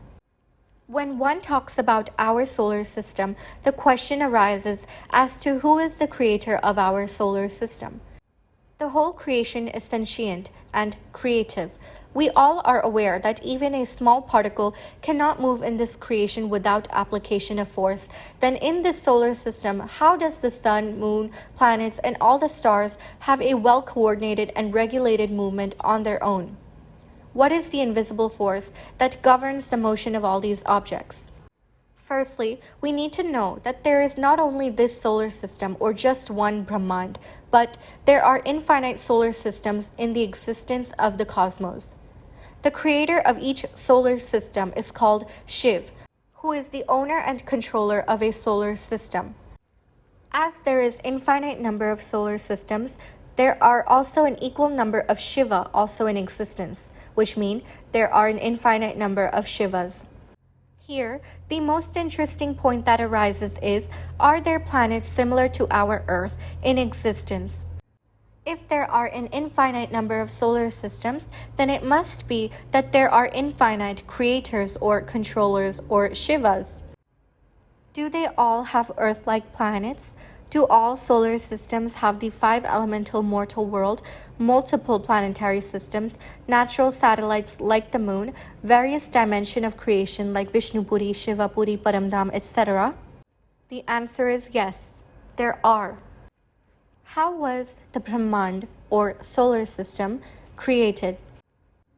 When a single thought arises by the incorporeal Mahashiv, who is the creator of a galaxy, to become infinite from singularity, then this one subtle affirmation of Mahashiv results in the creation of trillions of incorporeal Shivas.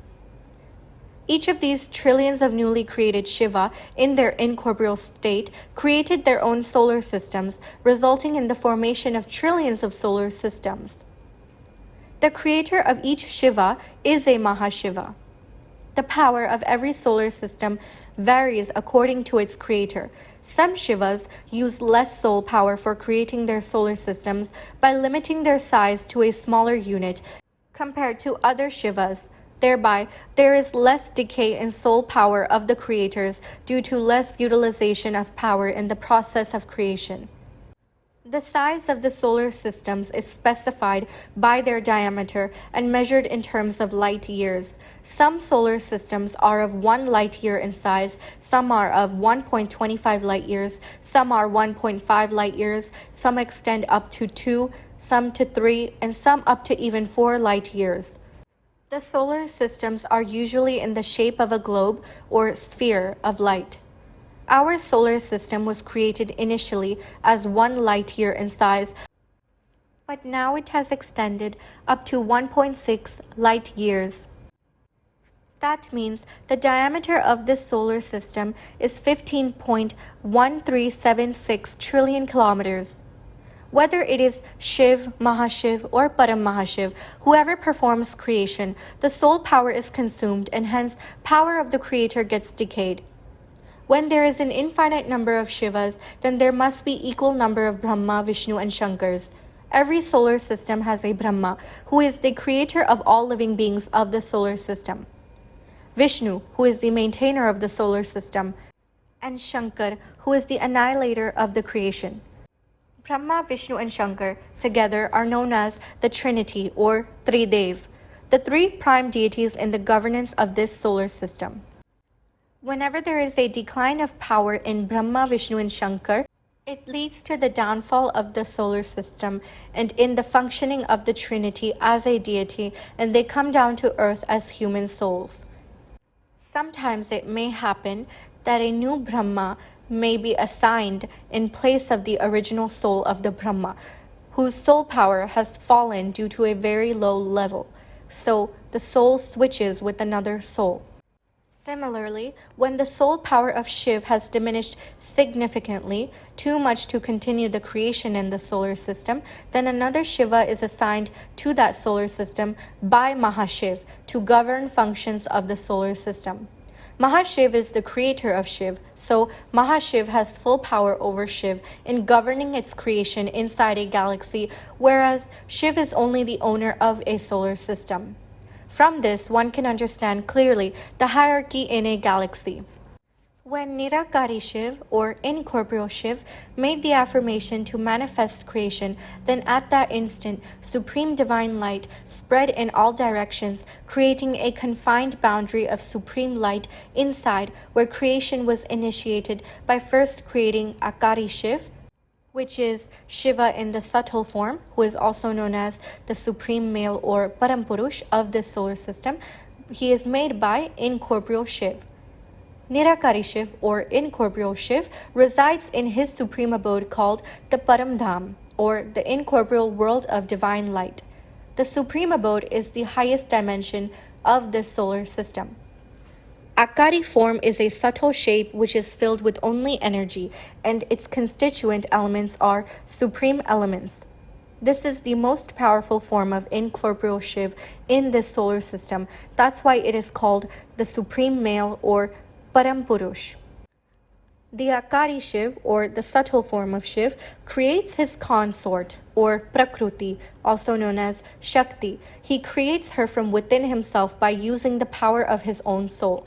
The Akari form of Shiv and Shakti, Shakti is the feminine form, they reside in Shiv Puri. The Akari Shiv and Shakti combine together as Ardhanareshwar, which is half male and half female, form to create Vishnu.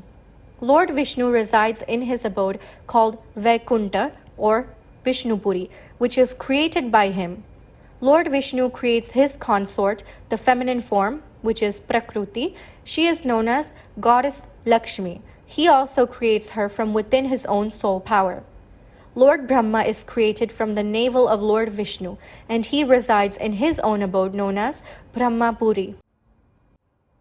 Lord Brahma and his consort, goddess Saraswati, make the combined affirmation together to create the Saptarishi, or the 7 great sages, also known as the mind-born sons of Brahmaji. The great 7 sages, also known as Saptarishi, through their power of affirmation, they create the Farishtas, which are the divine angels, who are very powerful and highly exalted in nature as compared to the demigods or deities of the heavenly dimension. The heavenly dimension is also known as Swarglok. This is the 3rd dimension of the solar system.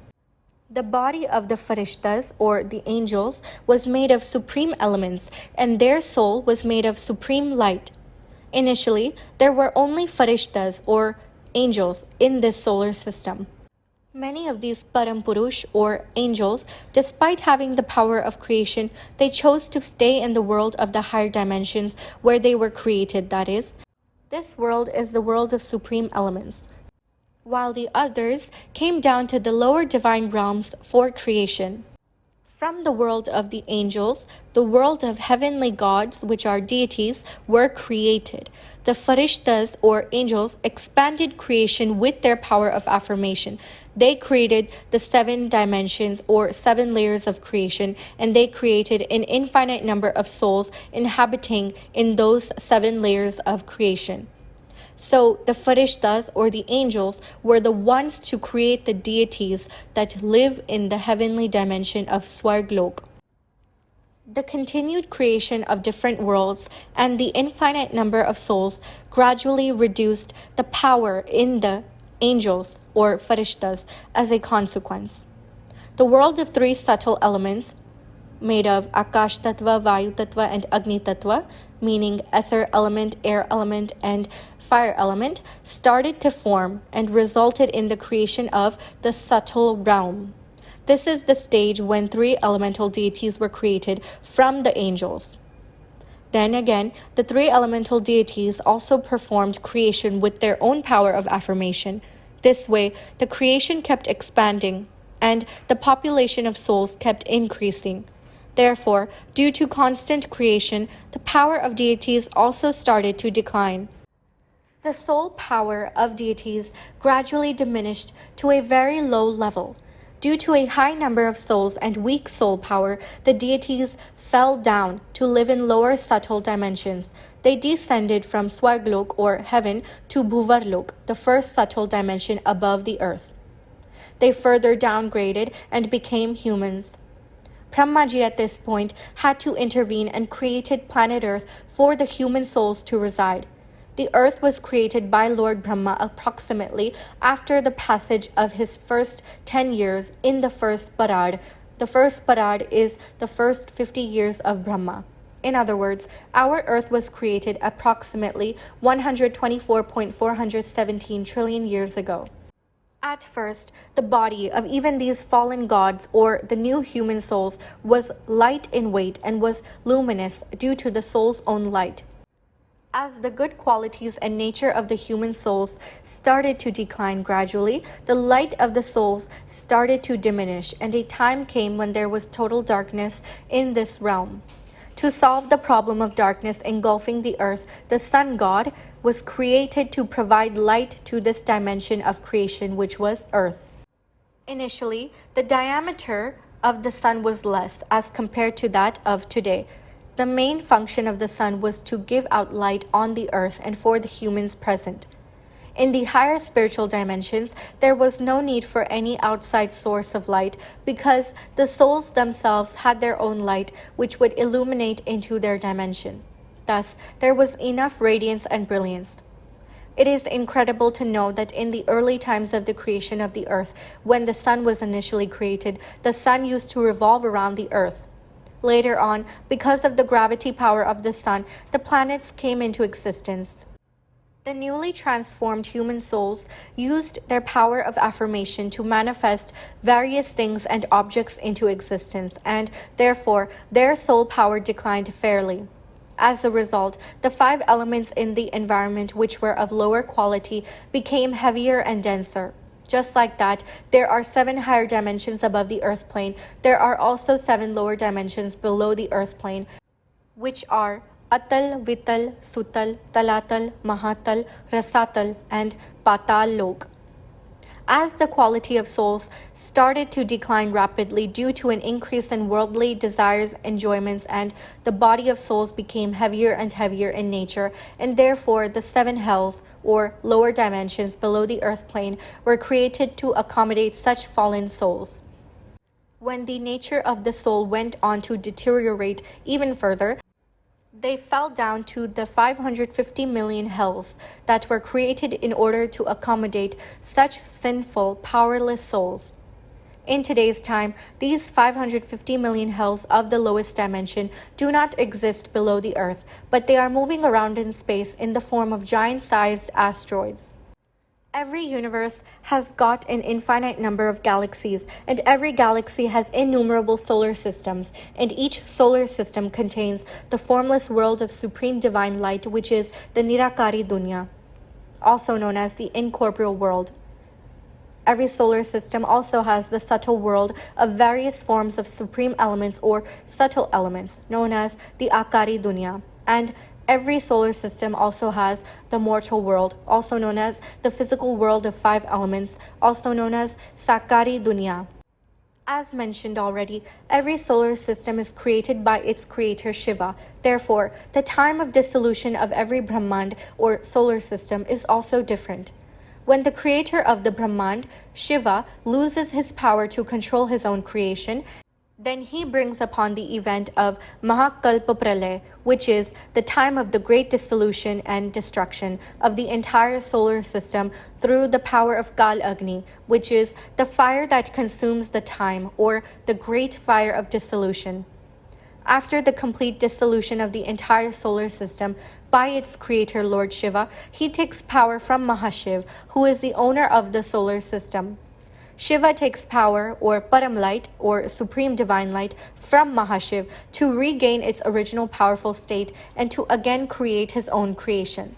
However, when Shiva loses his power to a very great extent, then Mahashiv assigns a new powerful Shiva to control the creation and govern the solar system in a perfect manner. This is all about one solar system, yet there are infinite solar systems in existence. The same has been mentioned in our scriptures, that there are infinite solar systems which are created and destroyed in every moment of Mahashiv's time. This is a powerful statement which a soul must strive to understand to have a vision of the reality of higher dimensions of creation. Chapter 8. different dimensions of souls, and the journey between the stars. In ancient times, the deities used to come to the earth from the heavenly realm in the disguise of human beings. They used to form their three elemental subtle body into a human body of 5 elements till their purpose of visit on earth was completed. Those deities did not use to take birth like a human being does on the earth. In our scriptures, such instances of temporary transformations are mentioned widely.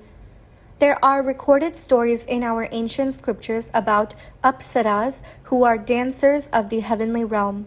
They used to come from such heavenly realms to enjoy the pleasant waters of the earth and frolic at the lakes.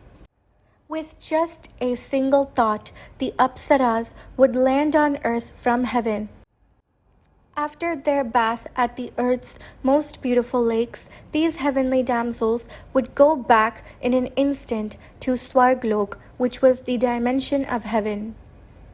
We all are aware of the stories of Narad Muni, who would roam in the entire solar system.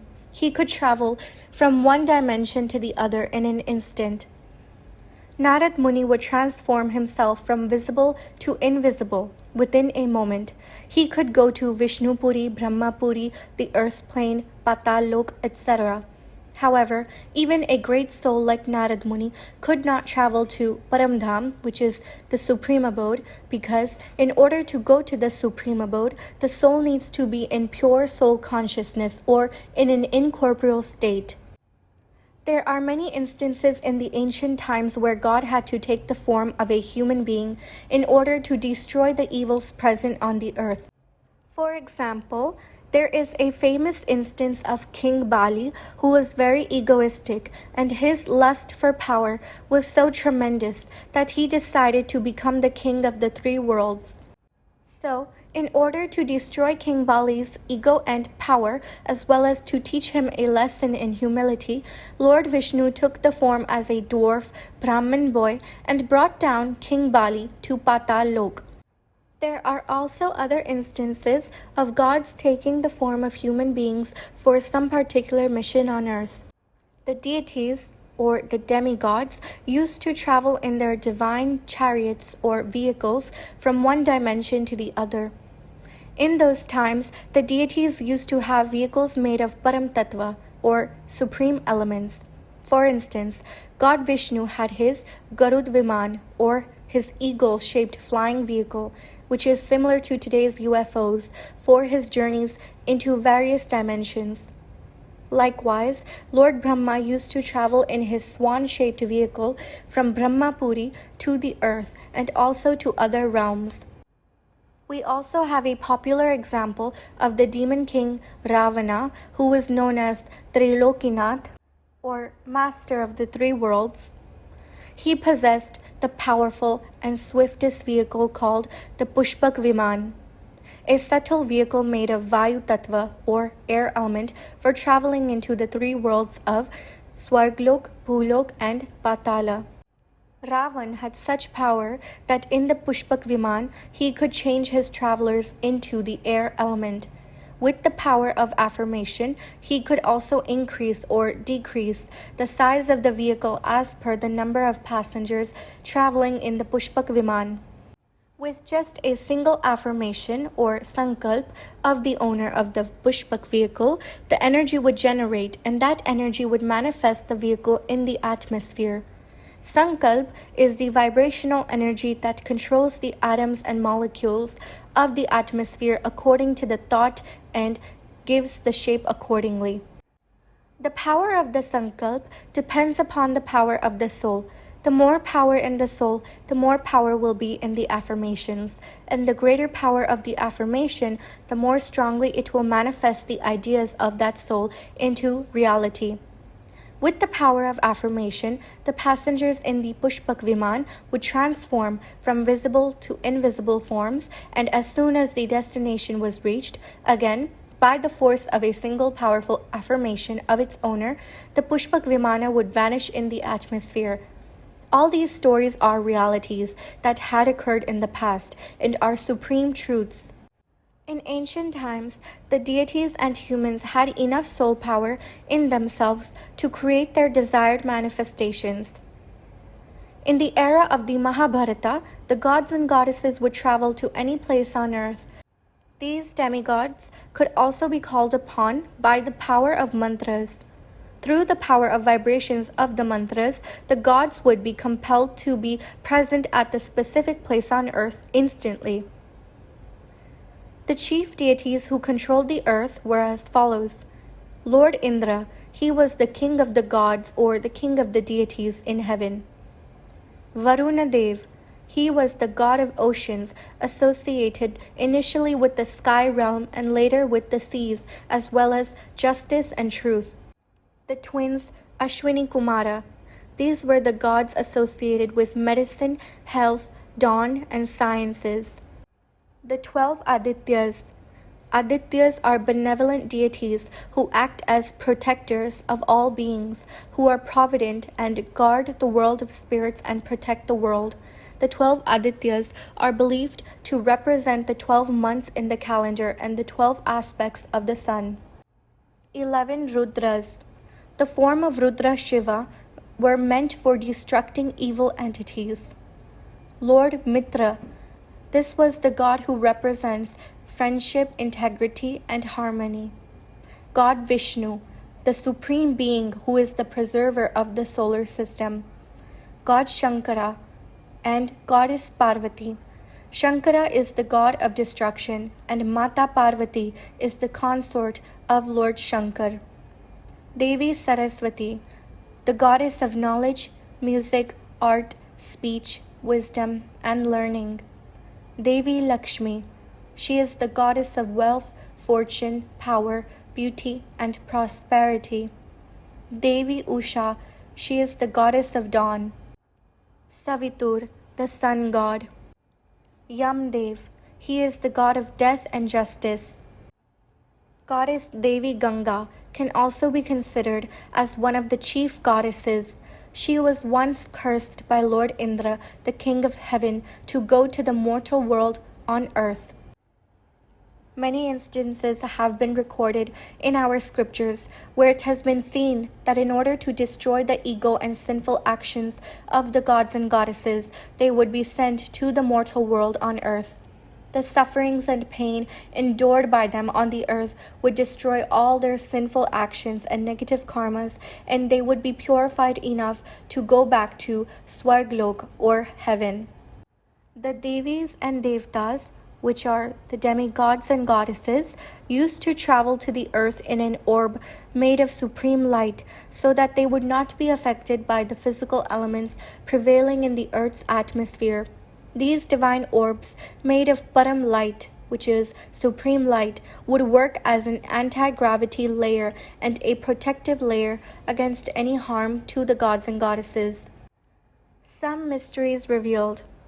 Bapuji has revealed clearly to mankind through his divine vision the mysteries of the higher dimensions, the solar system, the galaxy, the infinite number of universes, etc.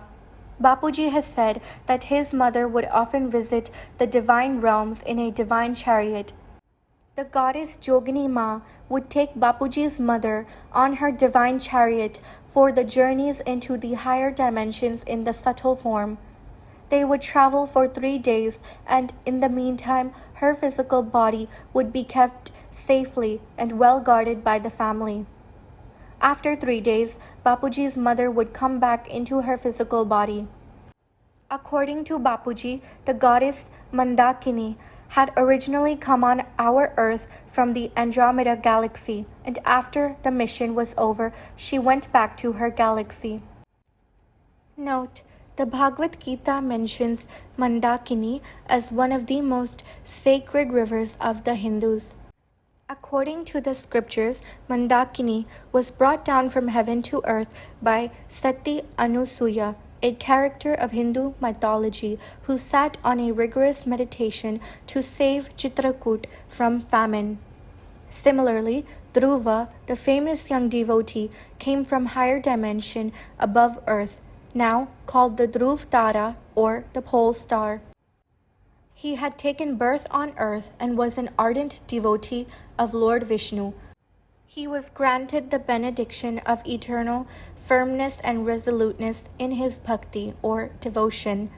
Later, when his time on earth ended, he went back to his own star, Dhruv star. And, due to the boon received by Dhruv, he is still known as the firmest star above the earth plane. All the stars, constellations, planets, and even the sun god revolve around him, as the pole star is situated at the center of the subtle world. It is always seen at a single fixed point from the earth. It has been mentioned in the Hindu scriptures named Skanda Purana that the inhabitants of Dhruv Tara, or the pole star, are self-resplendent due to their own inner light. The pole star that we see today is the highest spiritual power solar system. Bapuji, through his divine vision, has stated that the solar system of Dhruv Tara is many times bigger in size than our solar system. In the pole star solar system, the power of the supreme light is 7 to 8 kala, or celestial degrees. When compared to other solar systems, the pole star is the most exalted and powerful solar system. Furthermore, the Saptarishi who had taken birth on the earth were divine souls of great merit, and they went back to their own solar system, or stars, as soon as their time period on the earth ended and their mission on earth was accomplished. In the higher dimensions, the souls keep traveling from one solar system to the other. Since there is no physical work involved, the souls use their energy to travel from one dimension to the other. The traveling souls do not go below the atmospheric level of 200 kilometers above the Earth's surface.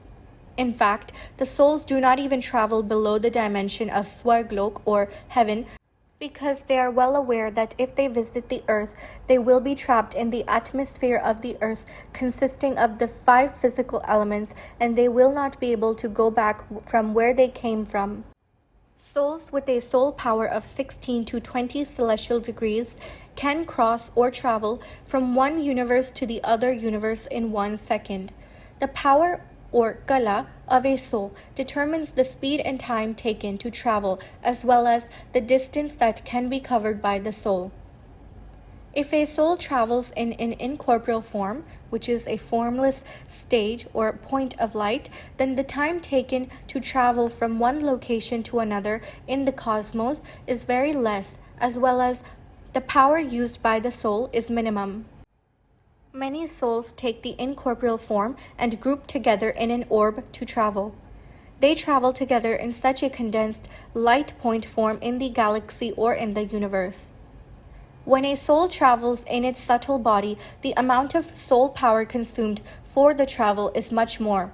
Additionally, the speed and time taken gets affected and it becomes slower to travel. A soul with 1 degree of celestial power can travel to another solar system in less than 1 trillionth part of a second.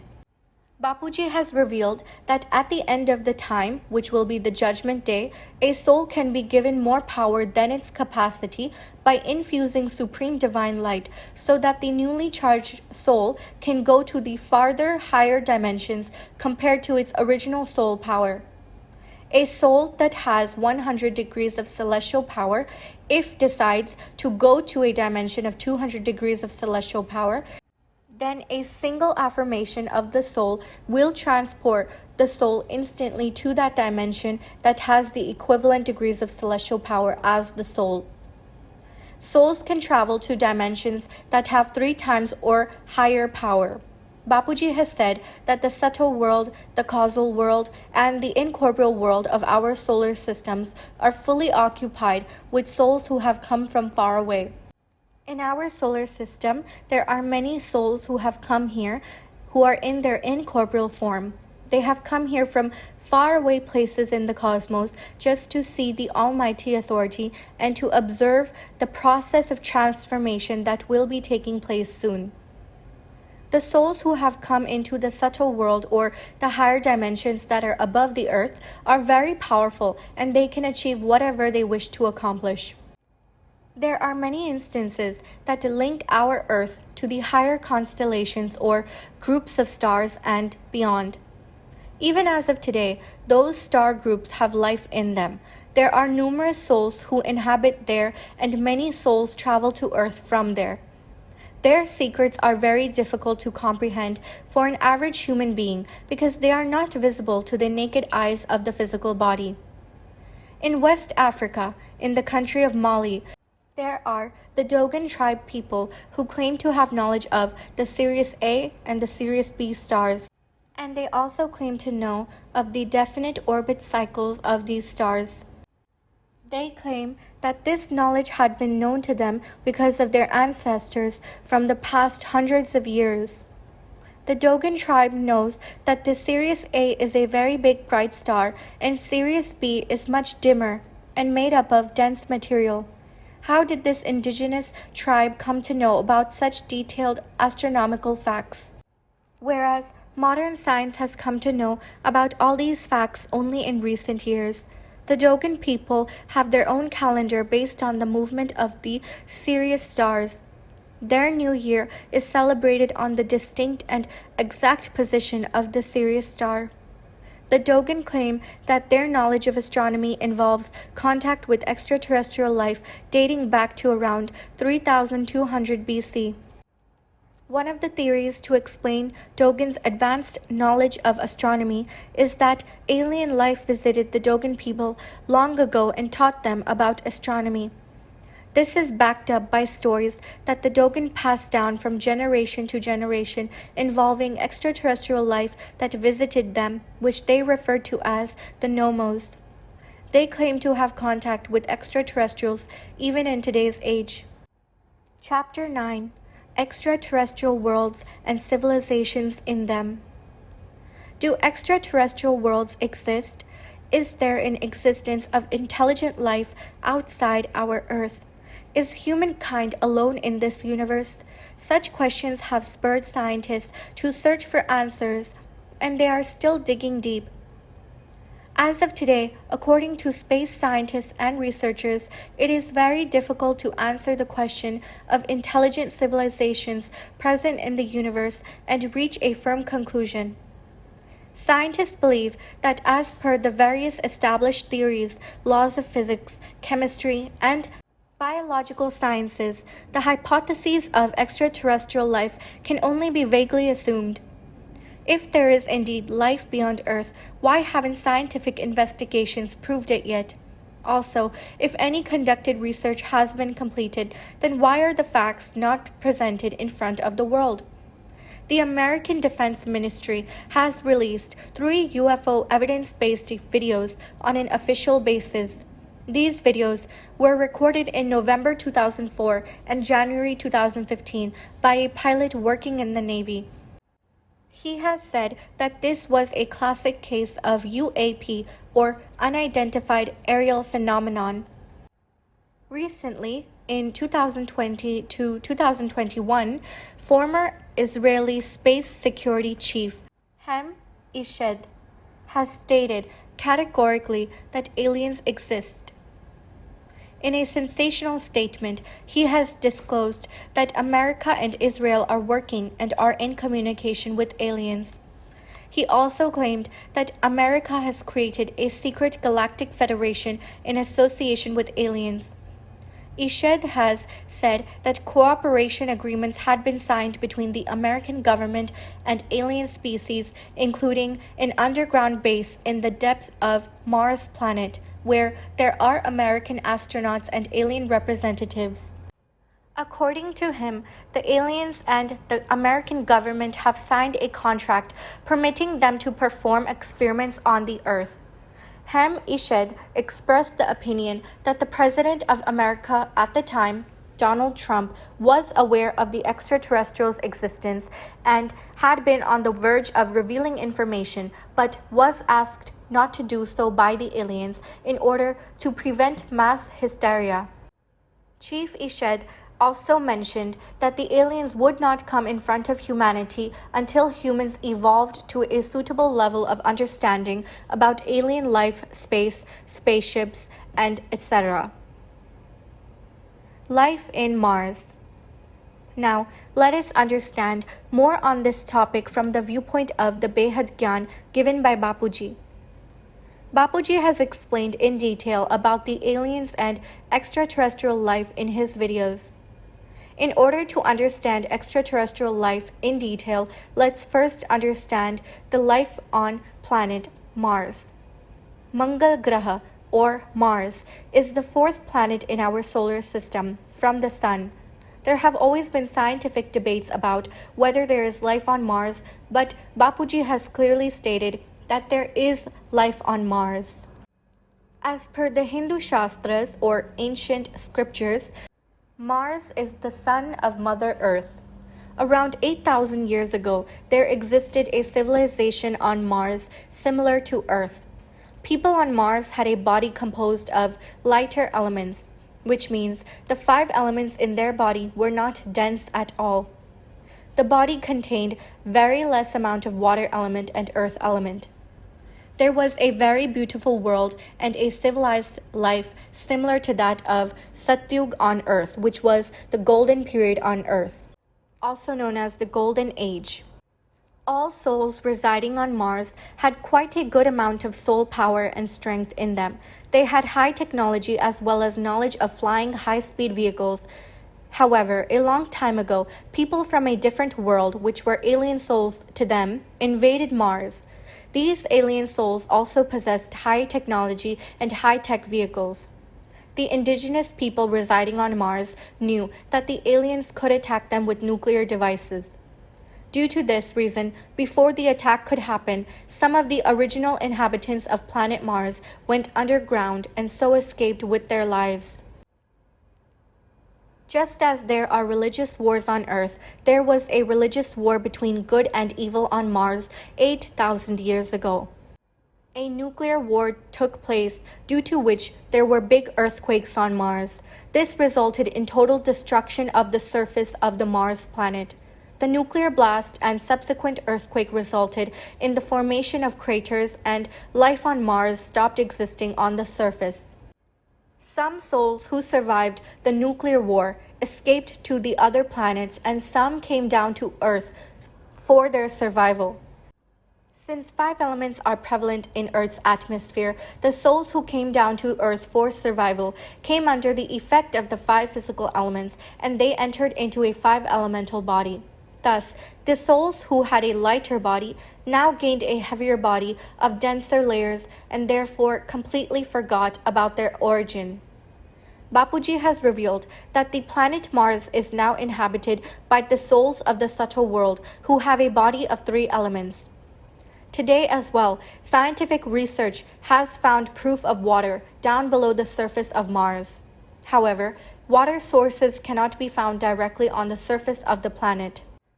A Russian young man named Boriska proves that there is life on Mars as well as the intelligent civilization that existed on Mars once upon a time. This young man, born in 1996, has claimed that he was an inhabitant of Mars in a previous life. Boriska has also talked about planets in our solar system and had given precise information which had astonished scientists. The scientists claim that it is not possible that at such a young age to know such many facts about space, Mars, and planets in detail. The case of Boriska is no less than a puzzle to the scientists. As a young child at school, Boriska had claimed that the planet Mars was directly connected to the mystery of the pyramids of Egypt, and in the coming future, the secrets of the pyramids will be revealed at the right time. Boriska had revealed that in his previous life as a resident of the planet Mars, he used to live in an area where natural disasters had taken place, due to which there was suffering all around. He claims that the residents of Mars were approximately 7 feet in height, and they were forced to live below the surface of Mars, underground, and breathe in carbon dioxide. Due to the nuclear devastation on planet Mars, the soul of Boriska escaped to Earth and took birth here. Indigo, or star child. Bapuji has talked about the mystery of indigo child and star child in lots of his videos. These souls are very intelligent and are from a different alien civilization. Their purpose to take birth on Earth is to help the furtherance of knowledge and scientific technology on Earth. The sole purpose of indigo and star children to come on Earth is to maintain harmony on the Earth and for the betterment of the Earth. Boriska has also stated that all those children who had come from Mars and incarnated on Earth are also known as indigo children. Bapuji has stated that such children are extremely intelligent and they grasp facts quickly, right away, from childhood. The indigo and star children possess extraordinary skills, thinking abilities, and they have special qualities which are different from the average human being. Some of these children have psychic abilities inherent in them.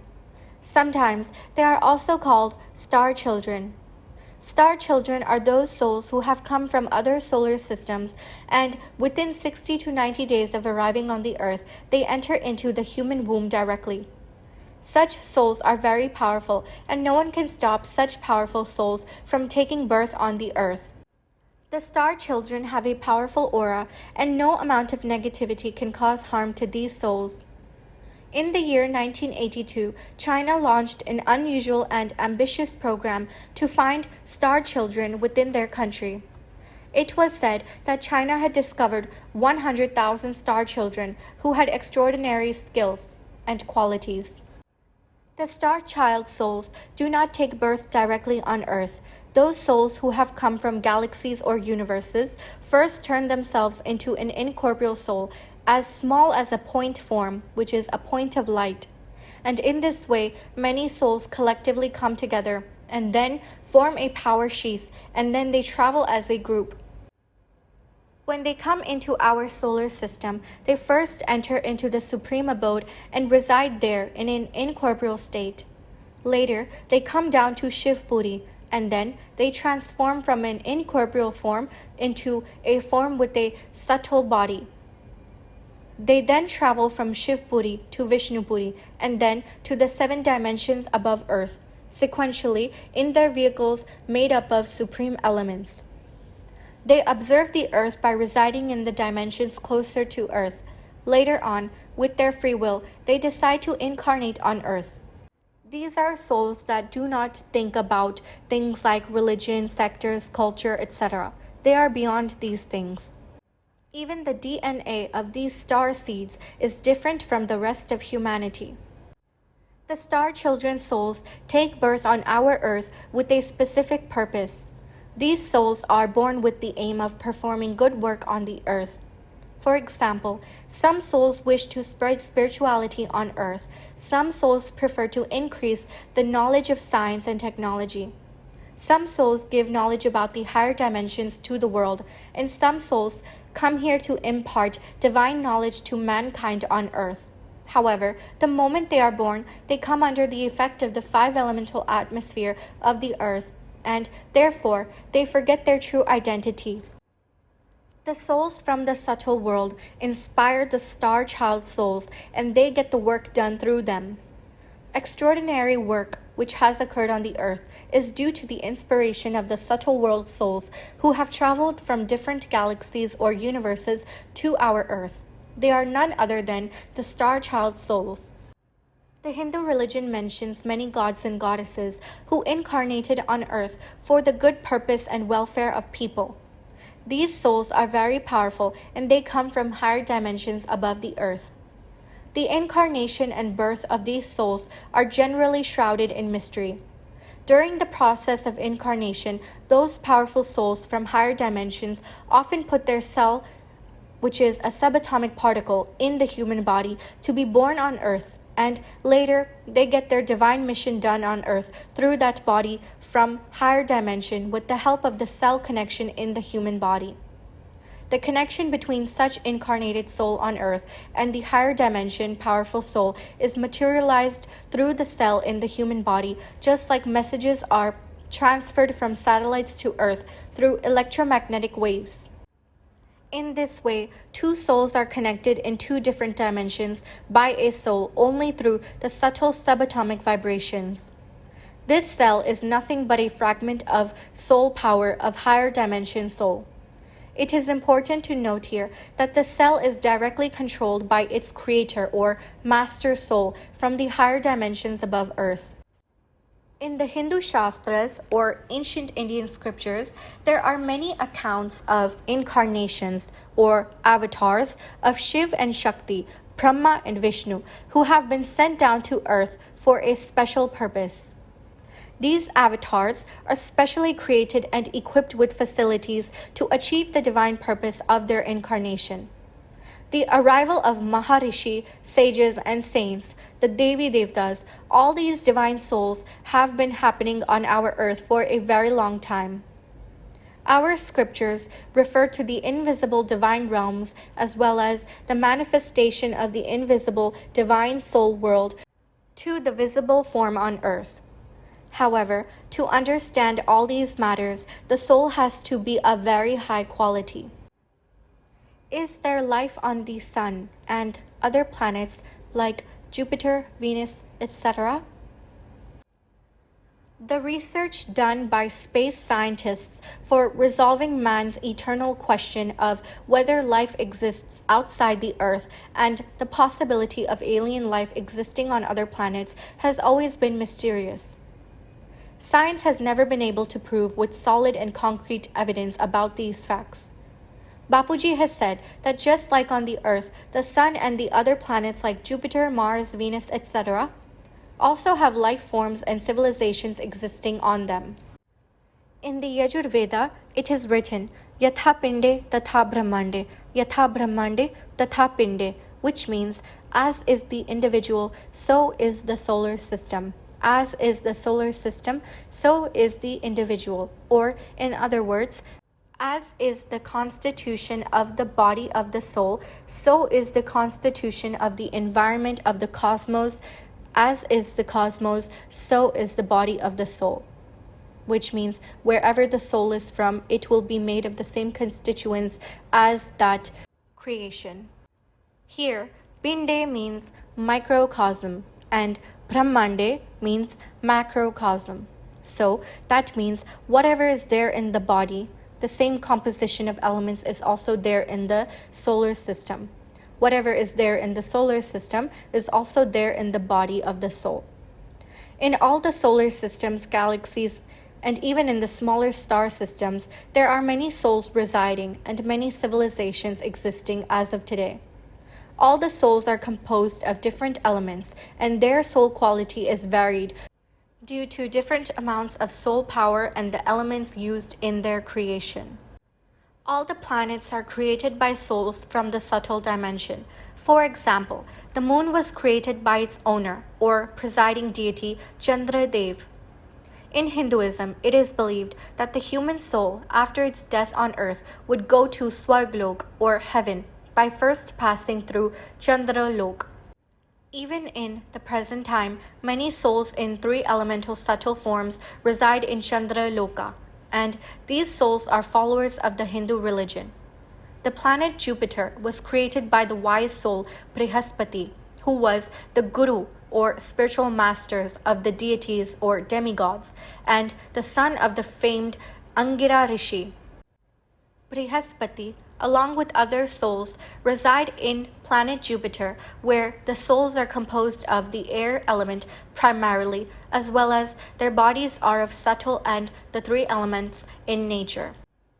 Likewise, Shukracharya, the guru or spiritual master of the demons, is the creator of Venus planet.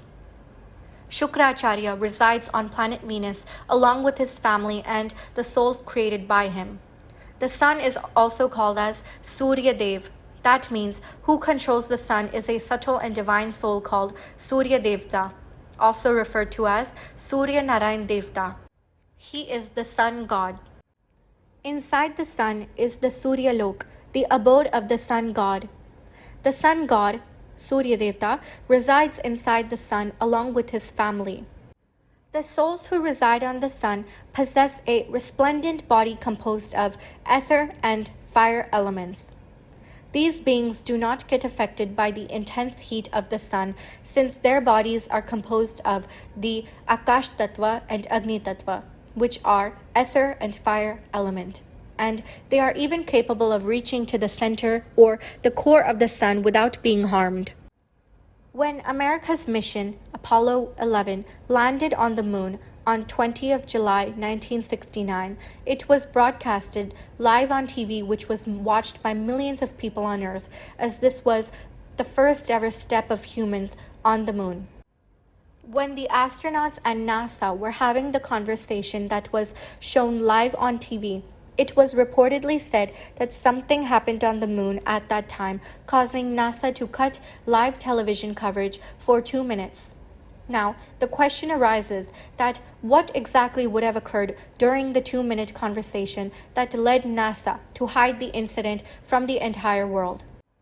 After this, the future planned moon missions of Apollo 18, 19, and 20 were cancelled or postponed. Why such hasty changes were made in the plan? Do subtle dimensional souls live on the moon? Bapuji, with his divine vision, has seen the time at which the Apollo 11 vehicle landed on the moon. Then, at that time, there was another vehicle from the Saturn planet which had also arrived on the moon. But the subtle souls living on the moon drove away the vehicles of both from Earth and Saturn. As a result, they had to leave the mission in a hurry. On Earth, one needs a visa as permission to travel from one country to another. Likewise, even in the subtle world, souls also have a rule of not allowing visitors from other planets.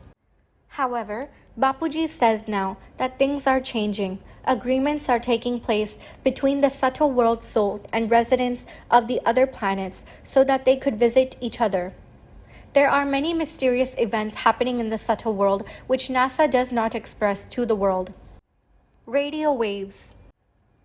Scientists have claimed many times that mysterious radio waves have come from space or outside our solar system, and they have penetrated the Earth's surface. Will we ever be able to understand the radio waves or radio signals coming from outer space?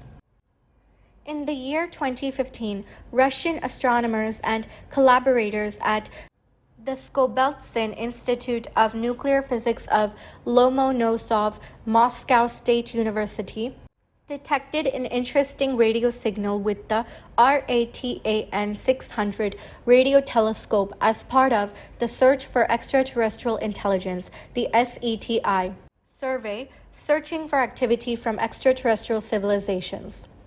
The signal detected by the radio telescope appeared to originate from HD 164595 star system, about 94 light years, which is 889,334,000 billion kilometers away from our planet Earth, in the constellation named Hercules, which is known to have at least one planet.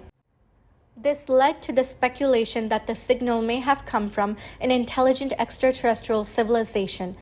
But later, on any positive evidence about alien life was rigorously denied in the media.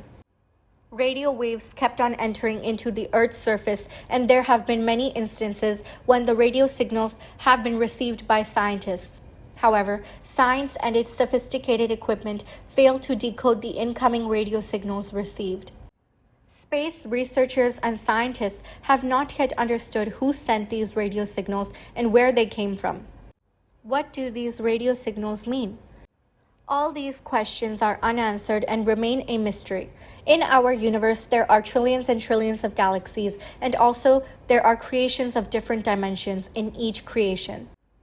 They have a different language for communication. The subtle world language is telepathic in nature, which is vastly different from that used on Earth. Sadly, even today, humankind has not been able to understand the various radio signals coming from outer space. In order to establish communication with aliens from Earth, if the radio wave signals are sent to a planet that is 2,000 light years away, then it will take 2,000 years for the radio wave signals to reach the aliens, and if in turn the aliens answer back by sending radio waves, then it will take another 2,000 years to reach Earth. In today's scenario, it's a far cry to understand the language that has come from space, as the human race lacks the necessary high technology and scientific advancement needed to decode the radio signals. Human beings have not been able to understand the higher dimensions of their own solar systems, that there are many dimensions and the three elemental subtle dimensions have many sub-layers within them. UFOs, spaceships, and space vehicles. The Vaimanika Shastra, an ancient Indian manuscript written in Sanskrit, describes in detail the Vimana Shastra, or the science of aeronautics. It was compiled using old Hindu texts and discusses the science associated with the study, design, and construction of the aircrafts, as well as techniques for operating rocketry within the atmosphere. The existence of the text was revealed in 1952 by G.R. Joskier. According to him, it was written by Pandit Subbaraya Shastri, who dictated it in the years 1918 to 1923. According to the Pandit Shastri, the sage named Bharadwaja psychically gave him the knowledge. The text contains 3,000 shlokas distributed in 8 chapters. This Shastra mentions that the aircrafts or the flying chariots described in the ancient Hindu scriptures were advanced aerodynamic flying vehicles that were used by gods and goddesses. It describes the time about 4000 BC when there were space travels and UFOs or flying aircrafts at great speeds. One can find several examples of flying chariots and vehicles in the Hindu Puranas and Shastras. For instance, Garud Vimana, used by Lord Vishnu to travel from Vishnupuri to Earth and to other dimensions. The Swan vehicle, used by Lord Brahma to travel from Brahmapuri to the Earth and also to other worlds. And Peacock Vimana, used by Lord Shankar's son, Bhagwan Kartikeya, to travel within the solar system. We also know about the famous Somnath temple built by the moon god Chandradev, Somdev. He had built the Somnath Mandir. As he was an ardent devotee of Lord Shiva, he would travel often from his abode in the moon to Earth, flying in his vehicle. The demon king Ravan possessed one of the swiftest vehicles, the Pushpak Vimana, made of Vayu Tattva or air element. The Pushpak Viman would take Ravan wherever he wished to go in an instant, or one can say at the speed of thought. Ravan could travel to any place he wished to within the 3 worlds, and he could reduce or increase the size of the vehicle as per the number of passengers traveling in the Pushpak Viman. Ravan also possessed the power to change the body element of the passengers traveling in his vehicle to the air element for the purpose of effective travel. We will be able to find a lot of such examples in our ancient texts and stories in the Puranas. There have been many instances all over the world where UFOs have been spotted. Human beings cannot see a UFO clearly or directly, since UFOs cannot be captured even on the radar signal.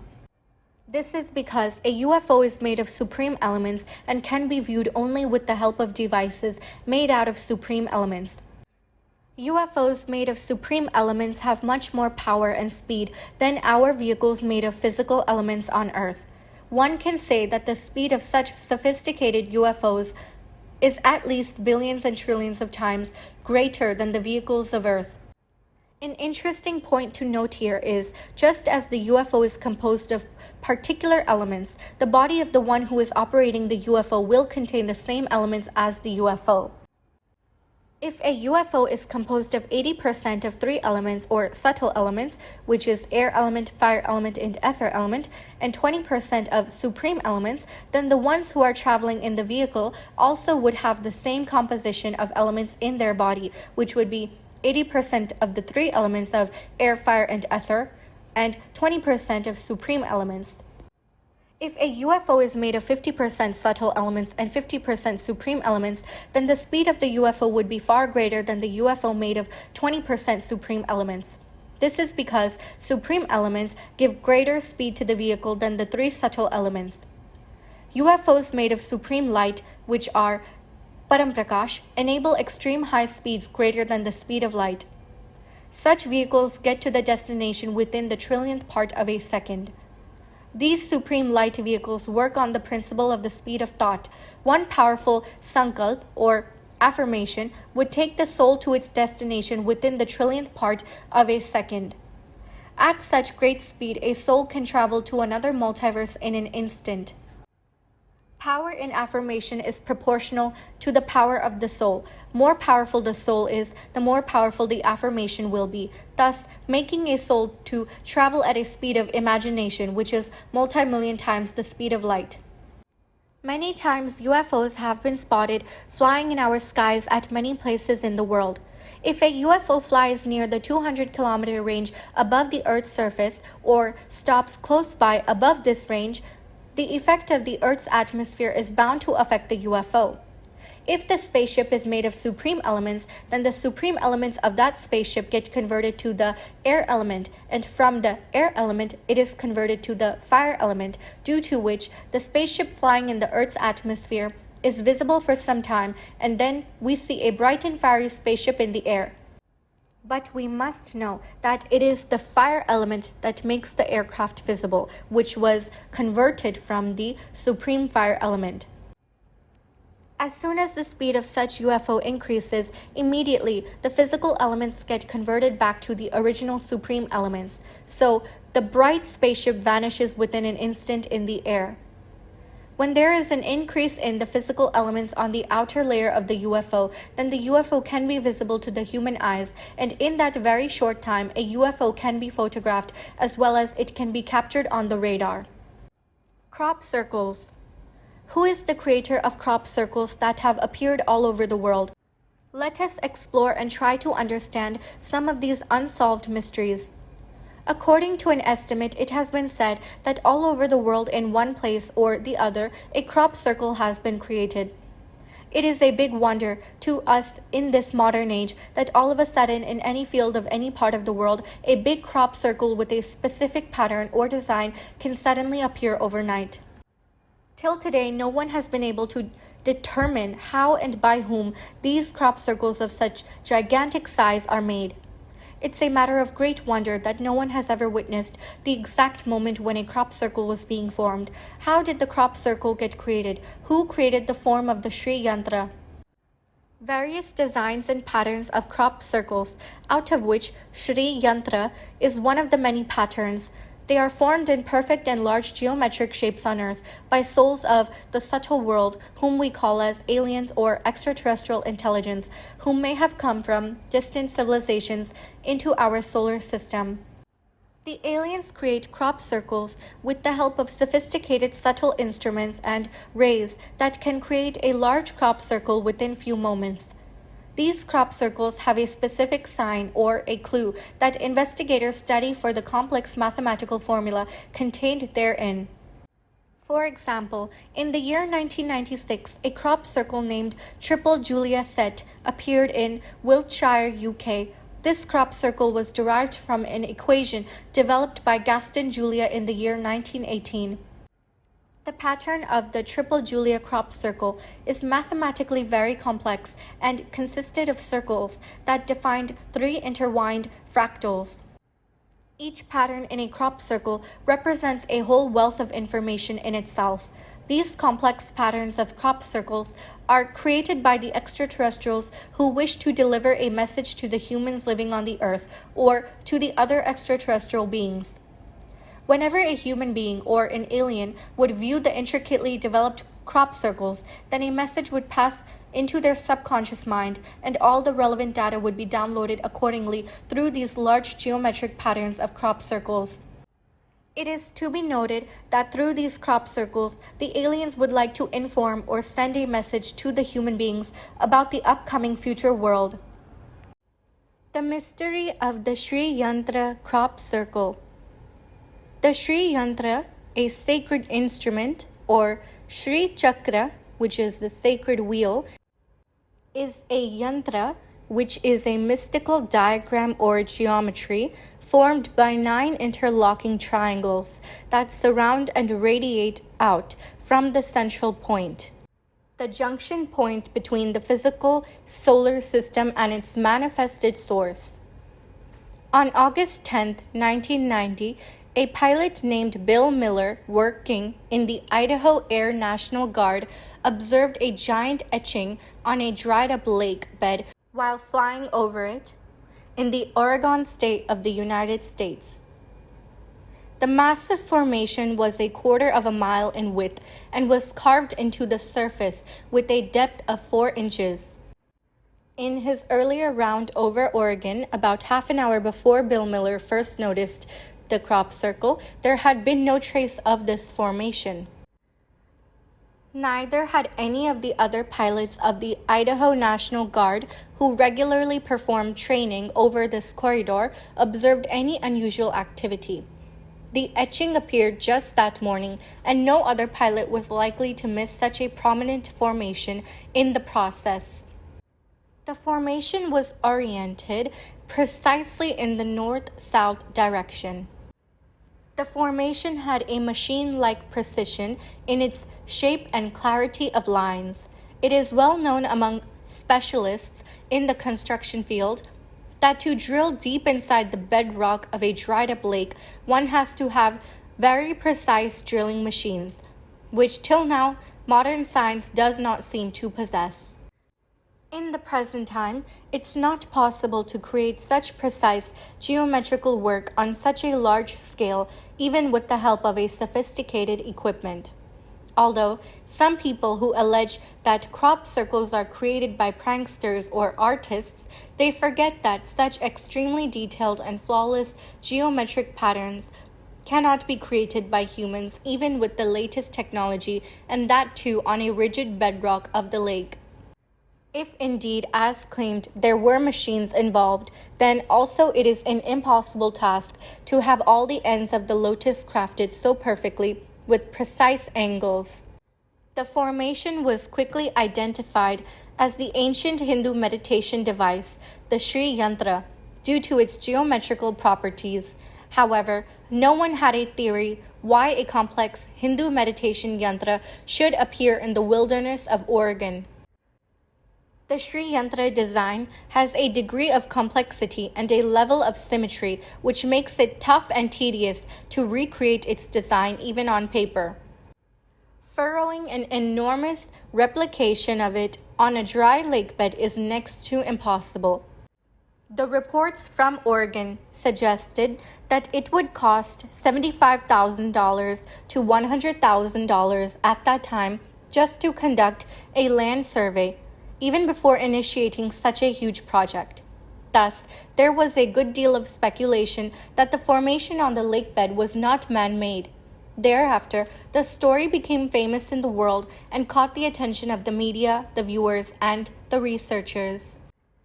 Bapuji has explained that such wonderful and beautiful crop circles are created by higher dimensional souls who come from distant solar systems, galaxies, or the universe. In order to prove their existence, they create such large and complex crop circles.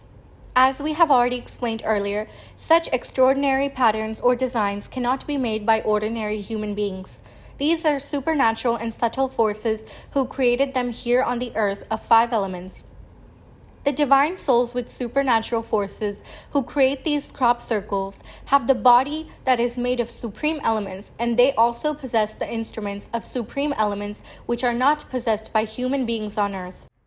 Abductions by aliens and related truths. What is the mystery behind alien abductions? Today, on the internet, we read a lot about abductions of humans by extraterrestrials, and those abducted human species are subjected to physical and psychological experiments. There have been many reports, not only about the abduction of humans by aliens, but also about the abduction of various animals, such as cattle, and later, when the abduction's purpose was over, they were returned back to the same location from where they were abducted before. The mystery behind the kidnapping of the cow by aliens has been explained by Bapuji. In our Sanatan Hindu Dharma, cows are revered like mothers. A cow is also referred to as Kamdenu, which means a cow that fulfills all the material desires and wishes. So, in order to carry out research and study the nature of such divinity in cows, aliens usually abduct the cow for some temporary period or take away some part of the cow. Their motive is to conduct live experiments on the cows. The main purpose behind human abductions by the extraterrestrials is to perform research on the human DNA and to refine the DNA of those humans whose ancestors from higher dimensions had once upon a time come onto the earth and left their creations, but at present their creations are trapped on the earth in human forms. In order to study and analyze the DNA of such human beings, to enhance the power of DNA for the betterment of human life, to make them more resilient against diseases, and to increase their immunity levels, aliens abduct humans into their spacecraft. Basically, aliens want to help mankind. In our ancient Indian scriptures, there are many accounts or stories where the gods would come to earth and marry the women of the earth. Their main purpose is to create a human civilization that is the best version of humanity. Area 51. Area 51 is a secret U.S. Air Force military base located at Groom Lake in southern Nevada, 83 miles north to northwest of Las Vegas. The mystery of Area 51 is a secret and linked to aliens. Area 51 has been at the focus due to numerous incidents involving extraterrestrial life, though it has been officially confirmed as being used as a flight testing facility by the American government. The facility is believed to have conducted many experiments on aliens from different star systems. As far back as the 1950s, people have reported seeing unidentified flying objects, which are UFOs, at the southern Nevada military base of Area 51. Alien researchers believe that the remains of crashed UFO spacecrafts are stored at Area 51, where the American government scientists reverse engineer the aliens' highly advanced technology. The indication for this came from a variety of UFO sightings in the area and the testimony of a retired Army colonel who says he was granted access to extraterrestrial material collected from an alien spacecraft that crashed in July 1947 in Roswell, New Mexico. Bapuji has said that all the claims about alien visitations and experiments carried out in Area 51 are totally true. The aliens do not want humanity to face another nuclear war because a nuclear explosion will not only affect the Earth but also have a serious and negative impact on the entire creation. There have been some incidents reported where extraterrestrial flying in their UFOs are not only visiting Earth but also hovering around British and American nuclear missile sites, and they are actually deactivating them temporarily. Many countries have knowledge and evidence about aliens, UFOs, and extraterrestrial civilizations, but the governments of these countries keep it a secret from the general public. The secrets of the pyramids. The creation of pyramids is always a mystery. Bapuji has said that pyramids are intricately connected to extraterrestrial intelligent life or aliens. Scientists also partially agree with this fact. They also agree that the structure of the pyramid is unique. The pyramids found around the world, such as those in Italy, Giza, Sudan, China, Indonesia, or South America, are of similar pattern or structure, even though there was no means of communication at the time as it is today. There was no high technology to travel from one place to another. So the question arises that in the absence of the advanced equipment and high technology required to transport all the materials needed to the building site, how did the Great Pyramids get built about 3,800 years ago? The pyramids of Giza in Egypt are one of the 7 wonders of the world, and 2.3 million stones were used to build these pyramids. Each stone weighs approximately 2,700 kilograms to 17,000 kilograms. The modern day's cranes used in the construction of enormous buildings can lift a maximum of about 20,000 kilograms. Therefore, the question arises, how did these large stones get well laid out on top of each other during the pyramid construction. The stones are laid so closely and so precisely that not a single strand of human hair can penetrate beneath them. They are made shock-proof, earthquake-proof, and the design, as well as the structure, is flawless and precise. The ancient Egyptian pyramids of Giza were built between 2580 to 2560 BC. Archaeologists and historians alike are perplexed as to how these gigantic structures were built at that time, and therefore one jumps to the conclusion that it is undoubtedly built by the aliens or with their help.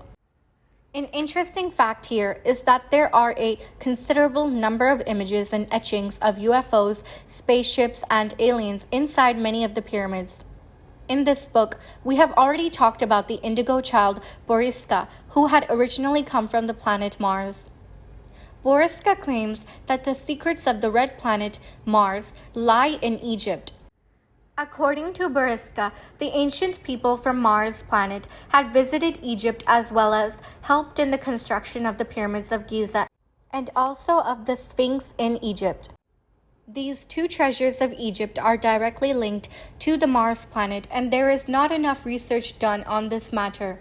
Boriska claims that there is a way to unlock the Great Sphinx, which is a mystical creature with the head of a man and the body of a lion, by using a particular device or special mechanism behind the ear of the statue so that its secrets can be uncovered. He claims to have had a previous life in which he was the pilot of the interspace travel and flew over ancient Egypt in his plane. Boriska says that once the secrets of the Great Sphinx are revealed to humankind, life on Earth will change forever. Bapuji says that the history of the existence of pyramids is not recent, but they are in existence for millions of years. Pyramids have been around from the ancient time of the gods and goddesses. Massive-sized pyramids and huge temples were built by the deities first in the subtle world. Later on, gradually, the subtle form of the pyramid converted into the physical form. For example, in Mahabharata, there is a story in which the mighty evil king Jarasandha mounted attacks on Sri Krishna at Mathura 17 times. Even though he had lost all these wars, he had always allied with the other kings to attack Sri Krishna, who resided at Mathura. The Lord understood that unless he goes away from Mathura, the evil Jarasandha would never stop attacking him, and the residents of Mathura will never be able to stay in peace. So, with the intention of saving his people, Lord Krishna and the Yadavas decided to move the capital from Mathura to a distant place. Sri Krishna then sent a message to the chief of the architects residing in the subtle world, the highly skilled Vishwakarma, and requested him to construct a beautiful city. By a mere sankalpa, or a powerful thought, Vishwakarma created the golden city of Dwarka out of supreme elements in the subtle dimension first. At first, there was nothing but the sea, and so Krishna prayed to Sagar Devta. The sea is considered as a deity in ancient scriptures. Sagar Devta is the god of the sea. Krishna prayed to him to provide him with land for the city. It is said that the Sagar Devta was pleased with Krishna's request and gave Krishna 12 yojanas of land, which is 773 square kilometers, to build his city. Thereafter, Vishwakarma built Dwarka on this land. However, the process of creation initially took place in a subtle form. Firstly, Vishwakarma created the image of the city in his mind, and then, after that, with a powerful sankalp or affirmation, he created Dwarka city with the supreme elements, which are supreme air, supreme ether, and supreme fire elements in the subtle dimension. The environment of Dwarka city was dazzling with a golden aura as it was made of supreme elements. Thus, the city is also called the Golden City of Dwarka or Sone ki Dwarka. After many years, the quality of supreme elements in Dwarka started to decline gradually. The supreme elements now turned into 3 elements, and as the ages passed, these 3 elemental structures later on became physical stones. According to Bapuji, the pyramids were first created in the subtle dimension with the power of thoughts. These pyramids were constructed using the supreme elements, and after passage of many years, the supreme elements transformed into the three subtle elements, which continue to decline with the passage of age. Finally, the three elements of the pyramid became the five physical elements that we see today as the solid pyramid. The specially and uniquely designed Great Pyramids and the magnificent temples that we see today as physical structures were all initially built with supreme and subtle elements. The pyramids and temples were built on Earth by the gods and highly powerful aliens in order to facilitate communication between the Earth and the higher worlds. The pyramids were built by aliens. At the center of the pyramids, the ether element was channelized to enter the pyramid building, and this power from the other world would empower and recharge the human soul present in the pyramid so that he would get several thousand times power inside himself. Hundreds and thousands of years ago, the pyramids were the energy centers for the people of that land. In fact, it was a place where people would meditate collectively. They would create/harness sound energy through the specific sounds or mantras, and by increasing the focus of their thoughts, they could communicate with the souls of the other worlds or higher dimensions. By using the power of the Earth's gravity, the ancient people could also harness electricity through the pyramids. The center of the pyramids was the center of activity where ancient people used to send various types of radio waves or radio signals to the subtle dimension. In those times, UFOs were a common feature of interdimensional travel, so the pyramids were used as a signaling tower and also to provide a landing base for the flying spaceships of the gods and goddesses from the subtle world. In some cultures, the pyramids were used to bury the dead body called mummies. Even today, there are many secrets that are still enclosed within the pyramids. Kailash Temple, Ellora. The world-famous Ellora Caves and Kailash Temple are located in Aurangabad district in the state of Maharashtra, India. These caves are one of the largest rock-cut Hindu temple complexes in the world, and they feature Buddhist and Jain monuments with artwork dating from the period of 600 to 1000 AD. The Ellora caves were constructed by cutting off tons of rocks from large boulders and stones. In this way, 34 caves were constructed, out of which the 16th cave contains the wonderful Kailash Temple. The magnificence of this multi-storied temple complex lies in the fact that it has been carved out of a single large rock. Another interesting fact about the construction of this temple is that it was chiseled starting from the top part of the rock and then downwards.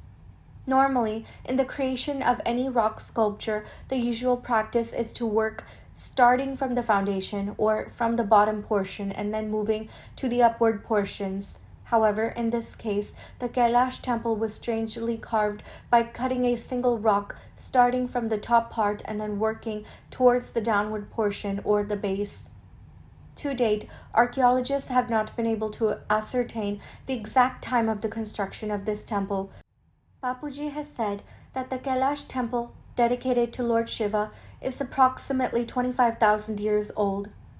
In order to construct this temple, 400,000 tons of rocks were cut out from the center, and then the construction had begun.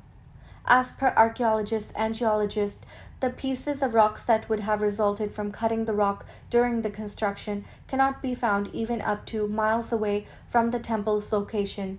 So the question arises, how were the rocks carved from the top when there were no heavy cranes or machineries capable of lifting and cutting such huge rocks at that time? How did they remove the rocks from the site of construction? It has been said that there is an underground city beneath the temple. In 1682, the ruler of that time, the Mughal king Aurangzeb, had hired about 1,000 armies to destroy the Kailash temple, and these men worked continuously for 3 years but could not destroy the temple except damage it at some places. When the Mughal emperor realized that he could not destroy the temple, he then dropped the idea of destroying the temple and stopped the work on it. The question arises that if the temple was so difficult to destroy, then how did common people build such a big and beautiful temple at that time? Even in today's time, it is impossible to build something like the Kailash temple, even using the high technology and sophisticated techniques. In all of this, one fact definitely stands out, that the civilization which built the Kailash temple at Ellora was far more advanced than it is today.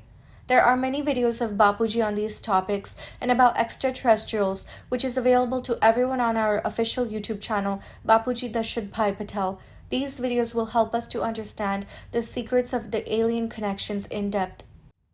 Great scientists and their connection with aliens. Bapuji has thrown light on the mystery of great scientists incarnated on Earth, such as Ramanujan, Einstein, Nikola Tesla, Stephen Hawking, etc., and their connections with the alien world. All these scientists are none other than alien souls who have come on Earth from distant galaxies, universes, and far-off places in the solar system. They are of different soul quality from different dimensions, but very powerful souls. This is the reason why such souls have highly evolved intelligence and a higher level of technical knowledge in them. Most of the time, the reason for their birth on the earth is to do some good work for the advancement of society and mankind as a whole. This being their primary goal, the scientist souls incarnate on Earth and perform various researches and create new inventions. Many such souls from distant dimensions come in groups, and one of the souls in the group takes birth on Earth. However, after taking birth, the soul comes under the effect of Earth's atmosphere of the 5 physical elements, due to which the soul forgets all of its knowledge and becomes a normal human being.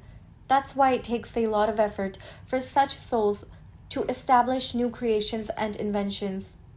However, the group of souls related to the human scientist soul on Earth, residing in the subtle dimensions of the solar system, inspire the incarnated scientist by sending subtle vibrations, also known as affirmations, so that the souls that are in the human form on Earth can remember the knowledge within them. The alien souls of the subtle dimensions are always subconsciously in connection with these scientist souls and help them to accomplish their work on Earth. Most of these genius scientists spend a lot of their time in contemplation and quiet solitude because they seek and find inspiration from the higher worlds. They always remain lost in the thoughts of their new theories and inventions. There have been many instances where the group of alien souls helps the incarnated scientist soul on Earth by directly uploading some important mathematical equations into their intelligence, or by inspiring them through symbolic dreams for new ideas or knowledge. For this, we have a shining example of the greatest mathematician, Srinivasa Ramanujan. Ramanujan was inspired by his Kuldevi, or family goddess. She would inspire him in his dreams by showing him original mathematical formulas or equations, by giving the knowledge of new theorems. Even today, the world has not been able to understand some of the important equations given by Ramanujan. Stephen Hawking, one of the world's most famous physicists, was suffering from a rare disorder that left his body completely paralyzed. He could not move around and use his body in a normal way due to his illness.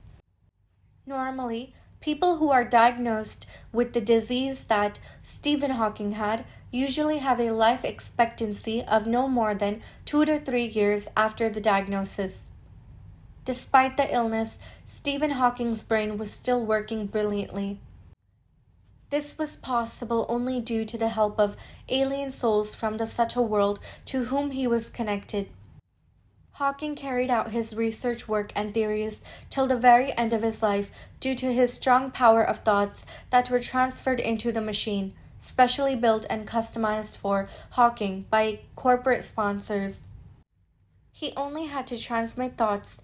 The computer would receive his thoughts, and immediately it would start a dialogue with those people with whom he intended to engage in conversation. This device would transform thoughts in mind to speech. All of this was possible only and only due to the enormous help of the alien souls in the higher dimensions. These are classic examples where scientists and their innovations and research were fully helped by their alien group souls from the astral world. Laws of the spirit world, rules and regulations in the higher dimensions. The Sanatan Dharma, the Hindu religion, teaches that the Atma, or the soul, is immortal, eternal, and indestructible. After death of the human body on earth, usually a soul leaves its physical body and goes to its new life and new future as per the state of its consciousness. Yet, in many cases, even after death and attaining a three-elemental subtle body, the soul stays in their earthly home in their subtle form due to the attachment towards their family and their house. Or they might go to a person or place where they have had strong attachments while they were alive. The overly attached souls keep on roaming around such places or people because of their extremely strong attachments. In the present time, it is not easy for a soul to obtain rebirth because the number of souls who have been waiting to take birth on earth is far greater than the number of wombs or physical bodies that are available for birth on the earth.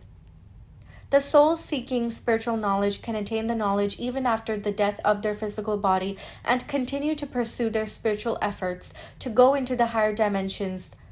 The souls practicing Sanatan Dharma, which is the Hindu religion, have the knowledge about higher dimensions above the earth plane, such as Brahmapuri, Vishnupuri, Shivpuri, and Paramdham. This is the reason why the Hindu religion souls continue their spiritual efforts and practices in the subtle world even after the physical death. However, in Islam and Christianity, the souls do not believe in rebirth or in the concept of reincarnation. After their death, many of these souls continue to wander in their graves in their astral bodies. They believe that on the judgment day, God will come and redeem their soul by lifting them from their graves and will take them to heaven.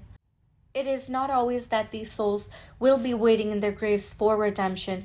Over a period of time, due to interactions with the other souls in the subtle world on earth, they tend to form a group of their own and keep on moving around in their groups in different places on the earth. The souls who have a strong lust for food and drink keep roaming at the places where these things are available. In the subtle world, there are many good souls who reside above the 10-kilometer layer from the Earth's surface. In these layers, there are many groups of pious souls and good souls.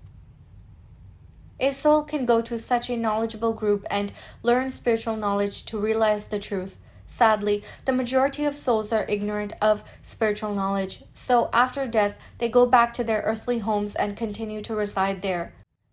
The souls now exist in their subtle body form, but they create disturbances in their family by often entering into the body of their family members in order to satisfy the unfulfilled desires of their past physical life.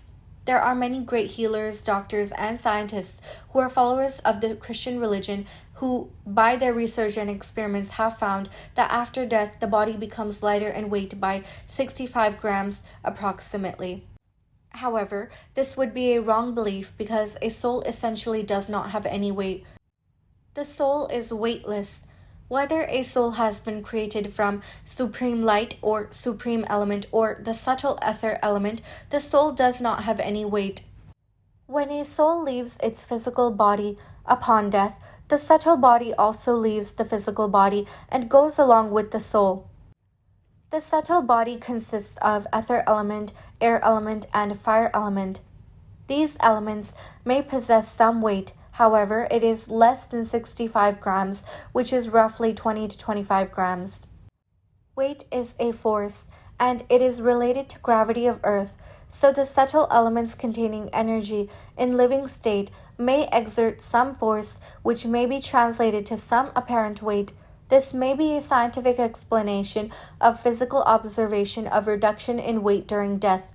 However, the soul has no weight.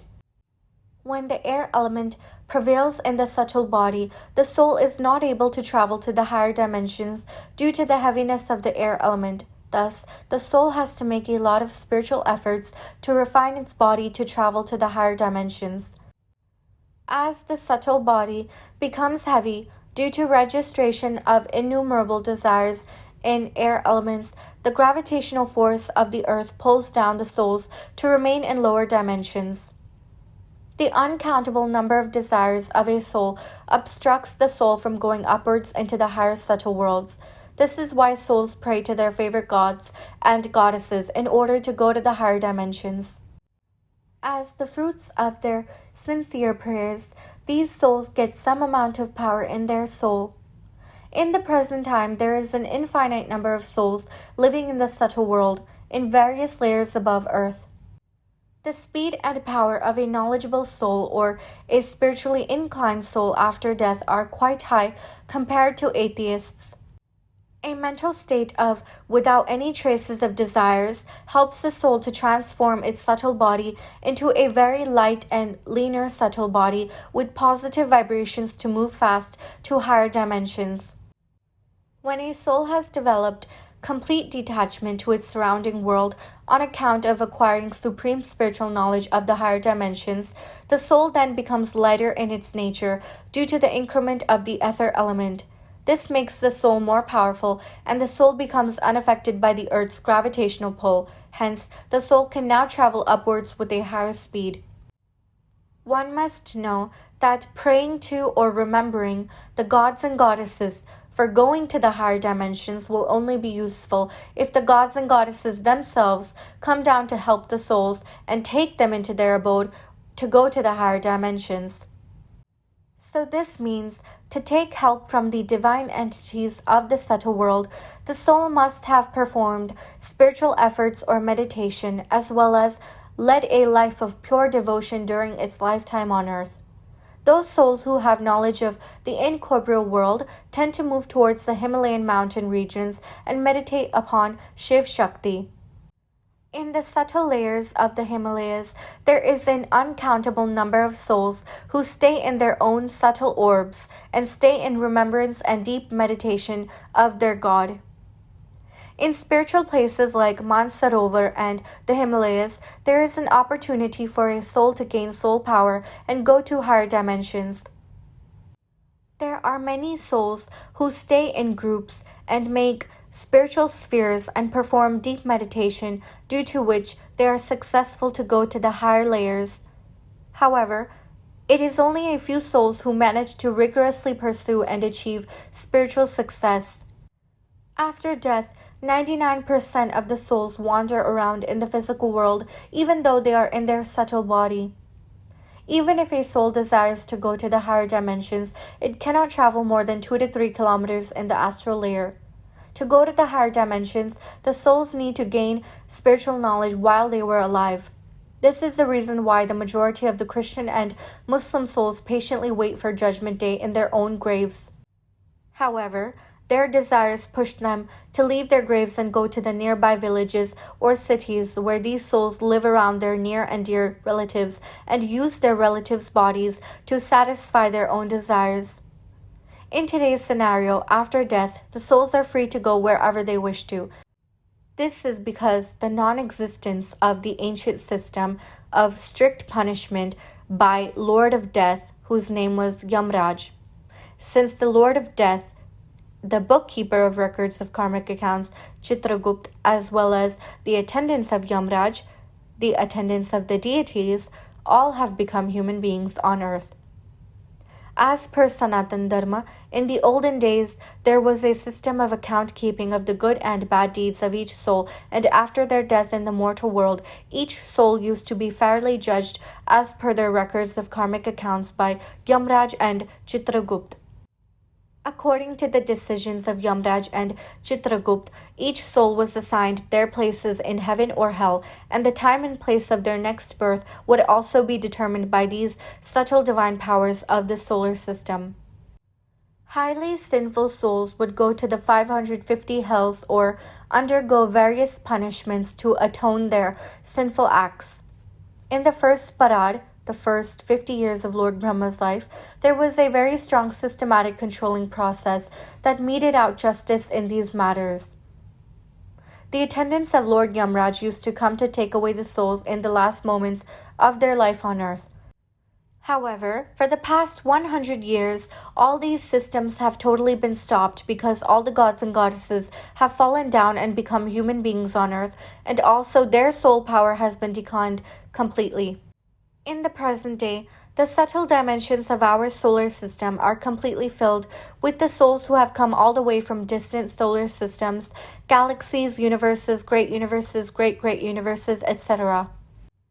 In the present time, it is only the extent of spiritual knowledge a soul acquires in its lifetime on earth which determines the basis of the next life of a soul after death in the mortal world.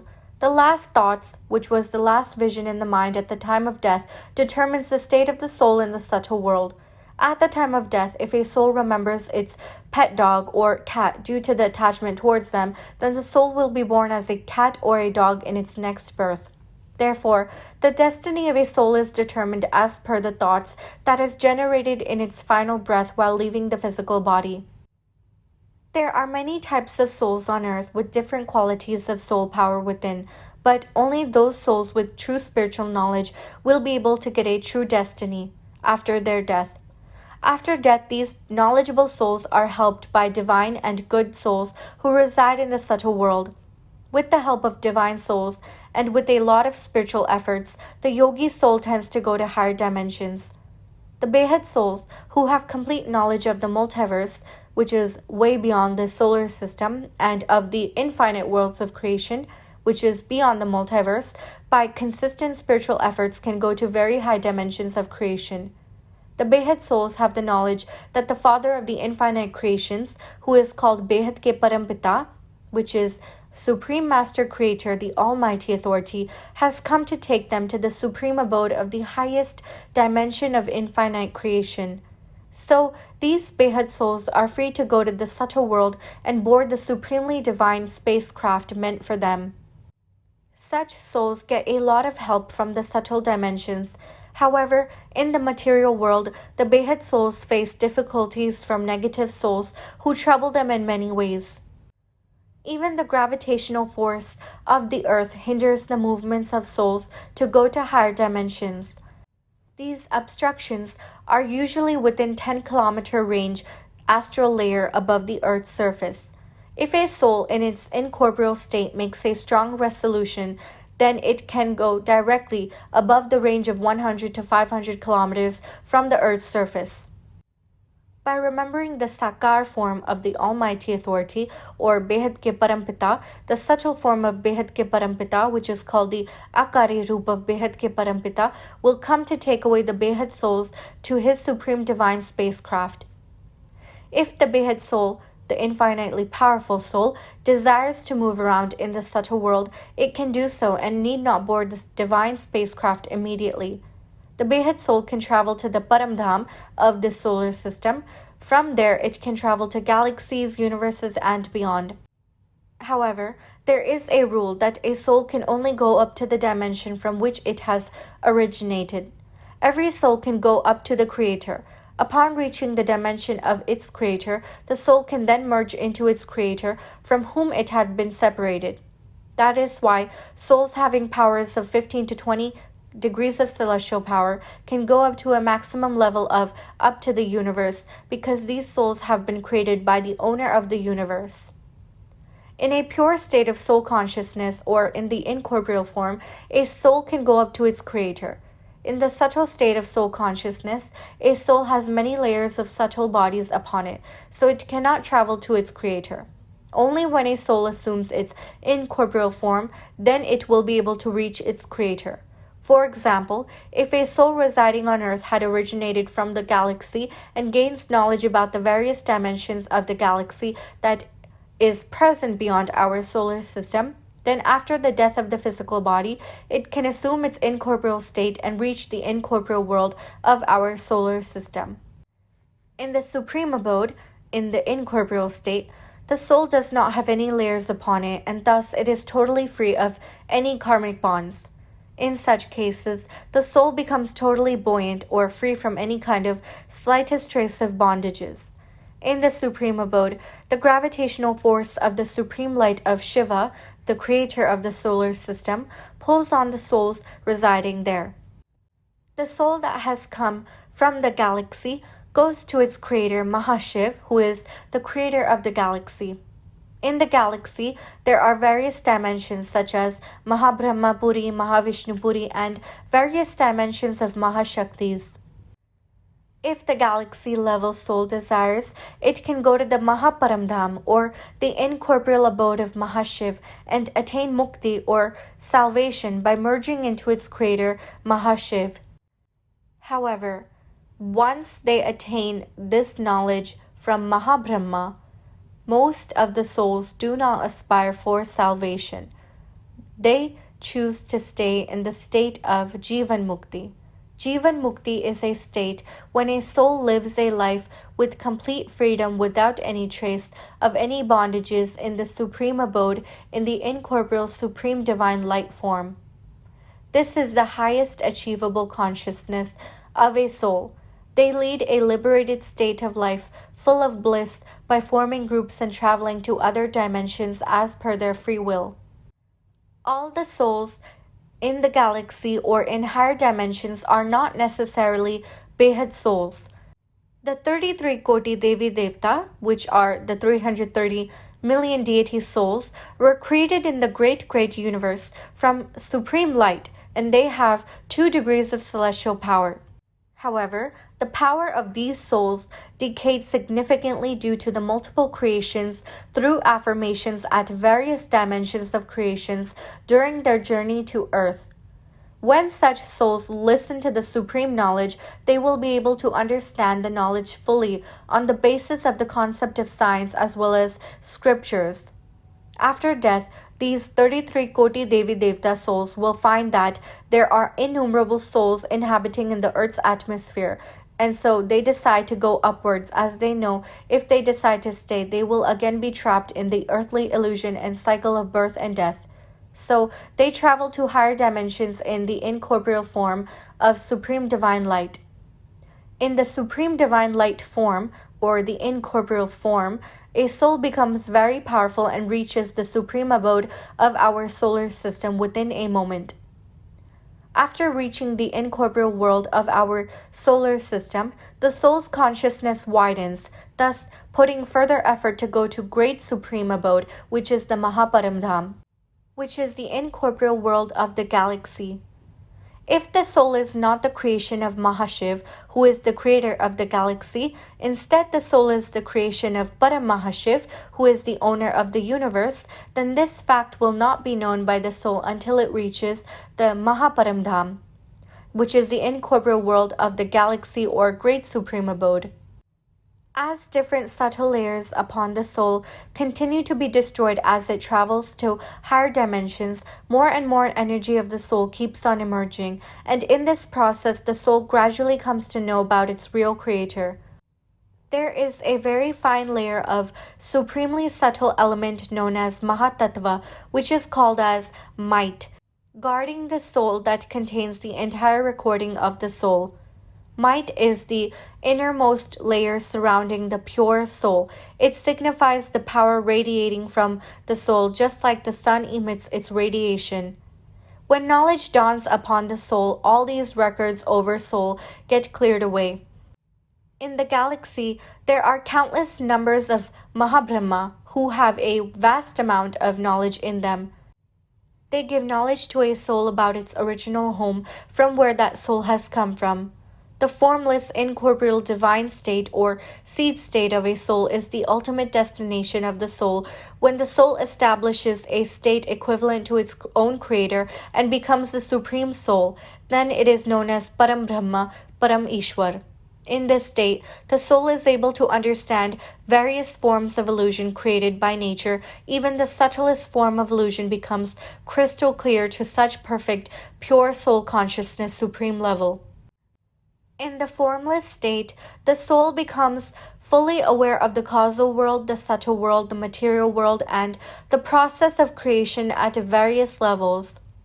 However, it is a very rare occasion for a soul for all these things to happen to it in its lifetime on earth and acquire such supreme state of pure soul consciousness. Bapuji through his divine vision, could perceive that in the first half of our Brahmand, which is the first parad of the solar system, many souls had come into our solar system from faraway galaxies and distant universes, and they became sages and saints on our earth. Such souls, owing to greed, became demons or rakshas, and again, from the state of demons, they became humans again. And then by putting intense spiritual efforts to purify their soul through spiritual practices, they could go back to the higher dimensions from where they came from. It is only the human form when a soul can purify its karmic records through various spiritual practices and prepare to return to higher dimensions. In the Satyaloka of our solar system, the souls can emerge all of their knowledge that is recorded in them during their journey, and when they reach the supreme abode of the solar system, then they can come to know about their complete journey that they have made till now and about the groups of souls with whom they had traveled into the solar system. So all records of the soul emerge like a clear display on television in its intelligence in the supreme abode. Thus, the soul searches for all of its companions or groups with whom it had traveled. The soul also gets information about its companion group, whether they are waiting or they have left for their own homes. Slowly and slowly, the souls start their return journey. The overlaying sheath of might on the top of the pure soul is known as light. Might contains all the data of the soul since the beginning of its creation. Purest form of the soul is called light, and the adjacent layer which represents the radiating power of original soul is called might. In Behad Gyan, light signifies Shiv and might signifies Shakti. Just like sun and its radiation are inseparable, similarly light and might, Shiv and Shakti are inseparable. Many times in the incorporeal form, the soul is ready to merge itself into its creator, but it may happen that the creator's soul himself has become a human being on the earth. In such a situation, the gravitational force exerted by the creator's soul will not be able to pull his created souls towards him. It is quite possible that the some creator would have left his creation in some parallel universe and he himself would be present as a human form on some planets like Earth of any solar system. In such a situation, the union of the creator and the created soul would not be possible. In the end, when our 100 degree of celestial power multiverse is filled with the supreme light of 10 degrees of celestial power, then the weak souls, which are souls with less soul power, will get freedom or salvation, but those souls who possess 5 to 6 degrees of celestial power can take more power into their incorporeal state and go to their creator soul, which is known as Jivan Mukti. At that time, all the souls will be in their incorporeal form. Mukti is a state when a soul dissolves in the power of its creator or in the higher degree of celestial power. Thus, further existence of the soul ceases. Jivan Mukti is a state when a soul continues to exist in the incorporeal divine state with its creator, but completely free from any types of bondages. So this is the supremely divine state known as Sat Chit Anand, or state of supreme bliss. At the present time, there are many different types of souls on earth. When the souls created out of ether element reach the supreme abode, they will attain mukti or salvation. If the soul is made of supreme light, then only such souls can go to the incorporeal world of the supreme abode, also known as the Param Dham. The souls that were created out of Param Prakash or supreme light can go to the other solar systems as well. Only the knowledge about the soul and supreme soul and spiritual efforts can help a soul to reach its ultimate destiny after its death. When a soul attains the knowledge of the incorporeal state, it can surely gain its true destiny and go to the higher dimensions after its death.